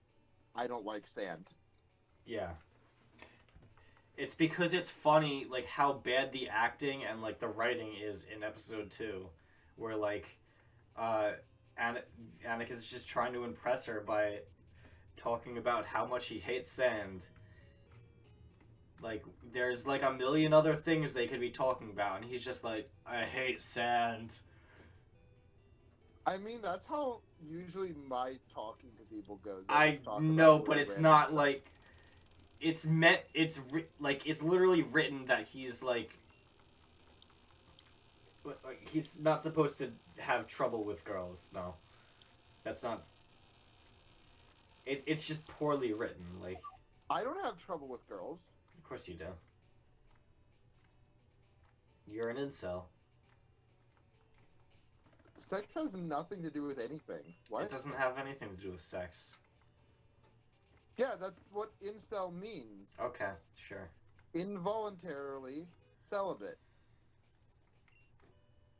That's literally the definition of the term.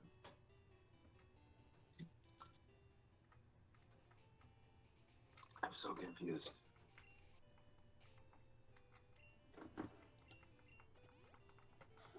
Wait, so when you say incel, what do you mean? What? We're not talking about this right now.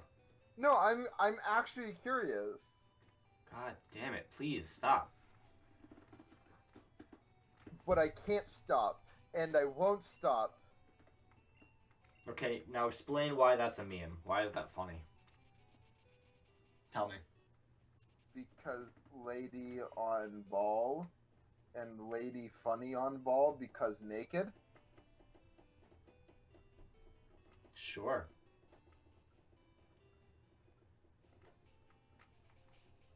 I mean, because Miley Cyrus is a joke in herself, because, like, she used to be, like, this nice, wholesome person, and now she just gets naked for fun. Alright, cool. Now... But why did you ask? Because that's what you asked me earlier. You asked me to explain a meme, expecting it to be, like, funny. I think it's funny, that explanation.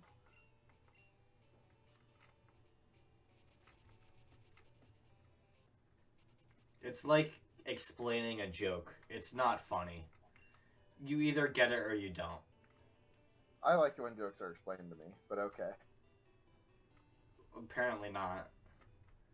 I do. It's just your joke wasn't funny. Okay. I saw the movie. I liked the prequels. Yeah, I know, so did I. But you can still make fun of them for being shit and still like them. Wait, so you can call them shit and still think that they're good? It's not about thinking they're good, it's about enjoying them. I think the prequels are good. They're not, though. I think they're better than Star Wars A New Hope. That's a steaming pile of dog shit. All the things you say about the acting in the prequels applies to Episode 4.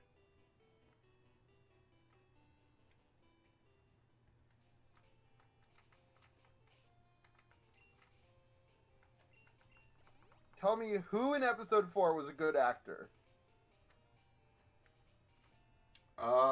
Actually, I think the guy that played Obi-Wan, wasn't he actually good or something?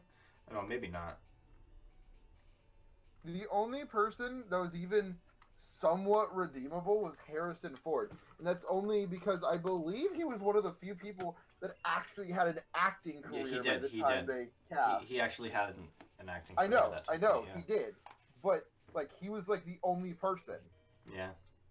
Well, what about the guy, like, the guy that played Vader, right? What was his name again? Well, he's always played Vader. I don't remember, but wait, I'm pretty sure he did. Okay. Like, the person that I'm thinking of when I say that is Leia. Yeah, I know. Leia is just a stick. James Earl Jones. Yeah, didn't he like have an acting career at that time? He's like a really famous person, I think. Well, everyone that was in the original Star Wars is famous now. Well, yeah, but I meant like he was before and after. Wait, the person who played Leia in the originals is still playing Leia? No, she died, but she played it in Rise of Skywalker. They're using footage from that they already had of her, and also CGI.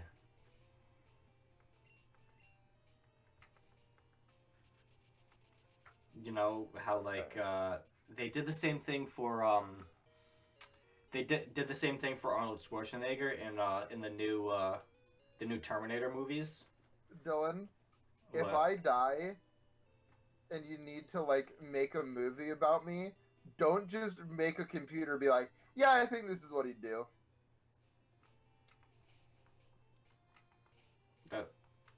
Okay. That doesn't really have anything to do with this. That does, because that's what you like. That's what that is when you're using CGI. It's like, yeah, this is what I think the dead person would do, and that's creepy in my eyes. Sure. Is that not creepy to you? Not really, no.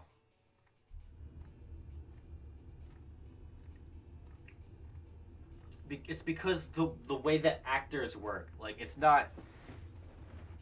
Like in some cases, yeah, like you're signing an actor on for what they can bring to the table, but at the same time, you also, you know, you write the script and the director, like, you know, directs them, and like a lot of the performance isn't just the actor. And like even then, there's still, you know, fucking in most of these cases, there's still fucking so much like material to go through to like understand like their habits and everything that like it's not really that big of a deal.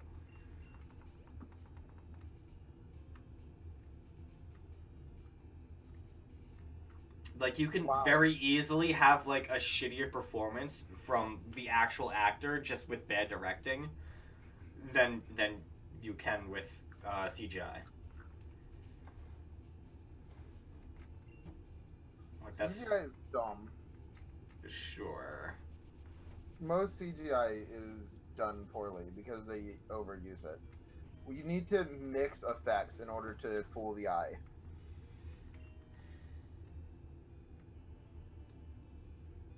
And too many directors see CGI as just a catch-all. Like, it's a good thing to use, You just have to, like, be able to mix them in with other effects. Right. That You makes you sense. can say that, but exactly how many movies have you seen in recent years? I'm not like saying you're wrong. I'm just saying like you I don't think have that any the like effects of Jurassic saying that. Park, I'd say the effects in Jurassic Park look more believable than a lot of CG movies. Like, the most recent one I watched was Endgame. Okay. You think Jurassic Park looked more realistic than Endgame? Yes.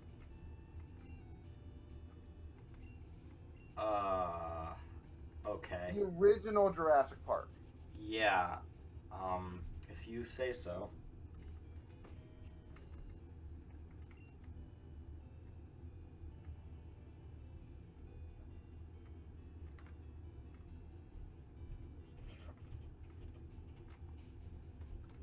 Here, like, I don't know when the last time you watched it was.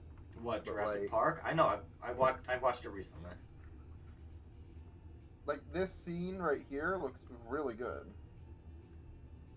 Also, Jurassic Park was a mix between practical and special. That's what I'm effects, right? talking about. That's what I'm talking about.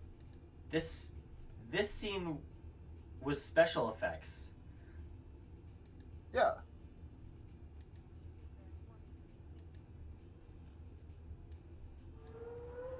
The movie used a mixture, though. Okay. And that's what I'm talking about, is that you need a mixture in order to fool the eye. If you keep using the same thing over and over and over again, the eye starts to be able to catch it very easily. I and don't it breaks immersion. see that at all, no.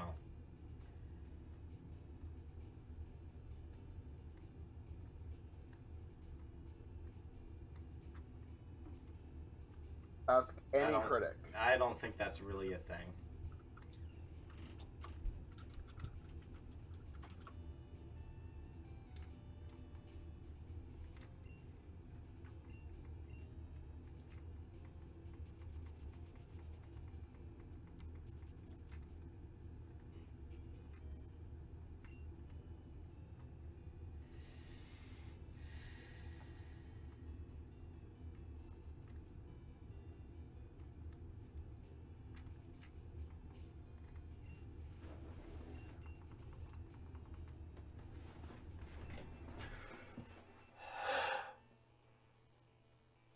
Oh, that's really cool, Dylan. Kevin. What? It's Raikou. Oh. And then you let it run. Masterful. So, Dylan. Holy shit.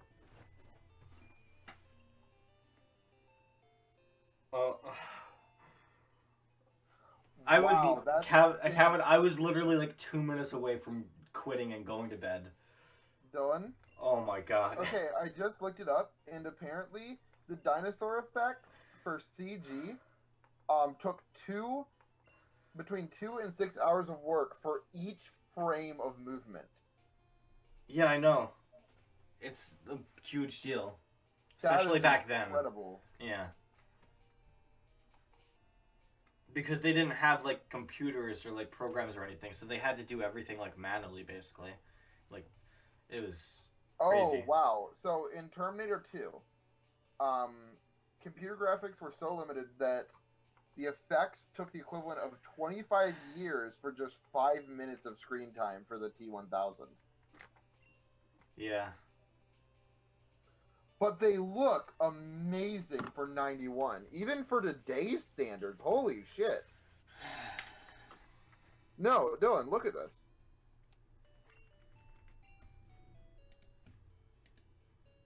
No. No. I mean, they don't look amazing by today's standards, but they look definitely...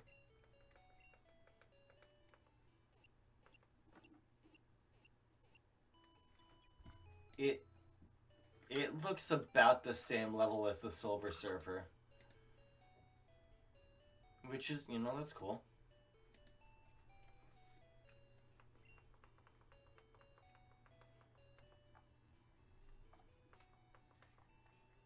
Wait, when was this movie made again? 91.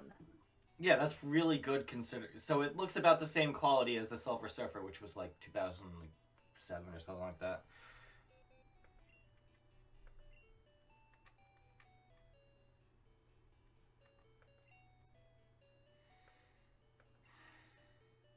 What the hell is Life of Pi? It's a recent movie with like incredible fucking effects. It looks crazy, dude. Why is there a fucking tiger? Because it's based on a book, and there's a tiger in it. I haven't seen the movie actually, but like, it's you know, it's considered like to be like, you know, on the same level as like Avatar and shit.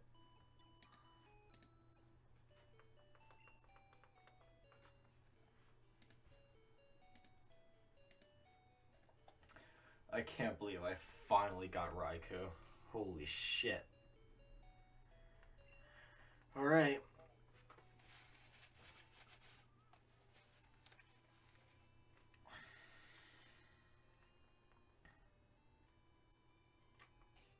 So who should I have out in front? Not him.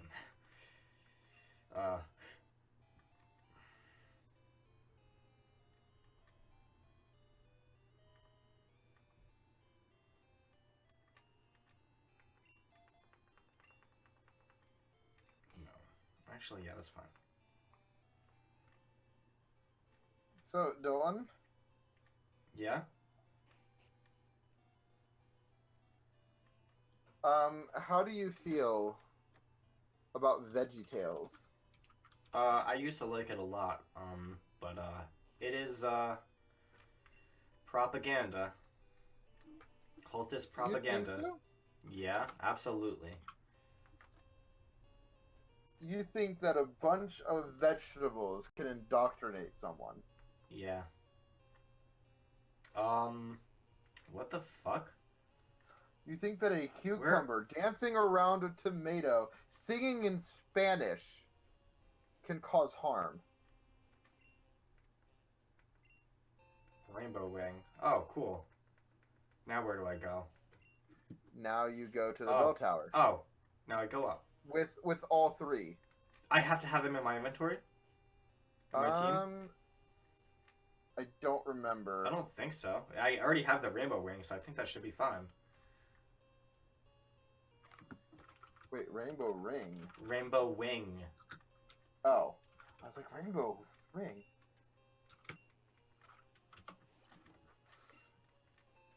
Full heal. Okay, yeah, okay. Yeah, you're fine. I figured. Ooh, what do I encounter here? What is this? A Rattata. Oh, I don't care. Oh, you also can't fight Ho-Oh until after the Elite Four. I know that. I didn't know that. Oh, also, apparently, having the legendary beast traded to you won't count. Really? Yeah, apparently you have to catch them in that game. Because it checks OT and trainer ID. Yeah. Which is dumb, I think. It is kind of dumb. Very unnecessary. Like, I that is fucking hate this game, dude. That is an explicit check that they had to program in. Yeah. I really hate this game. Do you think that Heart Gold Soul Silver would change your mind? Yeah.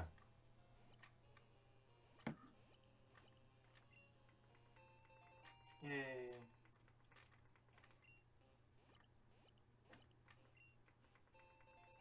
PP up.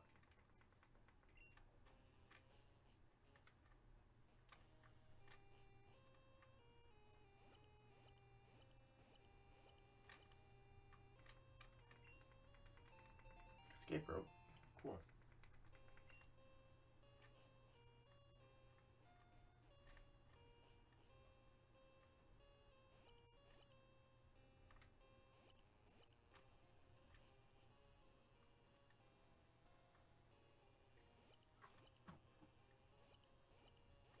Let me look something up real quick. I'm gonna look up if Christianity is a cult. Of course it is.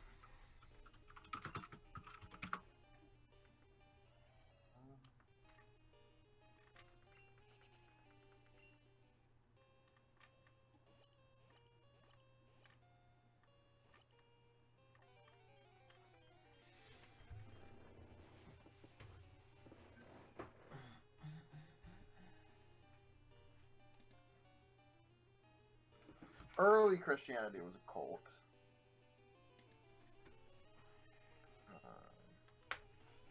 You know, when I say Christianity is a cult, I don't say that like it meets the literal definition of a cult, right? I just mean that in my view, all religion is a cult. How is Pastafarianism a cult? I don't know, Kevin. Do I need to read you the Gospel of the Flying Spaghetti Monster? I think you do. Wait, why am I not using a fucking repel right now? What the fuck is wrong with me? So this is the last thing you do before Mount Silver, right? No, then I have to do the, Celebi event, and then I have to... Yeah, then I'm gonna go to Mount Silver.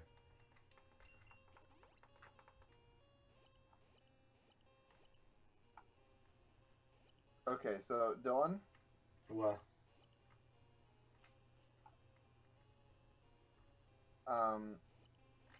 While Pastafarianism is the only religion based on empirical evidence, it should be noted that this is a faith-based book.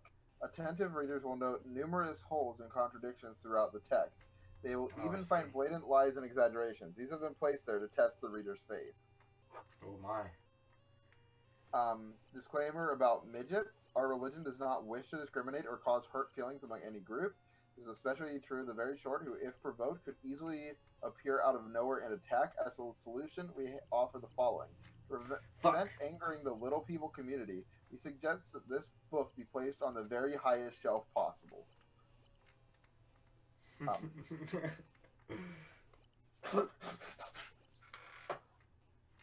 Dear friend, welcome to the wonderful world of religion. There are exciting times in holiness.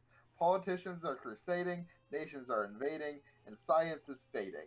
With these changes come religious opportunities, the likes of which haven't been seen since the Reformation, or at least since the persecuted masses first huddled together and shipped off to that great democratic revival meeting we call the United States of America. Oh, this isn't the gospel. This is just a letter from the creator. I see. Great distinction. Okay, so let's see. Okay, so here's the actual start of the gospel.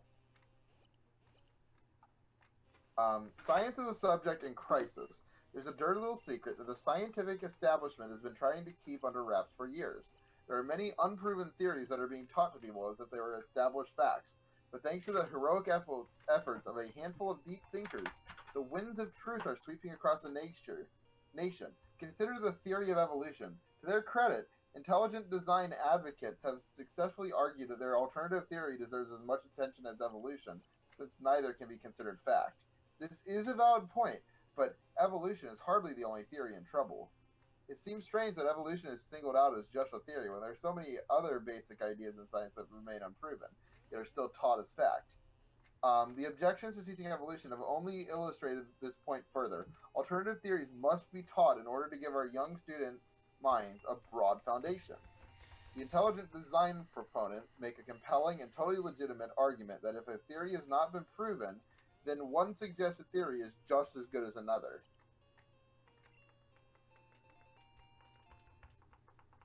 Take gravity, for example, the force of attraction between massive particles.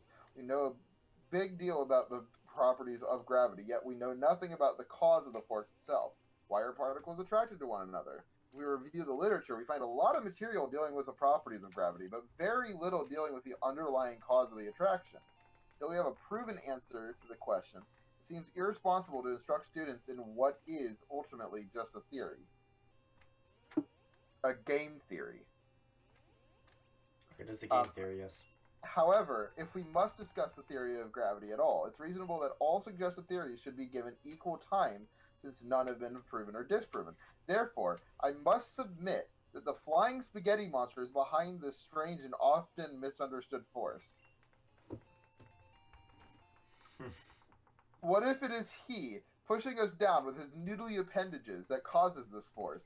He is invisible, remember, is undetectable by current instruments, so in theory it is possible. And the fact that the gravitational powers of the spaghetti monster haven't been disproven makes it all the more likely to be true. We can only guess as to his motives, but it's logical to assume that if he's going to so much trouble, there is a good reason. It could be that he doesn't want us all floating off Earth into space, or maybe he just enjoys touching us. We may never know. God. Maybe he just. The gospel. Oh, I know. This is beautiful. It is. Oh fuck! I forgot to do this. Hold on. Here we go. I got. While it's true that we don't have any empirical evidence to back up this theory, keep in mind the precedent set by intelligent design proponents not only is observable, repeatable evidence not required to get an alternative theory included in the curriculum, but simply poking holes in established theory may be enough. In this case, the established theory of gravity makes no mention as to the cause of the force, it merely presents the properties of it. I fully expect, then, that the flying spaghetti monster theory of gravity will be admitted into accepted science with a minimum of apparently unnecessary bureaucratic nonsense, including the peer review process. For further evidence of this true cause of gravity, that we are being pushed down by his noodly appendages, we need only look at our historical records. The average height of humans 2,000 years ago is about 5 feet 3 inches for males, compared with an average height of around 5 feet 10 inches for males today. Unless by itself, this information becomes quite important when viewed in terms of worldwide population. Humans, apparently obsessed with fucking, have increased their numbers exponentially over the years. We find, counterintuitively, that a small population correlates with shorter humans, and a larger population correlates with taller humans. This only makes sense in light of the flying spaghetti monster theory of gravity. With more people on Earth today, there are fewer noodly appendages to go around, so we each receive less touching. Wow. And thus, with less force downward, we are taller. We can fully expect that as the population increases and we receive less downward pushing by the flying spaghetti monster, we'll continue to grow in height. Conversely, we can expect that the sudden occurrence of a worldwide plague will cause our average height to decrease. This phenomenon can be verified in historical records. We find that regions undergoing health crises have shorter people, strong evidence that the theory is sound. Nice. No one is saying that the flying spaghetti monster theory of gravity is necessarily true, but at the very least, it's based on sound science, sound enough to be included in the curriculum with the other non-proven theories.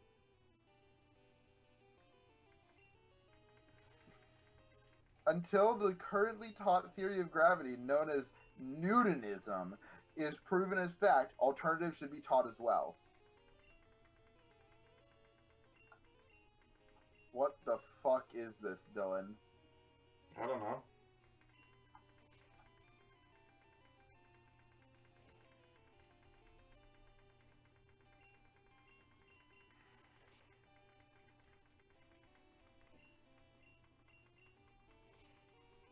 A note from Ferris P. Longshanks, County Sheriff School Board Member, Concerned Citizen. Honestly, I don't know what the fuss is about. We're not saying that intelligent design is any more valid than evolution or any other half-baked theory of creation. All we're interested in giving people choices. Isn't that what America's about? Republican or Democrat, McDonald's or Burger King, Target or Walmart, Coke or Pepsi. Here's another to consider. The benevolent Lord our Savior or everlasting damnation and hellfire. Whichever side you fall on doesn't really matter, because we're all Americans. Yeah, of course.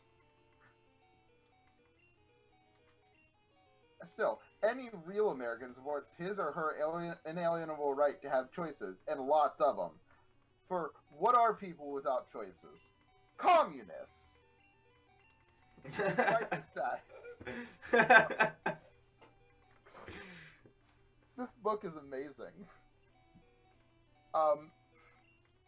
Despite the fact, there are those who would bar the public from having an open and honest discussion about intelligent design, a scientific concept that's so clear and logical as to appeal to Baptist holy men and intellectually discerning NASCAR fans alike.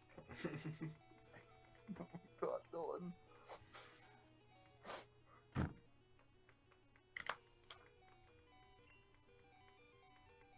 Should I be saying all this on stream?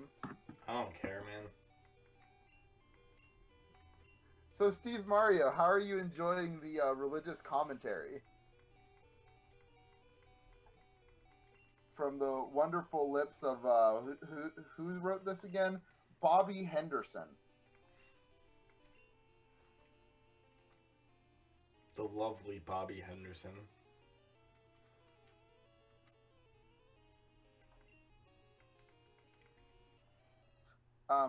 From Piratius 13:7, in the beginning was the Word, and the Word was ah!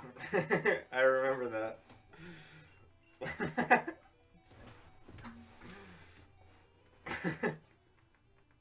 God, Dylan.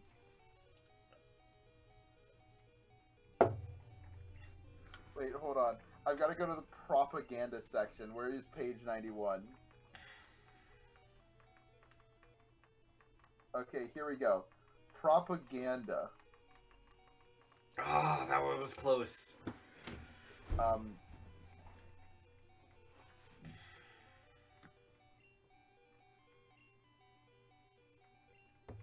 Anyone can be a member, no matter their age, race, background, or even their religious affiliation. No, don't use recover. Stop.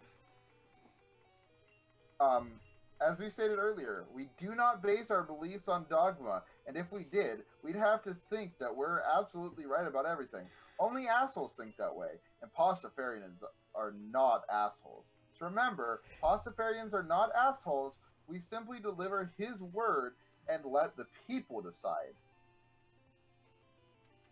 Yeah.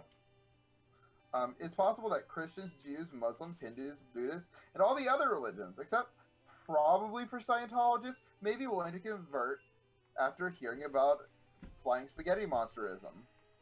We welcome with open arms any members of other religions. And remember our guarantee. Try us for 30 days, and if you don't like us, your God will most likely take you back. This is an important detail in spreading his word. If it works for infomercials, it will definitely work for religion. The God-back guarantee should always be offered up front. It shows that we're confident about our belief and helps to build trust. Trust is very important when you're trying to change someone's belief. And since we're one of the few religions that never threaten non-believers with violence, it's all we've got. Oh my God. That almost passed under my radar. Before you begin evangelizing, remember to heed this warning. Be careful of whom you attempt to convert. Members of some religions should be approached with care. As a missionary, you must select a target wisely. Always try to keep in high-traffic areas. That way, you can be sure to maximize religious outreach. Always present yourself in a... Hold on. My flashlight is still on. In a friendly and neat manner, unless you are wearing pirate regalia, which you should be, in which case you should remember that an eye patch will affect depth perception. This brings us to our next point. When wearing an eye patch, remember that objects may be closer or farther away than they appear. Not only is the statement true in fact, but it is also true spiritually. If you're talking to a Mormon and he keeps smiling pleasantly, be sure to watch his hands. You may think you've cornered a potential Pastafarian, while he may be considering where his gun's at. Always be aware. Why are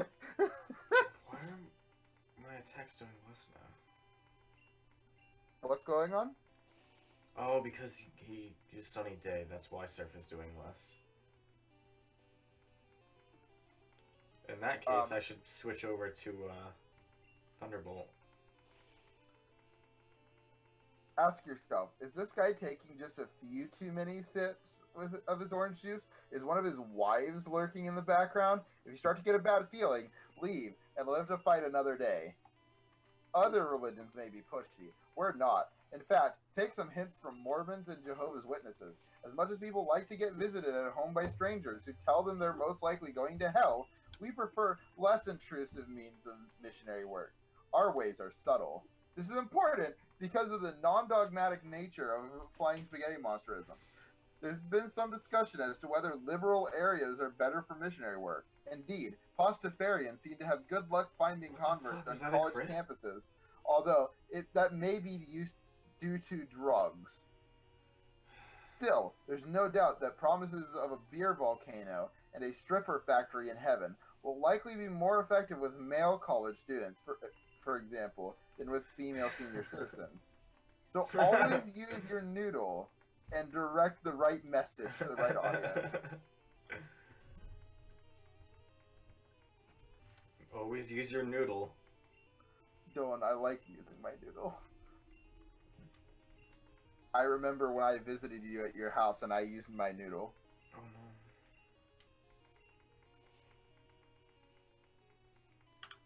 Really?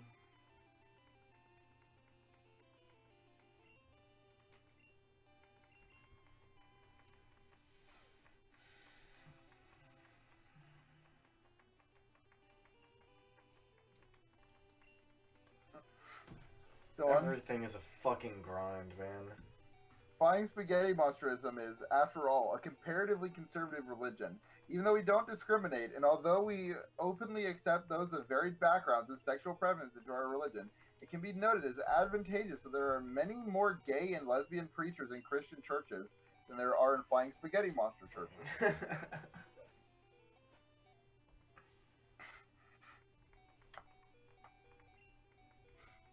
Oh my god.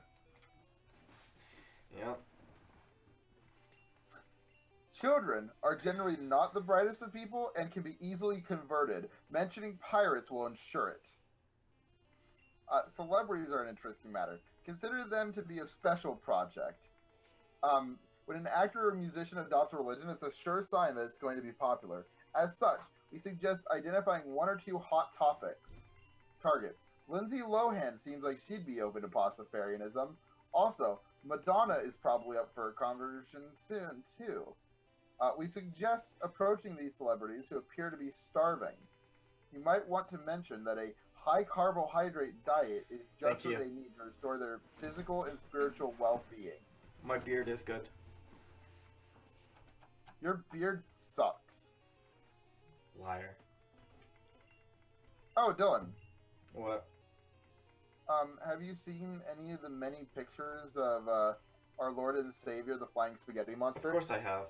Who do you think I am? Have you heard the good word? Ah! Ah? Ah.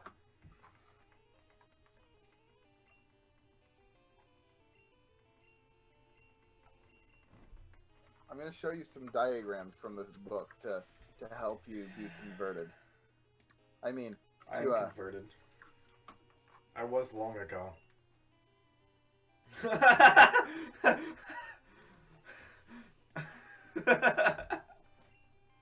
These are very scientific pictures, and I'd appreciate if you did not laugh at them.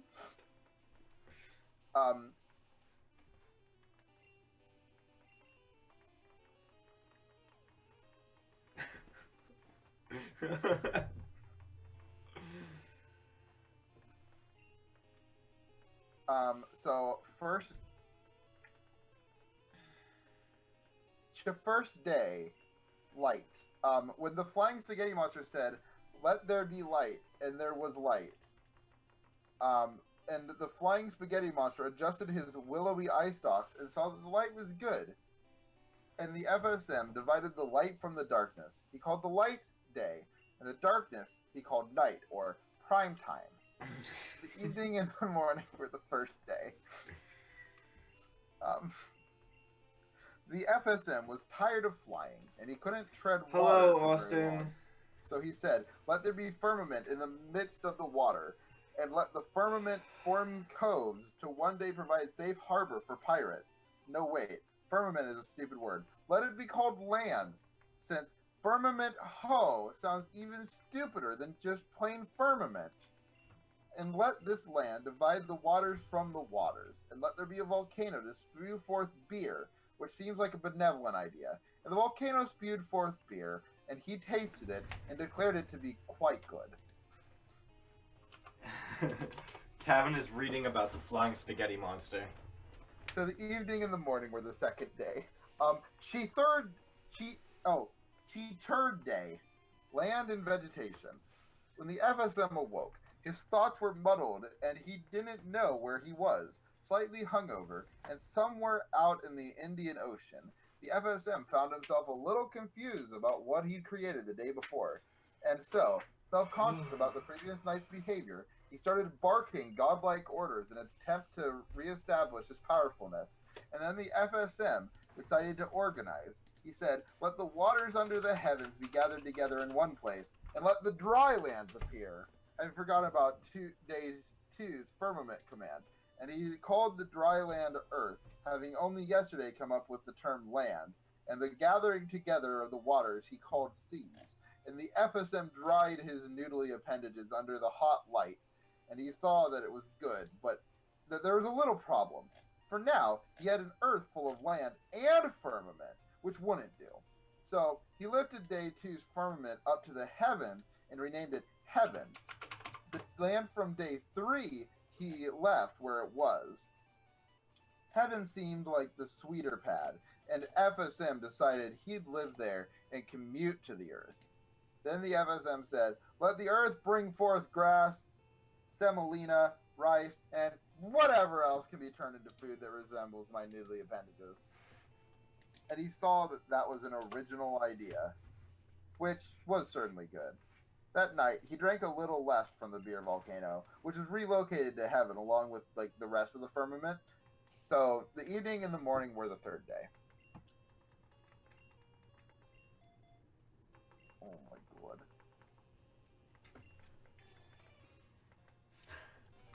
You're having a good time over there, aren't you? I'm jacking myself off to this reading. Who isn't? Chief Fourth Doi. The sun, the moon, the stars. At this point, the FSM was a little sore from overexertion. It was difficult for him to find a comfortable resting position during the night, which was darker than squid ink pasta would eventually be. So he said, "Let there be lights in the heavens, and let there be two lights, the greater light to rule the day and the lesser to rule the night." And since he had big plans for the next day, he turned in early. Fifth day, Big Bang.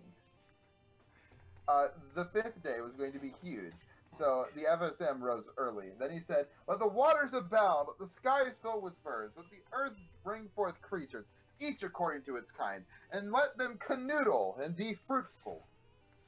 Yes. And he saw that it was good, and he was feeling pretty proud of himself. So he hit the beer volcano hard that afternoon. Later that evening, he rolled out of bed and landed hard on the firmament, and this, fair reader, was the true Big Bang. He had a funny feeling and realized in his drunken stupor that he had not only built a factory in heaven that turned out scantily clad women in transparent high heels, but he'd also created a midget on Earth, whom he called Man. And he said, "Wow, even I might have overreached my noodly appendage on this one." And not even sure what day it was anymore, he decided to take an extended break from the whole creation gig, and he gave a quick blessing and declared, "From here on out, every Friday is a holiday." Come on. That midget, the Olive Garden of Eden. That midget, however, was goddamn noisy. The FSM couldn't deal with all the complaining down on Earth, so the Lord FSM commanded the midget, saying, "Here's an idea. Why don't you collect the semolina, rice, and what have you, and make pasta in my image? That's what it's there for. Fill your mouth with it and be quiet and peaceful. But be careful with the olive tree, for the olive itself is good, but the pit inside is rock hard, and you could, like, choke or break a tooth or something. So you should consider it as evil. If you choke on it, you shall surely die." Which would mean I wasted a hell of a lot of time on you, although I already am having my second thoughts. God, I love the way this is written. It's amazing. Man wasn't excited about eating pasta 7 nights a week, so the FSM broke down and brought him all the animals, and Man renamed each as a food group. Cattle he called beef, pigs he called pork, ham, or bacon. Strangely, Man stuck with chicken for chicken. Perhaps the man was tired at this point and lost his sense of creativity.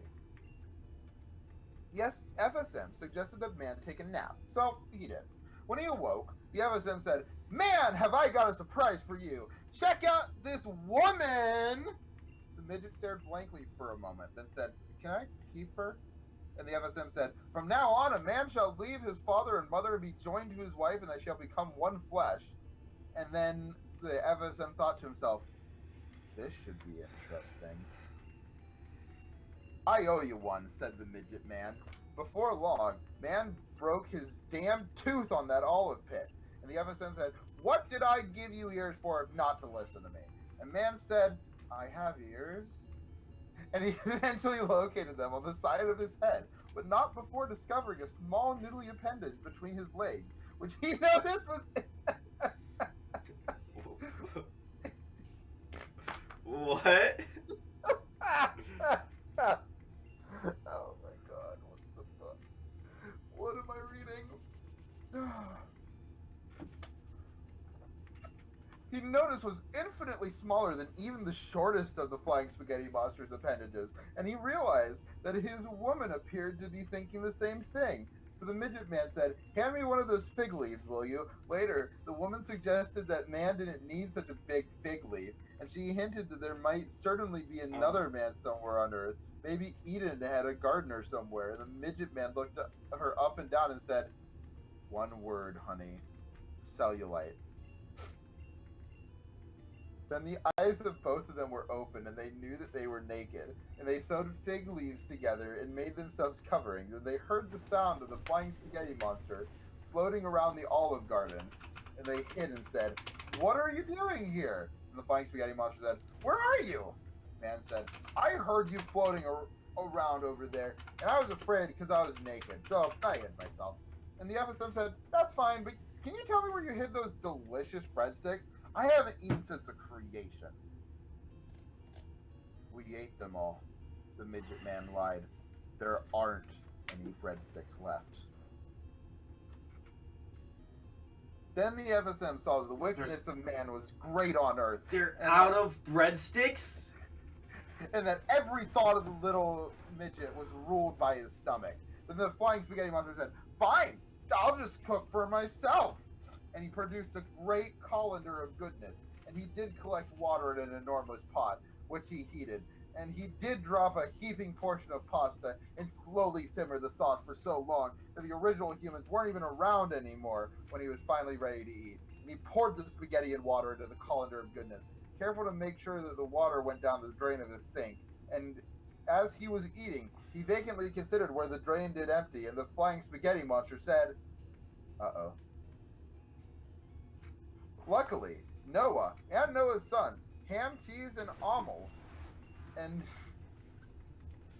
oh my god, and Noah's wife and the 3 wives of his sons with them had been working on Big Noah's floating menagerie, which was to be housed in a great ark of Noah's design. On that day, all the fountains of the great deep were broken up, and the drains of the heavens were opened, and the rain was on the earth 40 days and 40 nights. The ark did float, but it did stink. After several battles with pirates, the ark did finally rest on Mount Ararat. And when the waters receded, it was a long walk home for Noah and his family, and no one could locate the unicorn pair. But they did discover Noah's son Ham in a back chamber of the ark, picking his teeth with an oversized toothpick that remarkably resembled a horn.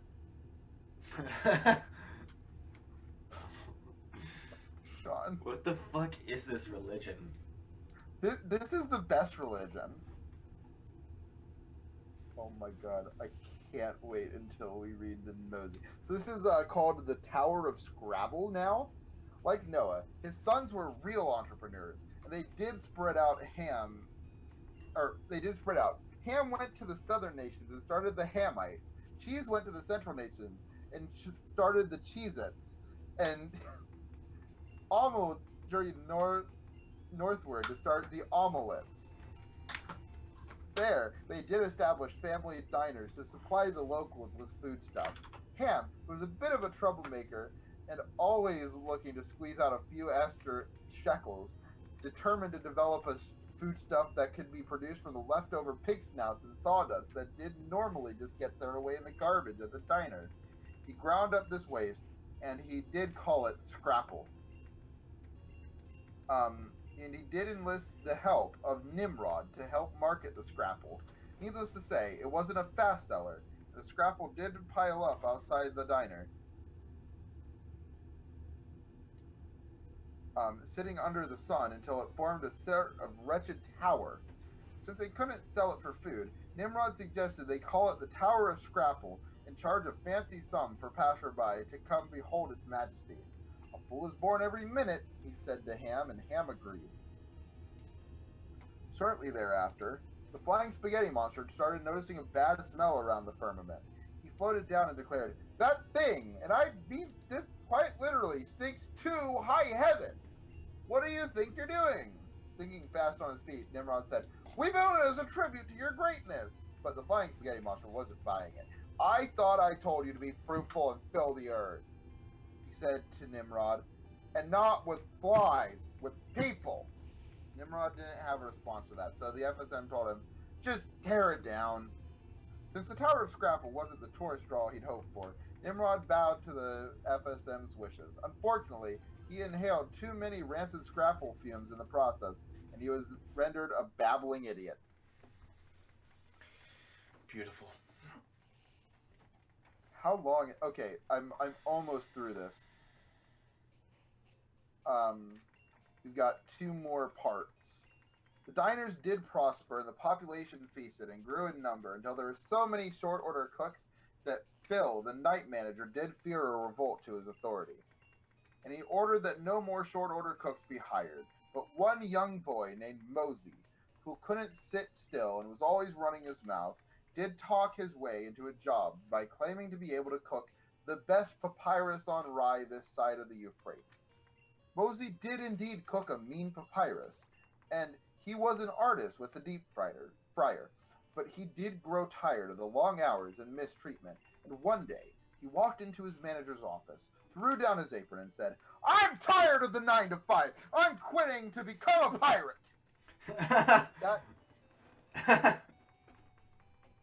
What the fuck is this, man? This is the gospel, Dylan. I don't know. I'm quitting to become a pirate. You didn't even say anything about the slut factory. I don't remember the slut factory. What? There is a slut factory like a couple chapters back. Damn.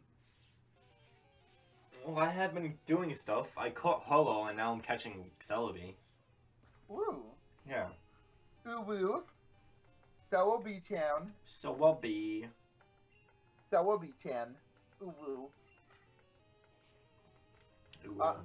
That got the flying spaghetti monster's attention, and he kept careful track of Mosey.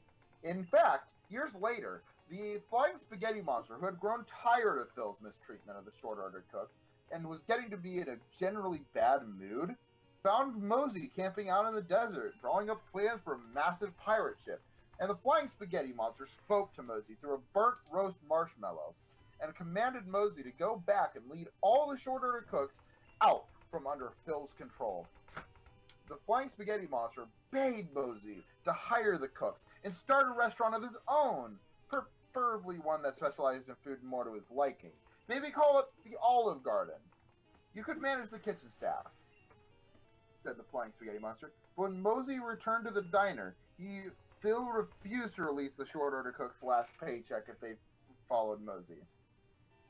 Now, the flying spaghetti monster was really angry with Phil, and he punished him with the following plagues. 1. A rain of spaghetti sauce. 2. A hail of linguine. 3. Repeatedly playing Kid Abysnia's rap hit, "I'm the Mechada Daddy," inside Phil's head. Phil relented, and the FSM commanded the short order cooks to celebrate the yearly Pastover, where the angel hair pasta of death passes over all the houses that have a smear of sauce on the doorpost. Now, the flying spaghetti monster spoke to Mosey, saying, There we go. "This month shall be the beginning of your new restaurant franchise. It will be the first month of the rest of your life. Speak to all the short order cooks, saying, begin your sauce on the 10th day of this month. Every man shall prepare a sauce, stirring it occasionally. If you don't have enough people to eat it, go over to your in-laws' house. Now, you shall cook the sauce until the 14th day of the same month, and you shall take some of the sauce and smear it on your doorpost. Then, you shall pour the remainder of the sauce over a heaping bowl of pasta of your choosing, and you shall eat all of it. With a belt at your waist, a patch over your eye, and a cutlass in your hand, you shall eat the pasta, for you are no longer short order cooks, but the sauce on your door will mark you as pirates. What? Though Phil had reluctantly agreed to release the last paychecks, as soon as Mosey led the short order cooks out of the diner, he changed his mind. Phil chased after them all the way to a giant red puddle of spaghetti sauce that had been left over from the first plague. The flying spaghetti monster parted the red puddle for Mosey, but he didn't notice that Phil was hot as his heels. Unfortunately, Phil was swallowed up by the puddle and rolled into a giant meatball. Mosey became Pirate Mosey, and later dried pasta fell from the skies like manna, which is Hebrew for monster.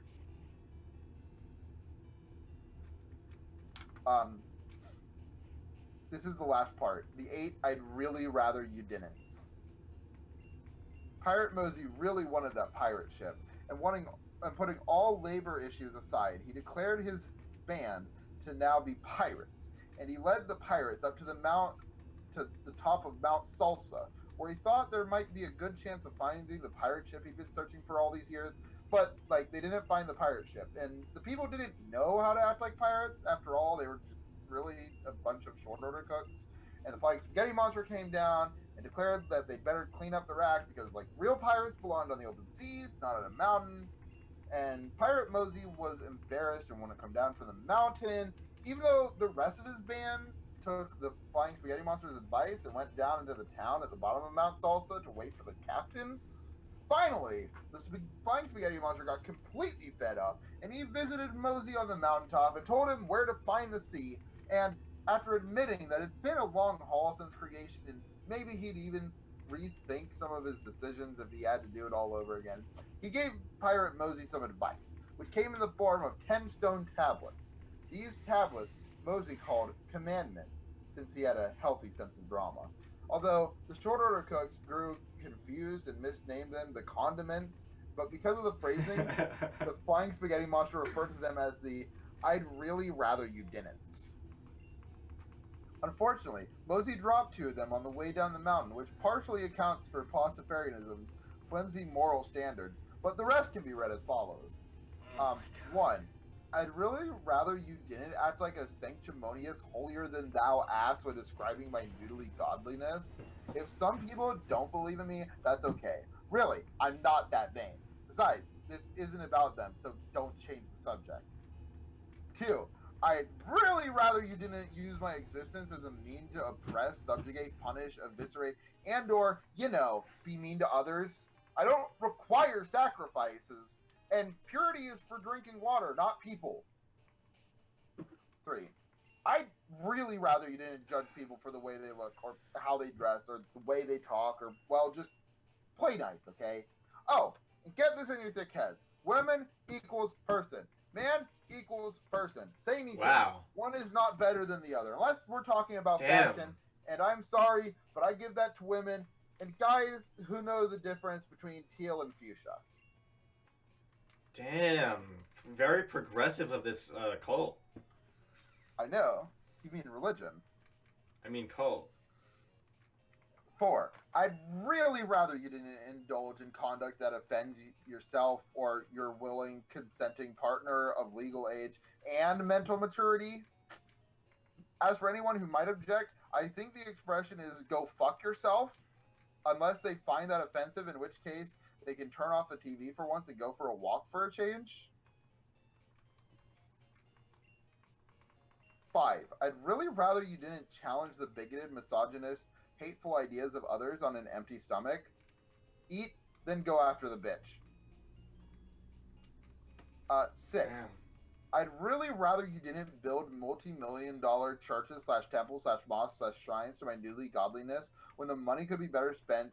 Take your pick. A, ending poverty. B, curing diseases. C, living in peace, loving with passion, and lowering the cost of cable. I might be a complex carbohydrate omniscient being, but I enjoy the simple things in life. I ought to know. I am the creator. 7. I really rather you didn't go around telling people I talked to you. You're not that interesting. Get over yourself. And I told you to love your fellow man. Can't you take a hint? 8. I'd really rather you didn't do unto others as you'd have them do unto you.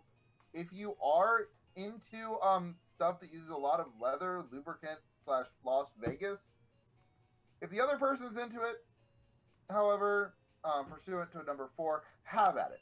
Take pictures, and for the love of Mike, wear a condom. Honestly, it's a piece of rubber. If I didn't want it to feel good when you did it, I would have added spikes or something.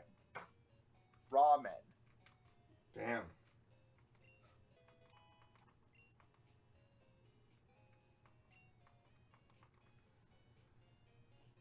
Oh, it's got a little bit of a history of heretics.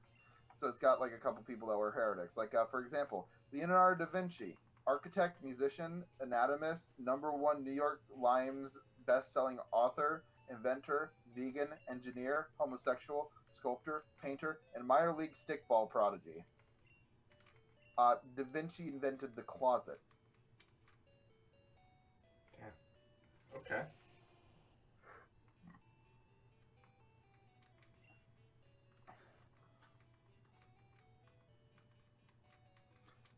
This book, I read, that was like the little bit of gospel. That was the Holy Noodle. This book is 165 pages. Damn. Togepi can't learn cut. Damn. No, Togepi can't. What would it be cutting with? It's dick. Fair enough.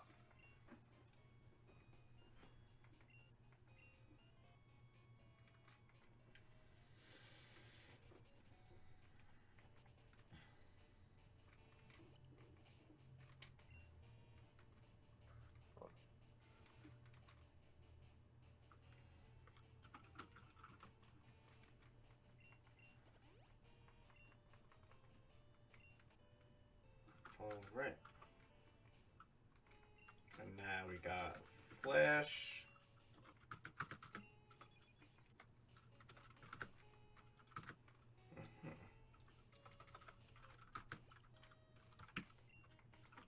There we go.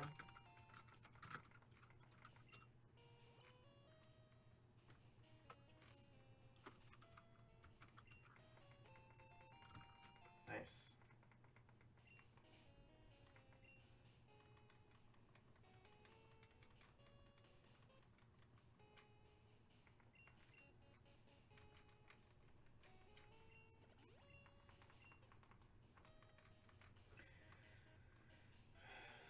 No.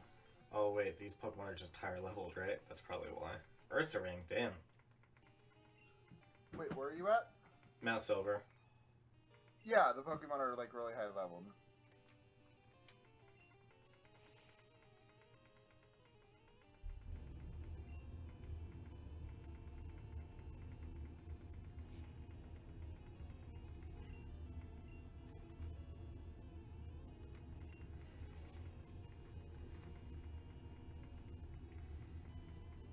No, stop it.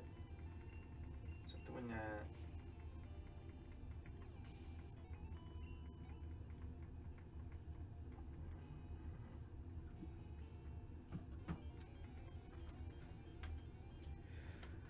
Let me see. Ah! Ah!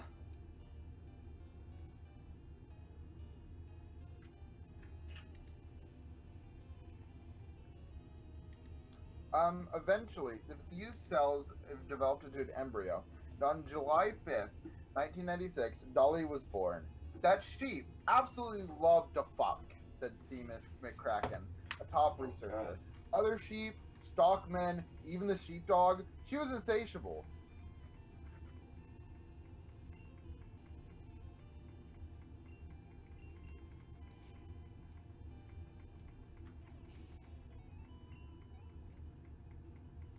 Ah, so close.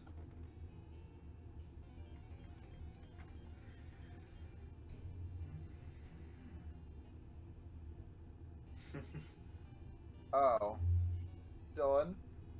Dolly had arthritis by the age of 5, lung disease by the age of 6, and a bad case of gonorrhea pretty much throughout. Nice.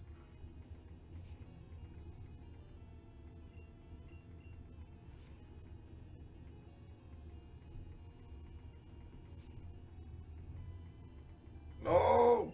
It was a critical hit, damn.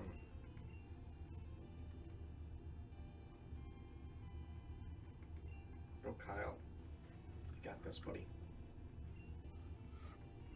So, Dylan. What? Do you like cooking with Twinkies? I don't often do that, no. I mean, I've never tried it.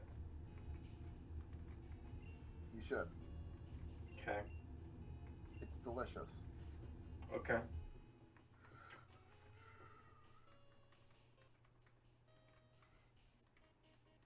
Maybe I'll try it one day.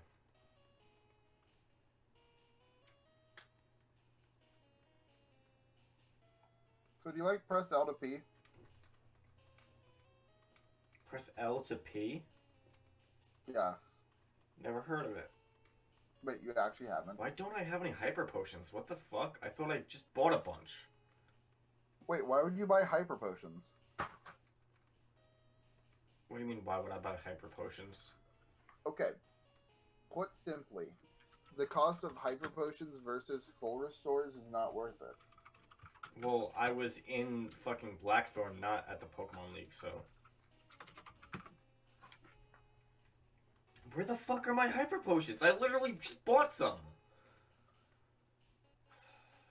Whatever, I'll just use a max potion. It's not like it matters.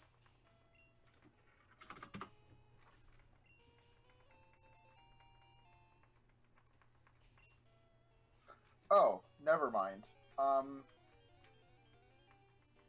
So... Yeah?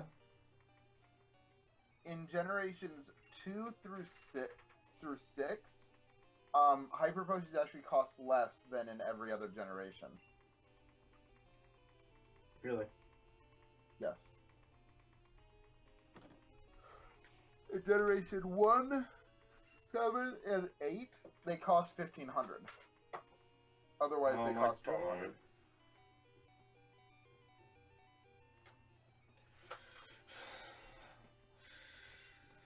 I fucking hate this game, man. I hate this game a lot. Why? You know, most people consider Gold, Silver, and Crystal to be a direct upgrade to the originals. Yeah, and I hate it. Do you consider it a direct upgrade? Yeah, and I hate it.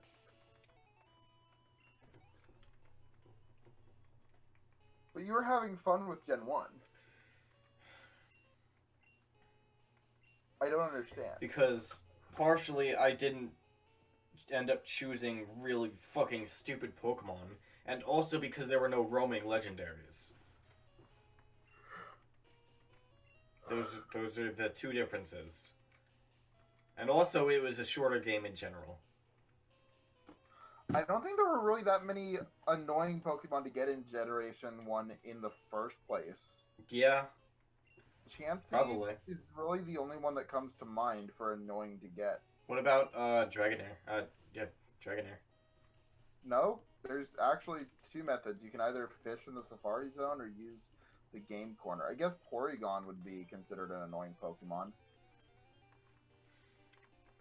So anyways, Gen 2 is a better game, but it is incredibly more annoying.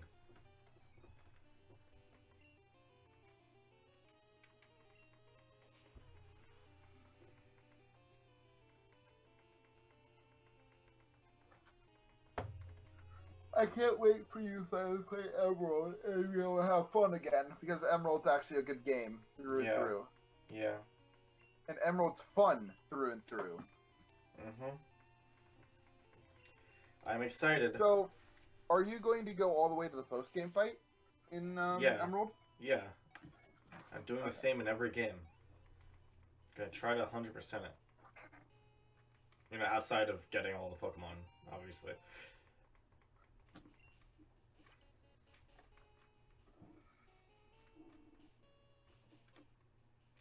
Is that? Oh, there's a cave up there. Hold on.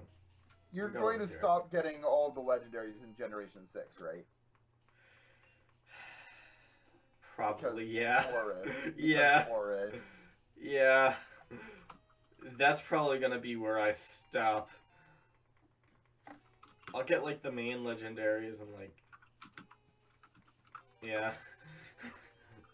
Basically. You remember how much of a bullshit it is to get all the legendaries in order. Yeah, it's literally worse than this.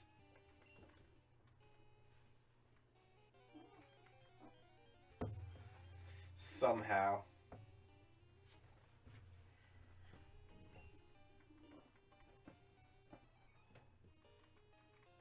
Actually, now that I'm looking at it, it's not that bad outside of Reshiram and Zekrom. Really? Yeah, okay. So, Groudon, Groudon, Kyogre you catch in the main story. Yeah, of course. The Regis are kind of annoying because they've got that mini quest that you gotta do to unlock them, and then they have, like, the inside thing that you have to do, specifically Regice, you just have to wait for 2 minutes without moving. Mm-hmm. Rayquaza you catch during Delta episode. Deoxys you catch during Delta episode. Regigigas, you need all 3 Regis.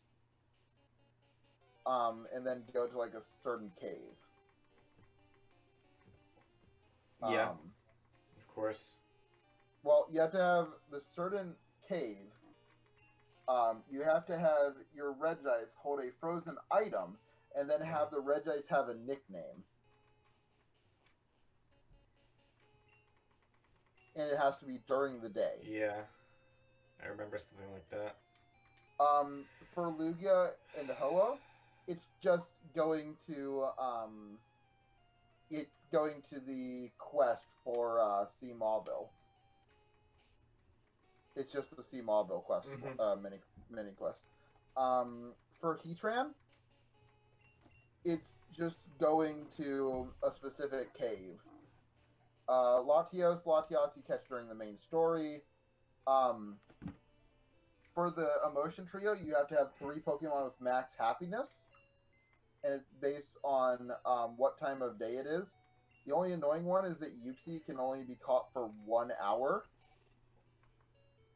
out of the day. Mm-hmm. That's kind of annoying, but it's not too bad. Dialga and Palkia just require you to have the Emotion Trio, and they're game-specific. Giratina, you have to have both Dialga and Palkia. For the Sword Trio, you need to have 3 Pokemon with max effort values. Reshiram and Zekrom are the ones that I say are the most annoying and the only ones that would really give you trouble to get, because they need a level 100 Pokemon. That's not too bad, though. And then for Kyurem, you need to have both Zekrom and Reshiram. It's game specific, right? Which one do you get? Yeah, so you'd have to do the same in 2 games. Same with Ho-Oh Lugia. You don't have to do it in the same game. I would say that you would be able to use the GTS. Well, yeah.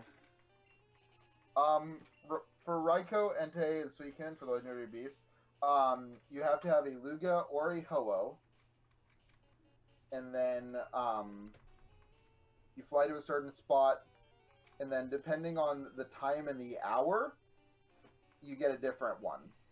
So, like, for every 20 minutes is a different Legendary Beast. Okay. Thundurus and Tornadus, you need to have a cast form. Landorus, you need to have both Thundurus and Tornadus, and then for Cresselia, you just have to keep checking every day for a specific island. Yep.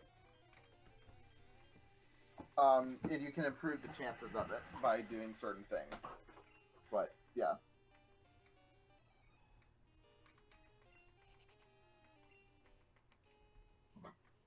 None of them are specifically difficult. Yeah. It's just there's a fuck ton of them. Mm-hmm. I would say that Sun and Moon, or Ultra Sun, Ultra Moon, actually may have worse legendaries, now that I'm looking at it.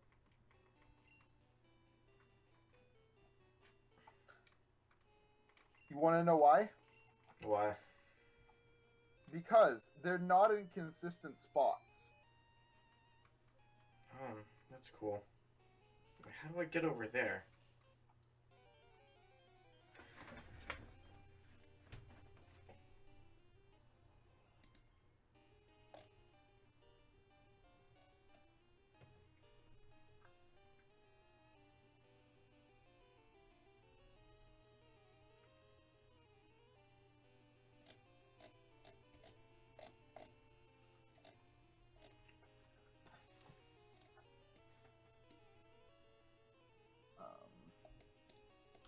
The top blues are normal. There's Ultra Wormhole legendary Pokemon where you have to go through ultimate wormholes. Mm-hmm. And they can be soft reset to be shiny, by the way. There's 1, 2, 3, 4, 5, 6, 7, 8, 9, 10, 11, 12, 13, 14, 15, 16, 17, 18, 19, 20, 21, 22, 23, 24, 25, 26, 27, 28, 29, 30, 31, 32, 33, 34, 35, 36, 37 legendaries that are exclusive to this method. Wait, in what? In Ultra Sun, Ultra Moon. Oh my god. There are 37 legendaries specific to the Ultra Wormholes. Oh god. And the Ultra Wormholes aren't easy either. Yeah. How do I get down there? Well, they do technically all have unique animations. Oh, when I you find can them. swim this way. Might as well do it. Although some of them are version exclusive. Xerneas and Yveltal are version exclusive. Kyurem, you need to have both Landorus and both Reshiram's are gone. Landorus need both Tornadus, Thundurus. Reshiram and Zekrom are game specific. Thundurus, Tornadus are game specific. Dialga Palkia are game specific. Giratina requires both.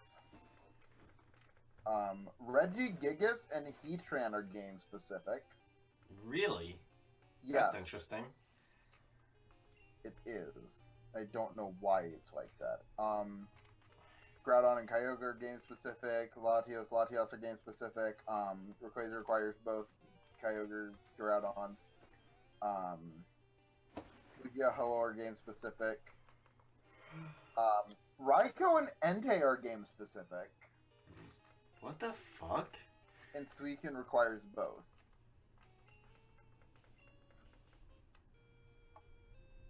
Since when are Raikou and Entei game specific?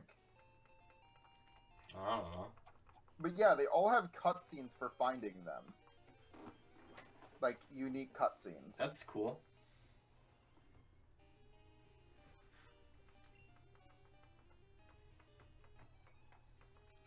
So yeah, I recommend that you don't bother with legendaries for the Gen Ultra 6 and Wormholes 7, and... yeah. Well, you can get the regular legendaries, just don't go I for know. Ultra Worm. I know. Because, like, you can still get, like, the Tapu's, Zygarde. Mm-hmm. And you can actually get both Solgaleo and Lunala in the same version, I believe. Depending on where you evolve it. Yeah. Oh, yeah, you can.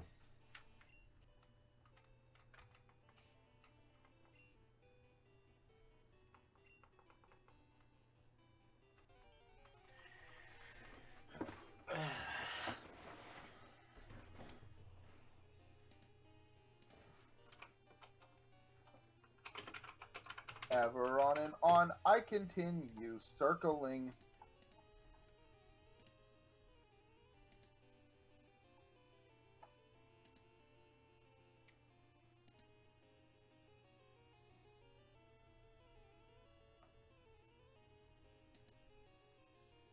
I cannot wait for you to do the Ultra Necrozma fight.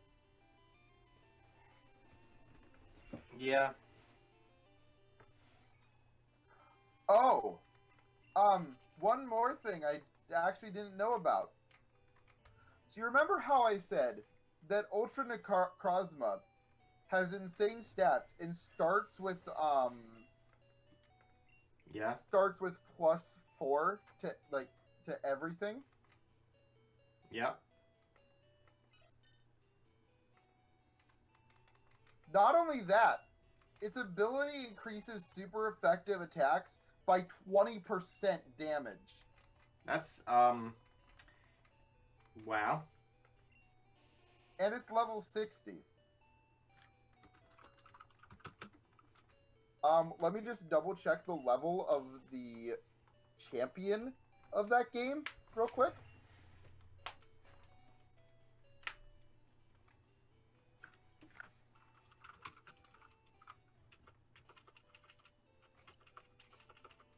Do I need?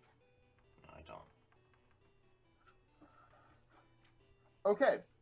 The champion's highest level Pokemon is level 60. Well then. And you fight it before the champion. Before the champion? Yes. Oh my god. You fight it in between Gym 8 and the champion. Like between Gym 8 and the Elite Four. It's kind of dumb.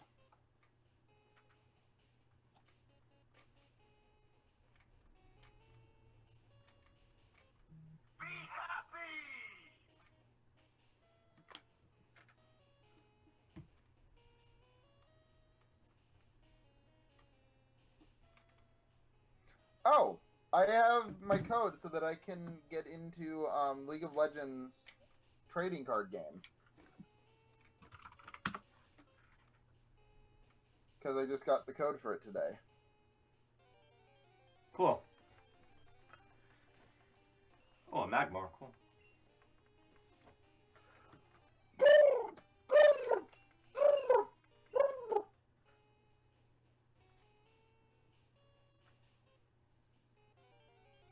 Fuck.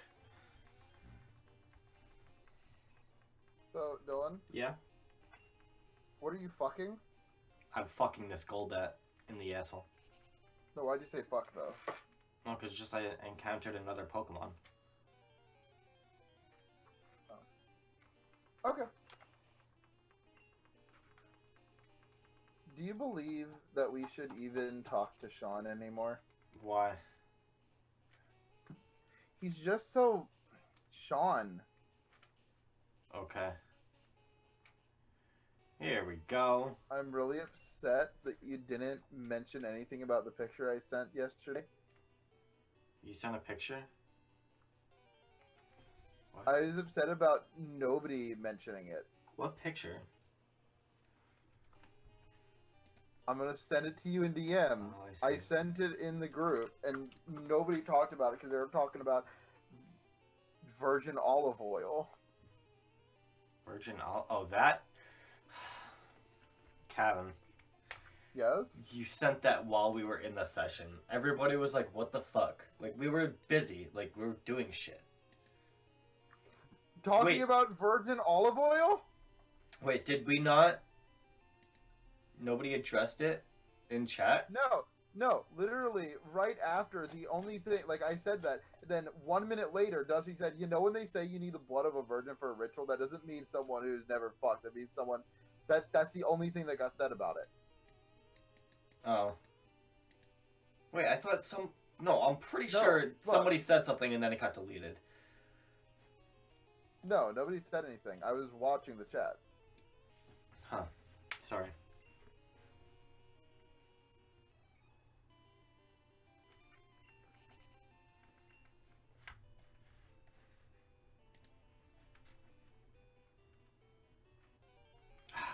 Stop. Wait, Dusty changed their hair? What? That was just a joke. I think. Oh.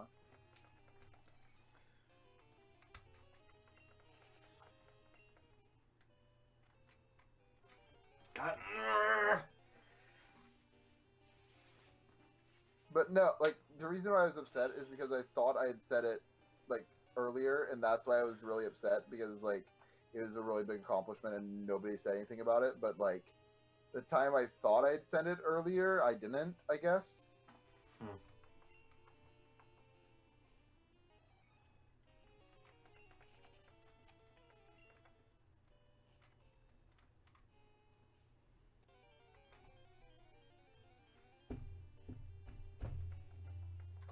But I mean, yeah, I've got my TC and software dev. Yay. Congrats. God. This is like Cerulean Cave all over again. Dylan, it's not that bad. Yes, it is.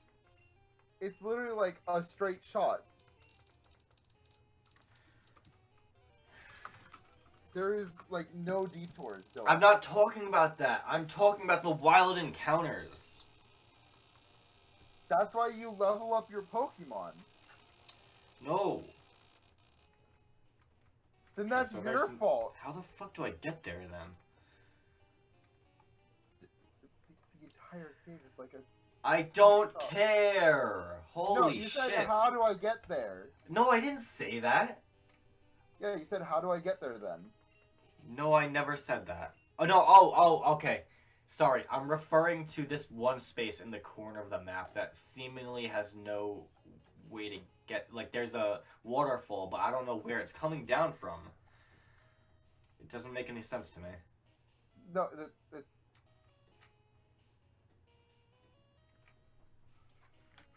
And there's, like, items there, I think. I think I saw an item there. So I'm like, what the fuck? Are you talking about the top right part? Top left. I don't even know. Whatever. I mean, I've got the map pulled up right now. So do I, and I don't see any, like, way to do it, No, but I don't care. Top left? Yeah. There's nothing in the top left. Okay. But if you're talking about the waterfall on the right side, yeah, No, there's a cave there. I already did that. And there's also a cave in the bottom left. Yeah, I did that too. Yeah, then you've got everything. And now you've just got the straight shot to red. Well, yeah, I've gone back and forth a couple times, but now I'm actually going to fight red. My team is all level 45s. I did it around that level. Let's see how this goes. I mean, if you're smart about it, you can easily do it at level 45. Yeah, let's see, he starts with a Pikachu. Yes, level 88 Pikachu. 81. 81? Okay. Yeah. Nightmare, here we go. It knows Thunderbolt, Thunder, Charm, and Quick Attack. Ooh, the Charm.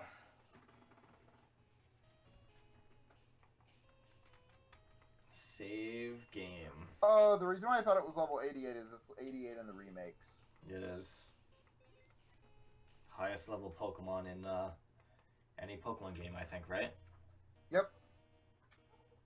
Well, trainer Pokemon, not a wild Pokemon. Because you can actually, in Platinum, you can encounter level 100 Magikarps. Yeah, in one specific area. Yeah. That's the highest level Pokemon you can encounter ever.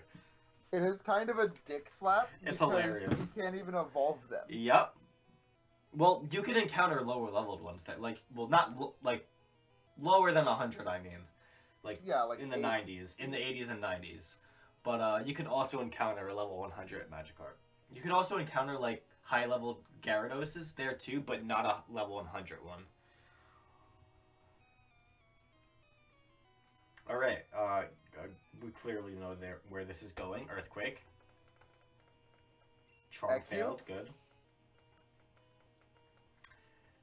All right, Legends of Runeterra. Let's look it Holy up. shit! I just one-shot a level 81 Pikachu.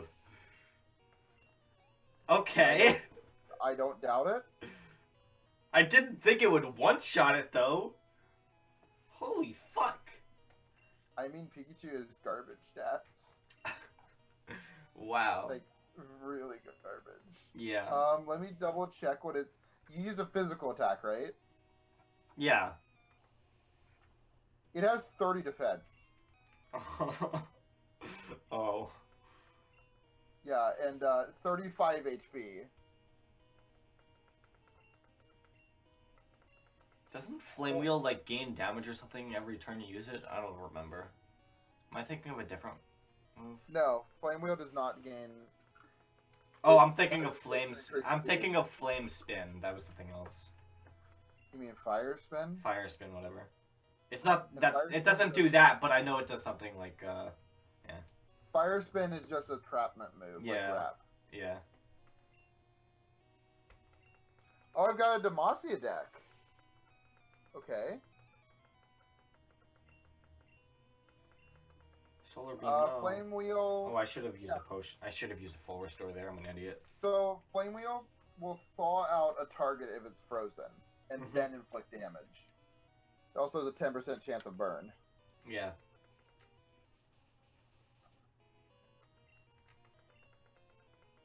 Synthesis, no! Stop! Or I should put it to sleep, actually. That'd be good. Okay, I'm playing Garen. Oh, you are? Now I've got a Garen. This You is how much son- damage. It does 5 damage. Oh! Oh, okay, so it's like magic. It's got H hardness and toughness. Level up.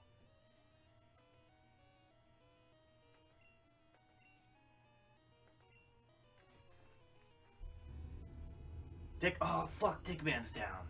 I can't use rollout. I guess Kyle.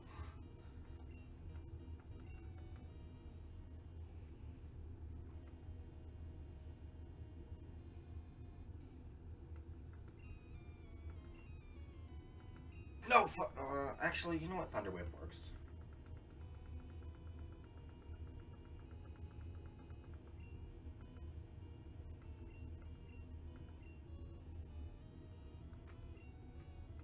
Oh, and I leveled up. Cool.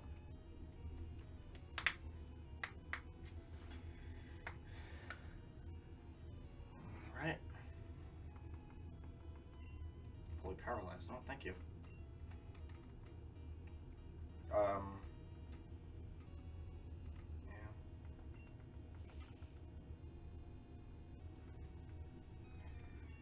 Critical hit, thank you.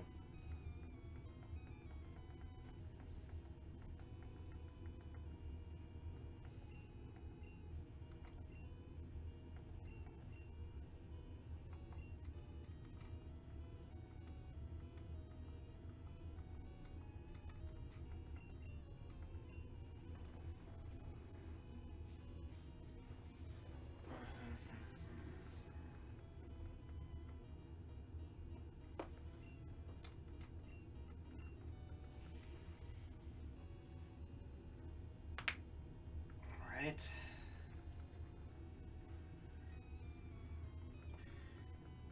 There we go. This is gonna be it. Surf. There we go. Charizard's down.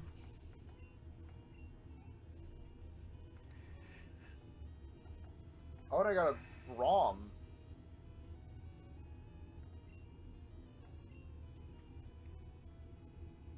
So now I've got a white-blue. This is a lot like Magic, honestly. Yeah.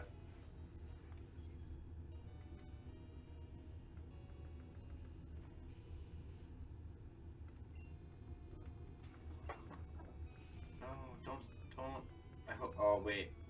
Fuck. That's gonna one-shot. I shouldn't have done that. Who can take on Espeon?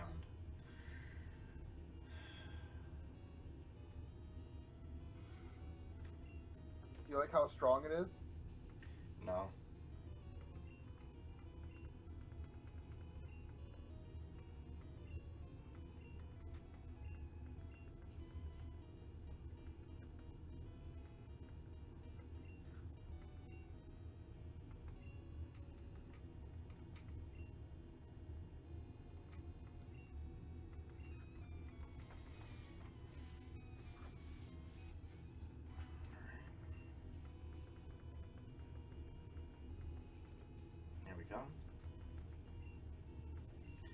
Now just spam Fury Cutter. Hopefully it does something.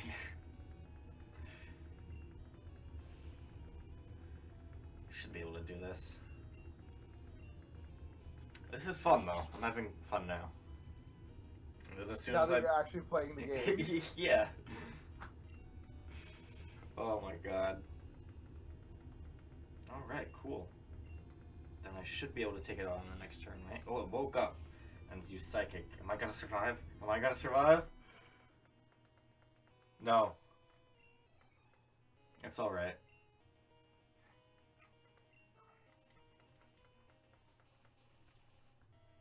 Just go for another Hypnosis. No! It's too fast!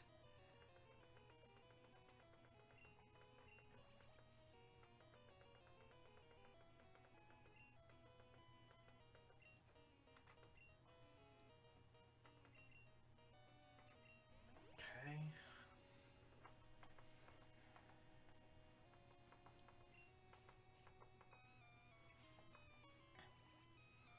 Okay.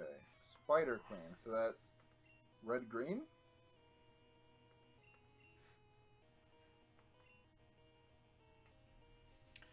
Alright. This is gonna be a max revive. On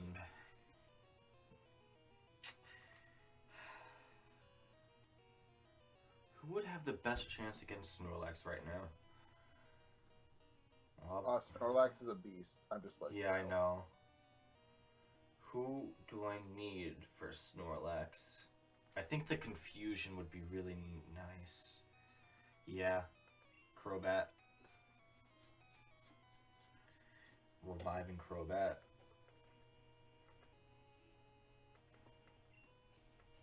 Oh wait, and Snorlax has like Sleep Talk, right? Not or Snore or whatever. Fuck.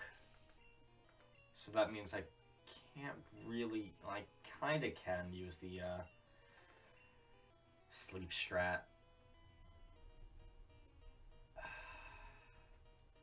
I'll use the Sleep Strat.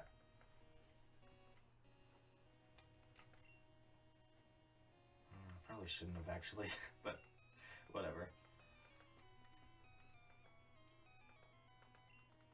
And Leech Seed. Leech Seed is very necessary. It evaded the attack, what the fuck? Come on, Leech Seed. There we go, it was seeded.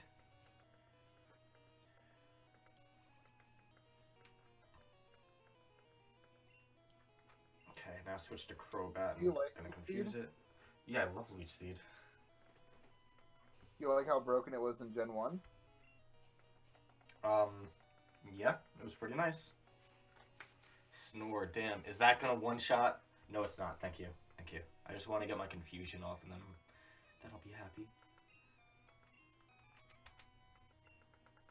Fuse Ray.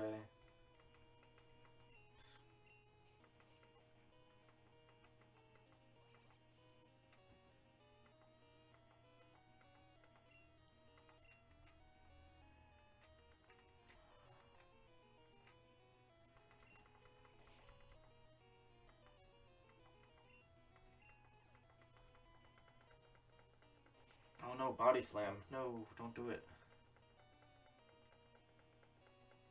Oh, that one shot. Okay, now back to Kyle. Kyle's gonna do a Thunder Wave.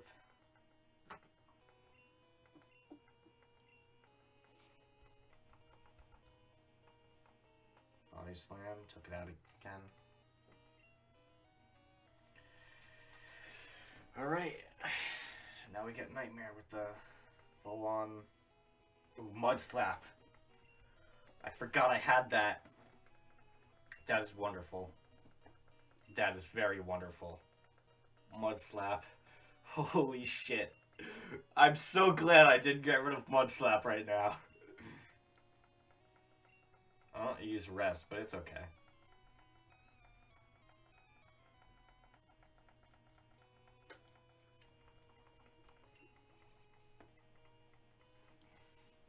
With this Mud Slap, I have destroyed your Snorlax.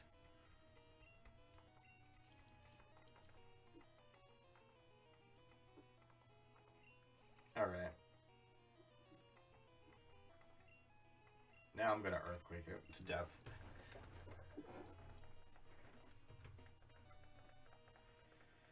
And then after that, I just have Blastoise, and Blastoise should be pretty easy to take out with my Executor, so... Oh wait, does it have fucking Ice Beam? Or Ice Punch or something? I wonder. Should 2 decks... It shouldn't.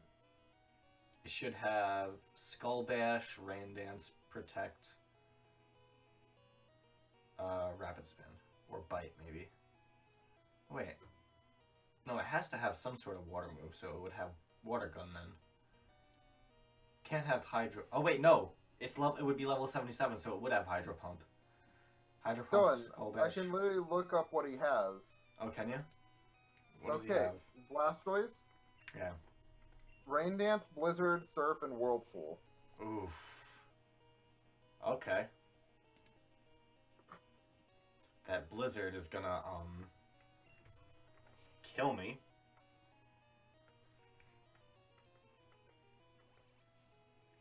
Yay. Yeah! Snorlax down!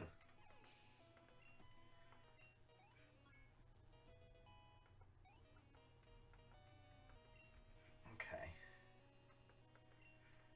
Blastoise, switch, please. Executor.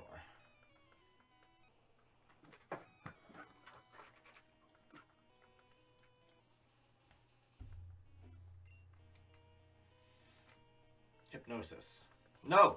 No! No! Don't Blizzard!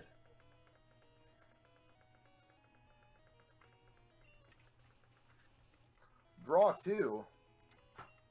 I don't think those are really as good in this as normal, though.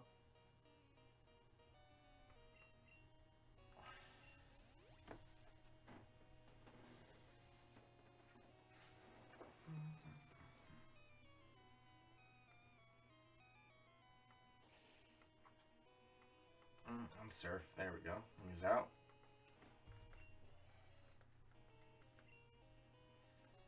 Santa, you got this. Hypnosis. Come on. Work. No! Yes, it missed! Hypnosis. Holy shit. Okay. Real quick. Max Revive on Kyle. Immediately. You never fucking know. I don't want to lose this fight and have to restart.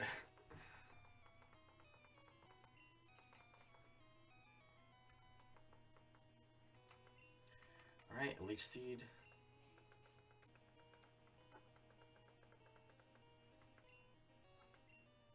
Alright, now just Giga Drain.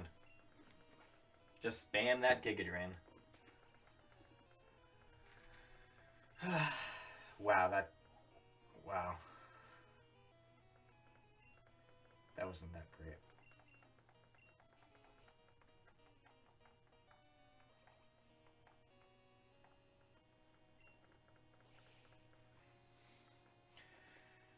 Alright, there we go. As long as it doesn't wake up. If it wakes up, then oh well. Blizzard, yep. There we go. It's okay though. I have my guy. It's okay. Kyle can do this. Kyle, you can get the last hit in. Kyle can get the last hit? Kyle can get the last hit with his beautiful Thunderbolt. What? Yes? What? What do you mean, yes? There we go! Got him! I got him! I beat Blastoise. I beat Red. Just beat the game. I'm finally done. Holy shit.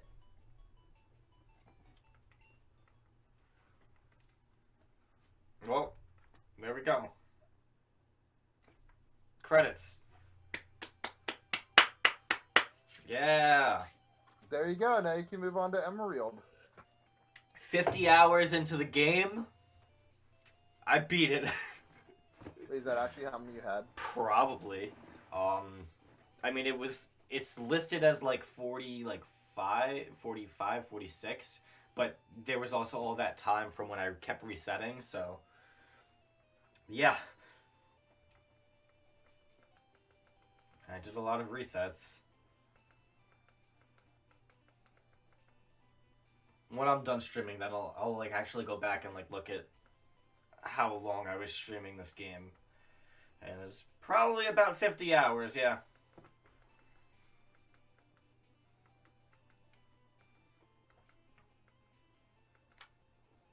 Fucking insane, dude.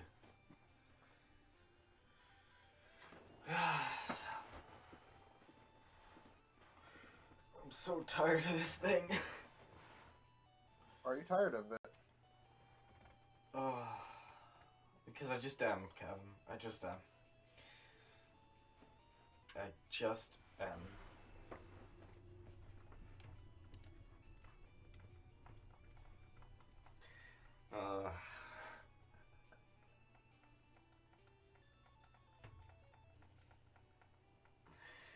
Come on, just fucking end credits, please. I want to stop streaming. I want to go, like, eat food. And, like, I don't know, do something. My ears hurt. Got a headache. Oh, the end.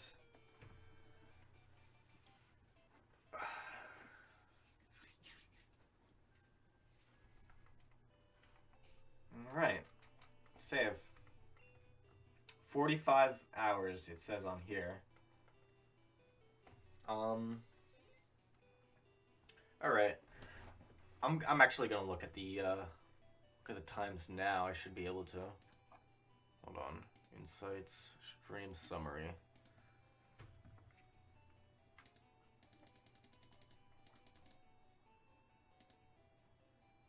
Oh, I can't keep going back. The furthest I can go back is December 27th, which was like the 3rd, Don't I you get think. stream summaries when, like, in your email? I think so, actually.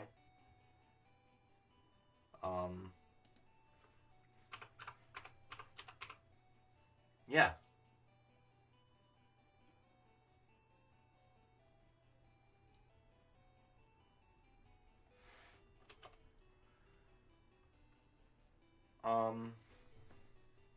Wow. Yeah.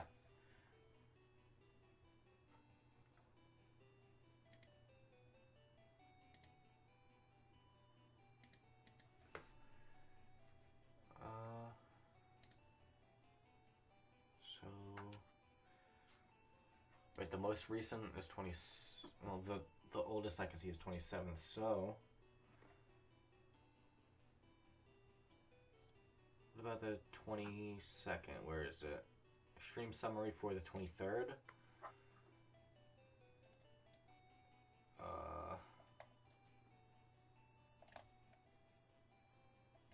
It doesn't tell me which game this was. Oh, I could check in my files, actually. I could check what day each game was.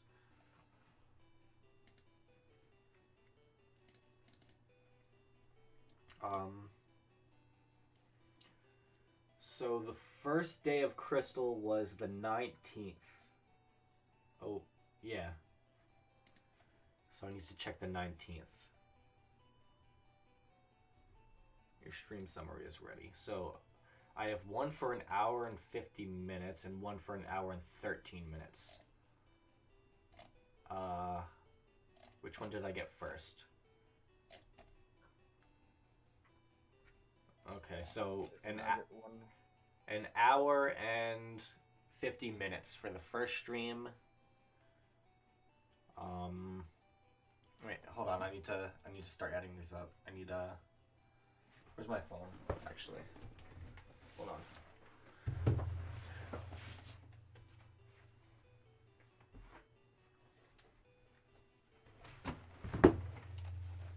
All right, got my. Excuse me. Got my phone. Hold on. What's this?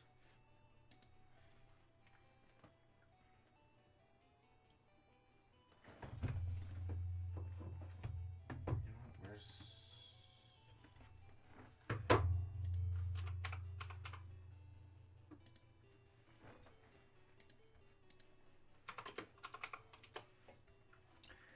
Okay, and then the 23rd would have been 5.5.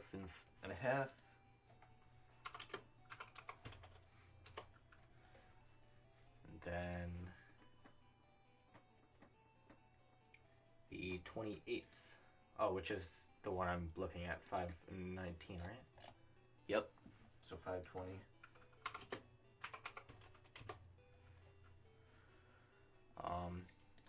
Then we got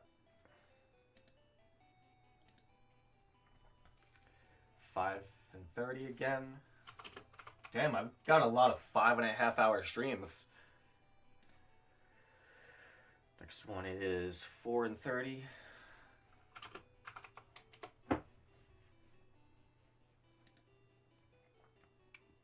Three.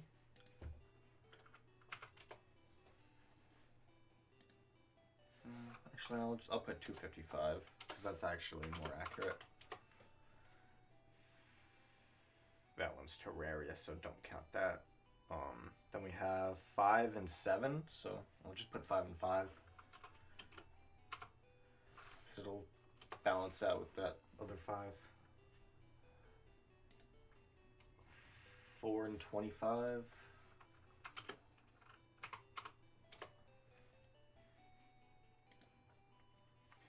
8 and 30. Damn. Wait, 8 and 30 was just the last one I did just the other day. 8 and 30. And then this one, well, then I have 1 and 50 from just now. Well, from earlier, not this one.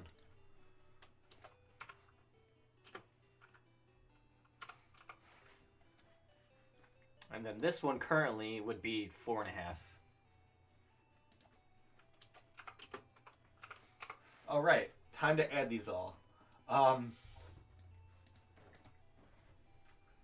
So let's see.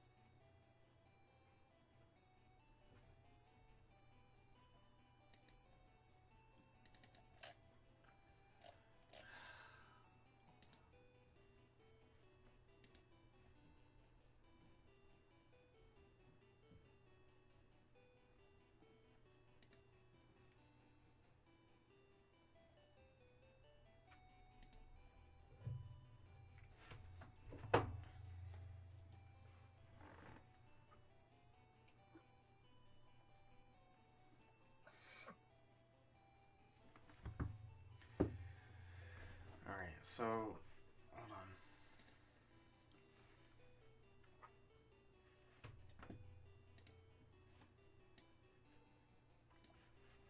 You know what? Hold on. Let me just do this.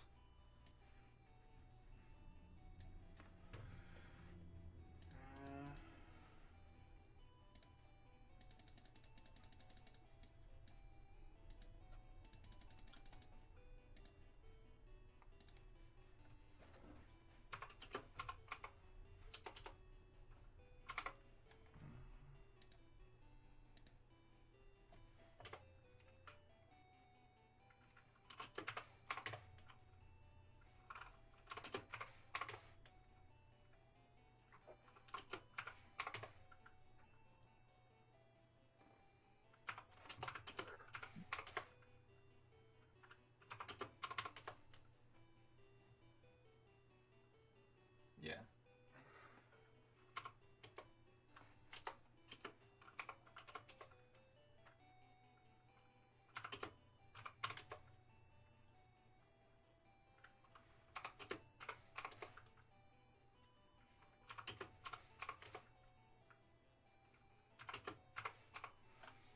All right, so This is the list we have. Can I make it bigger? 28? Yeah. No. This is fine. 28's fine. So, let me just do this. So 30 and 30 is 1. 30 and 30 is 2. 30 and 25 and 5 is 3.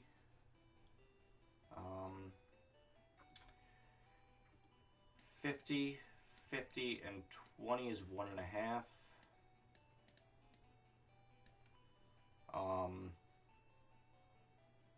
Yeah, and then 55 would make that, alright, so that would be,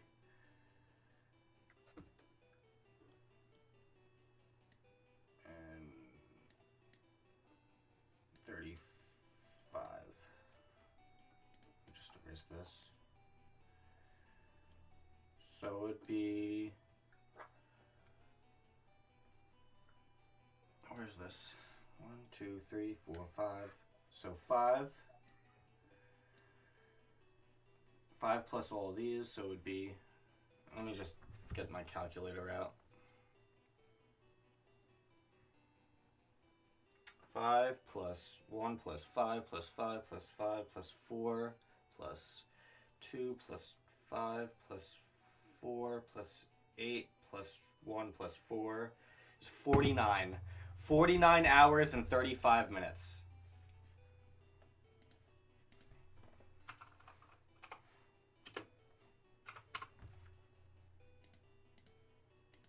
That's it.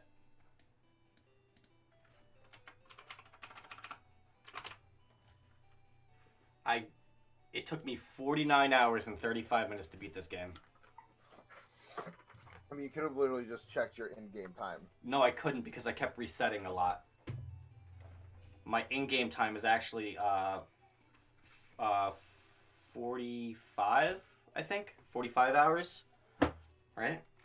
My in-game time is, yeah, 45 hours. So, wow. 49 hours and 35 minutes. It'd probably be like 30 because I'm subtracting from other things. Damn. That's crazy. Alright, and with that, I guess I'll be finishing off the stream. Steve Mario, thank you for watching. Thank you very much. Alright.